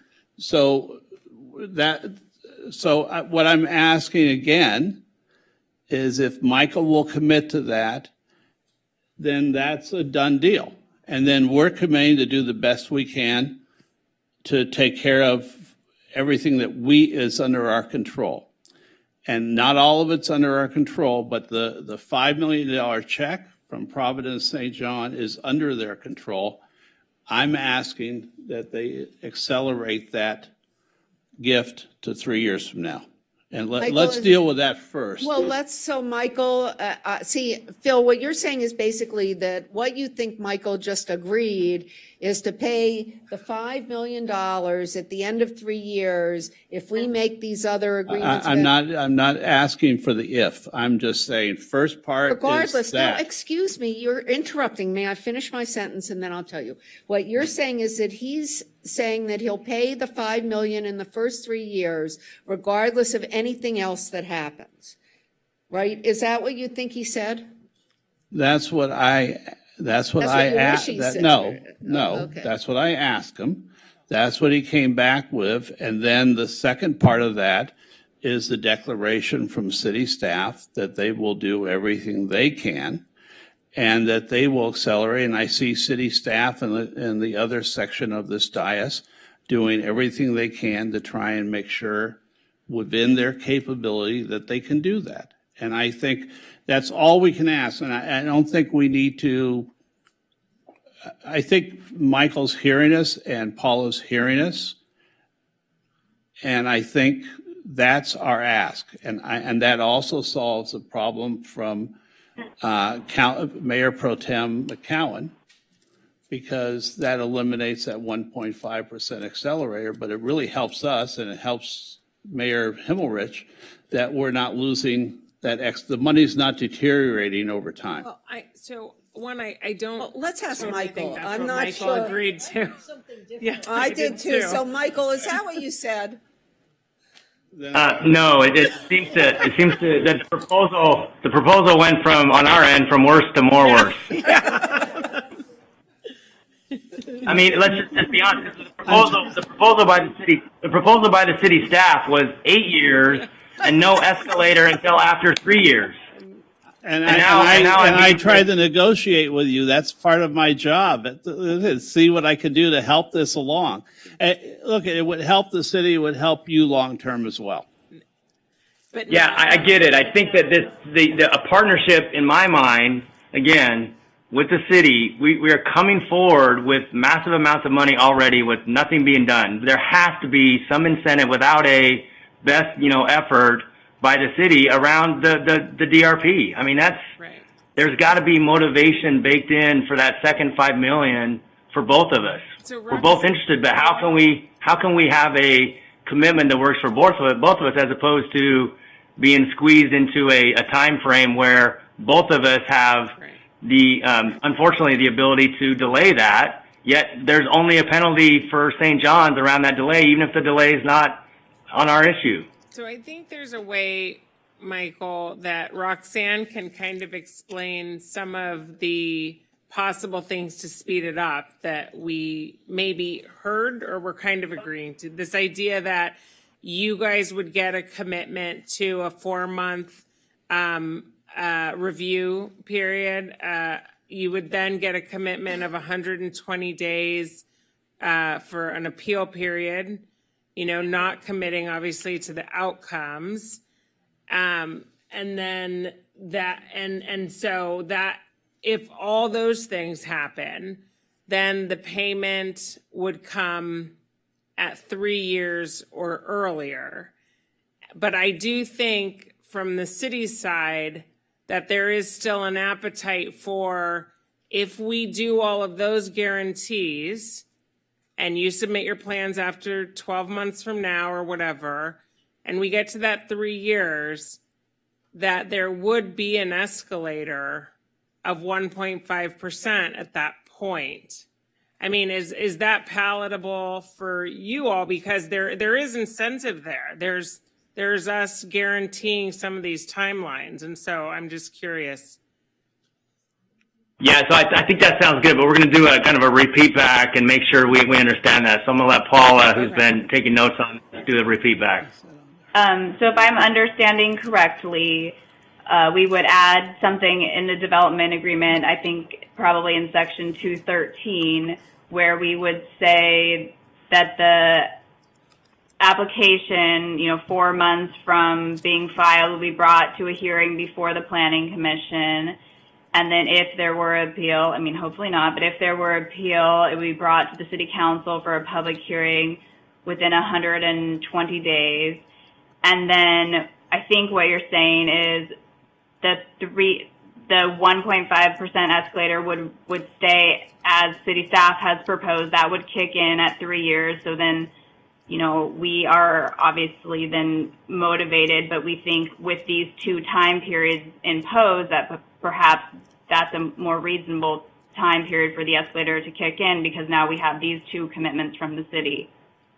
That sounds like a deal to me. But Yeah, and so let me turn to staff. Can we really, so the one thing I wonder about is the 4 months for process, 4 months from delivery of a complete set of plans to Planning Commission. To schedule it, to bring it forward to Planning Commission. And that's doable? I want to make sure that you guys think it's doable. Okay, and then the 120 days to City Council? From the date, from once the application's been deemed complete, yes. And the That DRP, ensures the second $5 million payment at 3 years, assuming all of these commitments. And if not made at 3 years or before, then the escalator of 1.5% annually kicks in. But in this proposal, just so I'm clear, there is no outside payment date for the. There is. The second $5 million is 3 years. The thing is, what's the time deadline for it? What we're assuming is everybody is going to act in good faith, but that's why you picked the reason they picked the 1.5 after 3 years is because basically someone's dragging their feet. Right. And since it won't be us, it can only be them. And so the 1.5% Michael, should be is there that how after you 3 years. understood it? That the 1.5 would still kick in at 3 years. Right. Still kick in at 3 years if we aren't in receipt of the second $5 million.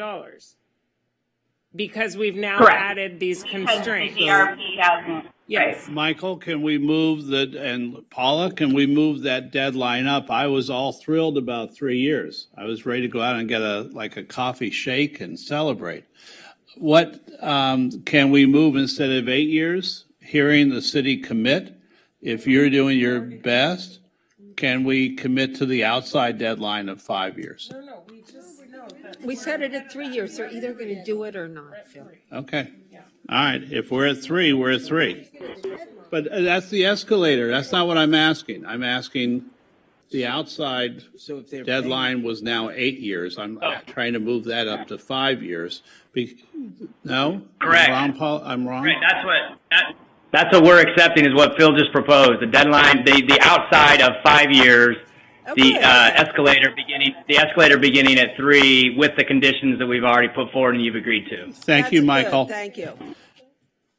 And I realize that I should have asked this at the beginning of the night.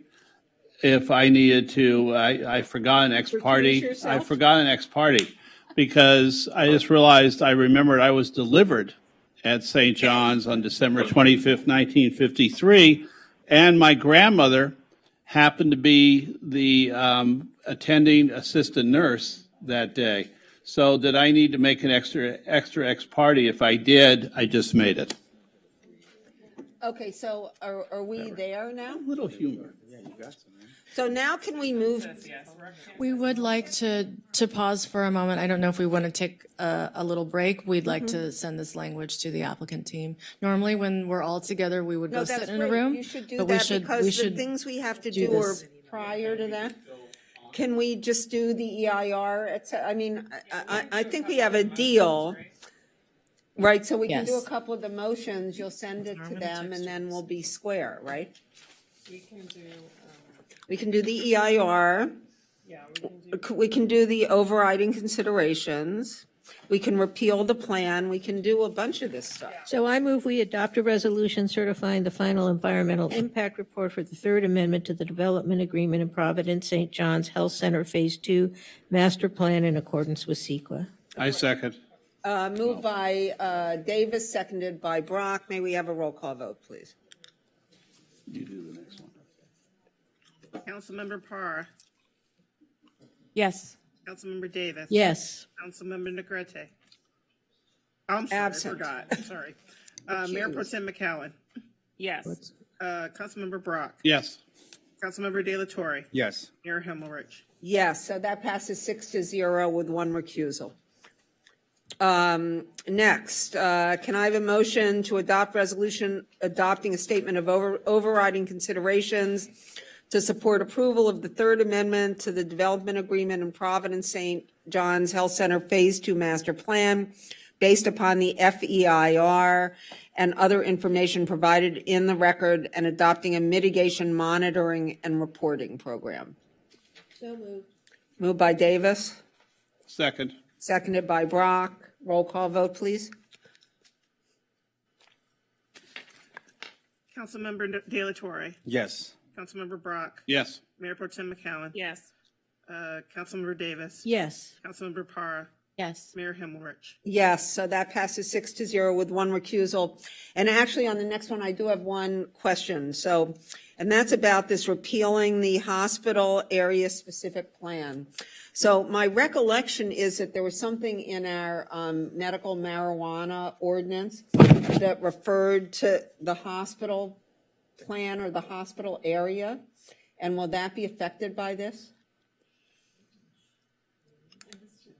No, we can double check, but my understanding is no. Oh, I just remember, I mean, you know, look, it's a. There were zones, like. There were within zones, right, certain that's what I distance thought. Of medical, but I think it was more than just St. John's. It was like. When it was, the lawyers will know, when it was originally done, it was said that the dispensaries could only be in the hospital zone or something. It didn't? Okay, good, I'm glad. Then, okay, good, so I'm gonna call for a motion. I'm sorry, before we move on, can I just get everyone to vote on the last item? Oh, yeah, sorry. Oh, yes, everybody hit their, oh, that was me only, right? I'm pushing it. Oh, sorry, I thought you ever. Sorry, no, my button's not working. My mic is working, but my button isn't. Great system. Okay, now I need a motion to adopt a resolution repealing the 1988 hospital area specific plan and amending the 2010 land use and circulation element of the general plan to modify references to the 1988 hospital area specific plan. So moved. Second. Moved by McCowan, seconded by Davis. May we have a roll call vote, please? Councilmember Parr. Yes. Councilmember Davis. Yes. Mayor Pro Tem McCowan. Yes. Councilmember Brock. Yes. Councilmember De La Torre. Yes. Mayor Himmelrich. Yes, and now this is where we stall because in order to move on, we need agreement on the language, right? Oh, yeah. Oh, can everyone? Yeah, I'm trying. You can look, it take worked. up Okay, adoption of a resolution addressing the master plan. Can we do that? We can't do that until you, We can do. You can do that. Action, right? The tentative track map? I don't think we can. You can do the master plan. Oh, good, because- okay. So may I have a motion to adopt a resolution approving the Providence St. John's Health Center Phase 2 Master Plan? So moved. Moved by McCowan, seconded by Davis. Let's skip to items. May we have a roll call vote, please? Councilmember De La Torre, Yes. Councilmember Brock, Yes. Mayor Pro Tem McCowan, Yes. Councilmember Davis. Yes. Councilmember Parr. Yes. Mayor Himmelrich. Yes, so that too passes 6-0. On to item I- 6, recommendation 6, adopting a statement of official action, approving the map. We can do that, the statement of, okay, good. So may I please have a motion to adopt the resolution adopting the statement of official action approving tentative track map 82302? So moved. Moved by McCowan. Second. Seconded by Brock. May we have a roll call vote, please? Councilmember De La Torre, Yes. Councilmember Brock, Yes. Mayor Pro Tem McCowan, Yes. Councilmember Davis, Yes. Councilmember Parr, Yes. and Mayor Himmelrich. Yes, and that passes 6-0. Sorry. Wait, and there we go. And, oh, good, we're all, Oscar. My button's not working. Yeah, now it is. Good job. Oh, there you go. You got it. Okay, are we good with that? And now, may I have a motion to adopt a resolution of intent declaring the council's intent to vacate a portion of 21st Street between Santa Monica Boulevard and Broadway upon dedication of new public streets to be located on St. John's South Campus?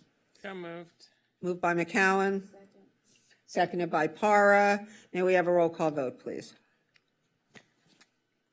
Councilmember Parr, Yes. Councilmember Davis. Yes.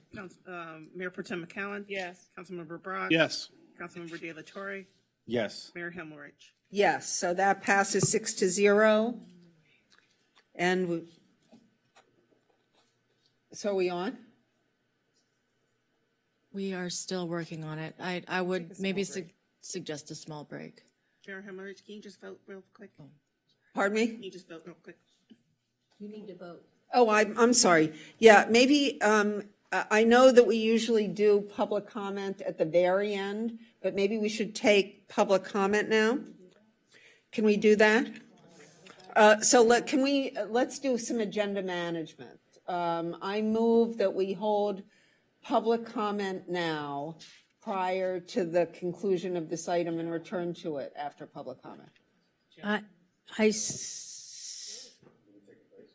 I second, and also, I think you should also move to do public comment after 11, because that is a new item. Okay. Oh, but No, it does, that's not included. it wasn't included. Yeah. We had to always keep public comment, so when we passed Okay. that. All right, okay, if it's not part of that, then yeah, I second that motion then. Okay, good. So let's have a roll call vote. Okay, I'm sorry, that was Himmelrich and Davis. Yes. Okay. Councilmember Parr, Yes. Councilmember Davis. Yes. Councilmember Negrete. I'm sorry. Mayor Pro Tem McCowan. Yes. Councilmember Brock. Yes. Councilmember De La Torre. Yes. Mayor Himmelrich. Yes. And now after going through that, let's hope we have public comment. They just resumed the calls about a minute ago.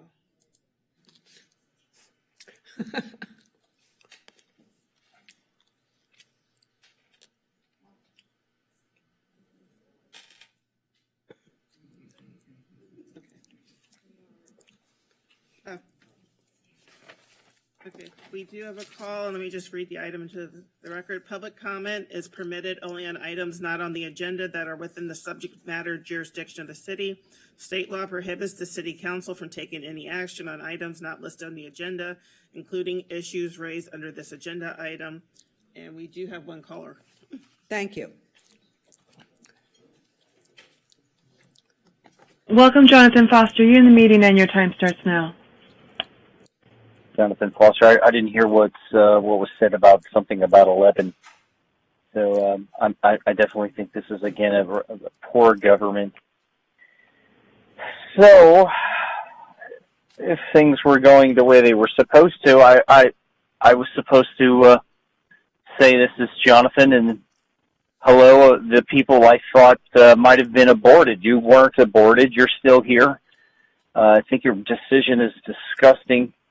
I was calling about separation of church and state and First Amendment, and turns out what you're stuck in the middle of I can't comment on. But separation of church and state goes off incorrectly all over the United States of America. Also on 3rd Street, calling about Promenade 3.0. And the First Amendment issue out there that I've dealt with, one of the things I've never actually said yet was that there's a lot of people out there that's connected to how that set of laws got made that usurped the First Amendment.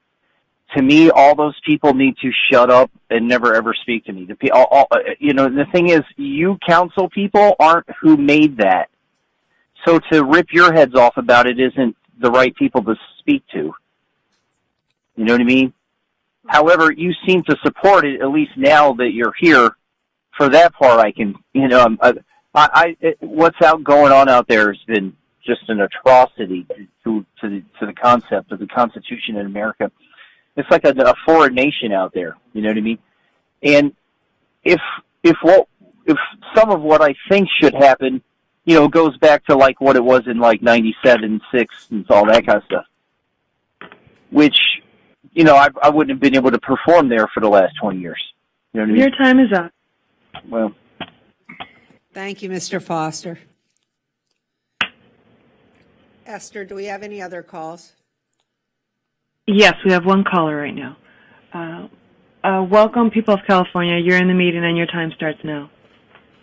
Thank you. Council, Mayor Himmelrich. I'm calling because I was disturbed to hear that we have a new honorary citizen of Santa Monica, a Nazi collaborator and a cocaine addict, puppet leader of, working with Igor Kolomoisky, I believe it is, by the name of Vladimir Zelensky. Just because you're Jewish doesn't mean you don't work with Nazis. The CIA has been working with Nazis in the Ukraine since the 50s, at the very least, if not the late 40s. And since the 2014 coup, there has been a resurgence of the Nazi element in that country, which has led to the denazification operations being conducted by the Russians. I find it shocking that people don't know this, including CIA spokesman Fareed Zakaria, who tried to deny it during an interview with Zelensky just this past weekend. I just find this is, not appropriate, and it's, dangerous, really, to be idolizing people who are working hand in hand with groups like the Azov Battalion. I think video has come out over the weekend of them abusing citizens of Ukraine. And of course, there has been a war against citizens of Ukraine since the last 8 years, since the 2014 coup, because, anyone in the Donbass or Luhansk regions could tell you about that.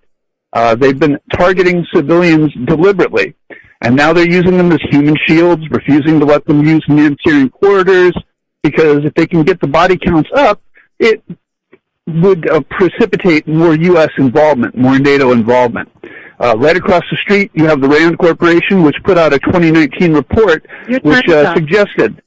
Thank you, Mr. People of California. That was our last caller. How are we doing? I think they're making a phone call. 2 minutes. I saw that. 2 minutes. I know how to read sign language.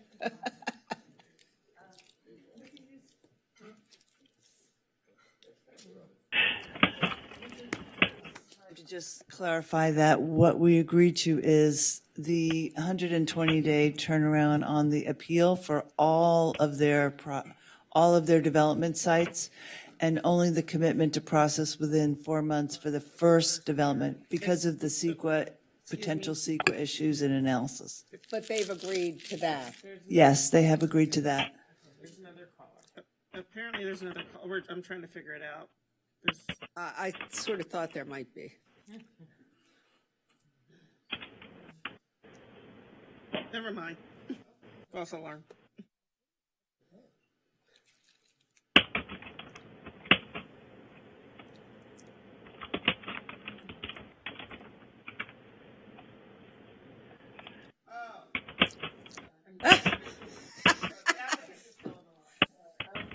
Oh, well, hopefully they still are, right, or something.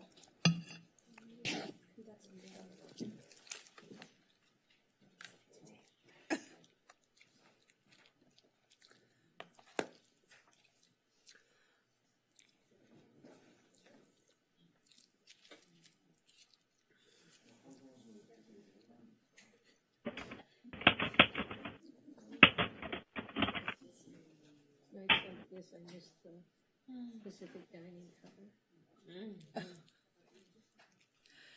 Oh, I never used to go there. We never went. We went to, Tony and I used to go sometimes to Casa Martin after. Oh, sorry. God forbid, right? We should do anything after. Up. We're so close. Yeah, I know. Our next meeting will be in person. Oh, yeah, I can tell you that our next meeting, while we're waiting, yes, is on March 25th at 9 a.m. I thought it was at 10. Oh, well. I'm not really a 9 a.m. girl, but okay.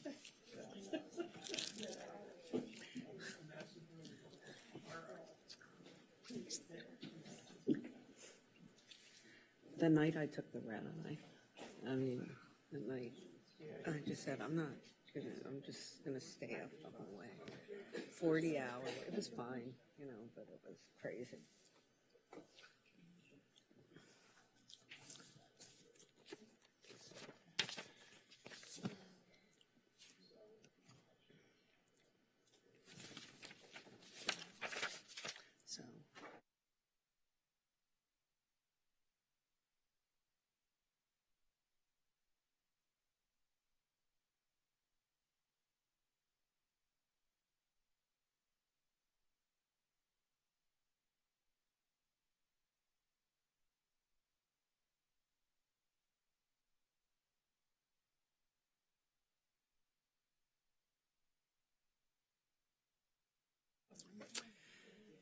So for members of the public who are still waiting for us to do our last little bit of business, you might be excited to hear that on April 12th, not only will we be here in Chambers, but so will you. It will be our first truly public meeting. We will be done with online. We will be done with... Look at the cheers. Yeah, everybody's cheering with our phone system. And all our public speakers will be able to come to City Hall. If you have to make a comment or you want to make a comment and you can't come to City Hall, please send us a letter to the, if you want it to be in part of the public record of the meeting, you will send it to the clerk. We also like receiving copies. You can send it to the council mailbox and it will become part of the public record. But those will be the ways we'll be receiving public comment beginning on April 12th. You will either be here or you will send us a letter. So we're all looking forward to it, yes? Since we're discussing that, just to let members of the public know, written comment, the deadline will move back to noon like it was before COVID. It's been 2 o'clock. That's now moving back to noon. So our deadline for mail will move back to noon on the day of the meeting because we'll need to receive it. It won't be as we usually get it. We need to get it here. And I think we may be, we're there. Yay, thumbs up. Thank you very much. And we're now ready to move forward on, and here is the language.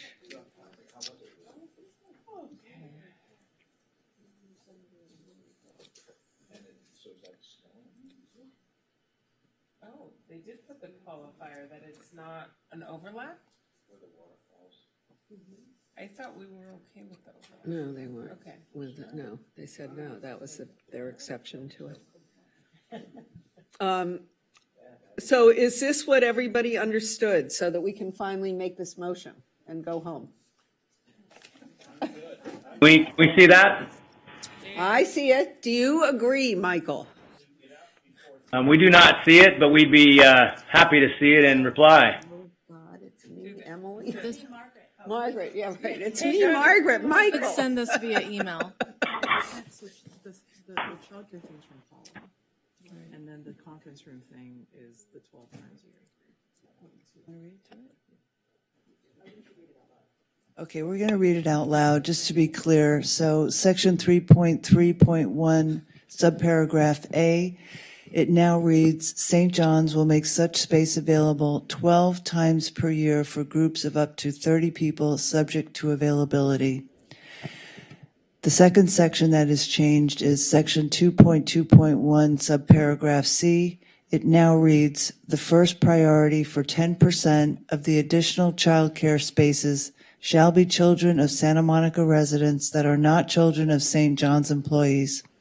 For the remaining childcare spaces, enrollment priorities shall be established in accordance with section 2.1.3 of this exhibit, R.1. The rest of it is the same.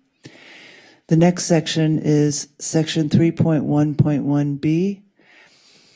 It now reads, St. John shall pay the additional sum of $5 million to the city upon the earlier of 100 days after the effective date of the final city approval, including any reconsideration, appeal, or remand of the development review permit for the first Phase 2 building, excluding Phase 2 multifamily housing building S2, or 5 years after the Third Amendment effective date. Notwithstanding the foregoing, if this additional sum is not paid within 3 years after the Third Amendment effective date, this sum shall be adjusted commencing January 1st, 2025, and annually thereafter by 1.5%. Notwithstanding the Third Amendment, Section 2.13, upon submittal of a complete development review permit application for the first Phase 2 building, excluding the Phase 2 multifamily housing building S2, the city shall bring such application forward for a planning commission public hearing within 120 days after of the receipt of a complete application. Great, so There's more. And then lastly, section 2.13.5, we're adding the language, if an appeal of the Planning Commission's approval of any development review permit for a Phase 2 vested development is timely filed in accordance with the 2022 SMMC Section 9.37.130, the city shall schedule such appeal hearing before the City Council within 120 days of the appeal being filed, unless St. John's, in its sole and absolute discretion, consents to an extension of this 120-day time period. So, Margaret, wait, I'm Margaret, God, no, Michael, that works for you, yes, all these changes? Yes, it does. Thank you very much. Good, so now I'm looking for a motion. I'll move. Yeah, right, that motion, to introduce for first reading an ordinance reading by title only and waiving further reading thereof, approving the Third Amendment to the development agreement for the Providence St. John's Health Center Phase 2 Master Plan. So it's moved by Brock, seconded by Para. May we have a roll call vote, please? Councilmember Parr? Yes. Councilmember Davis? Yes. Mayor Pro Tem McCallum? Yes. Councilmember Brock? Yes. Councilmember De La Torre? Yes. And Mayor Hemmerich. Yes, and congratulations to St. John's, congratulations to us. We're really looking forward to all of the great mental health services, et cetera, and this meeting is adjourned. Mayor, can you just vote, please? I'm sorry. Your vote, please. Oh, it worked. Thank you.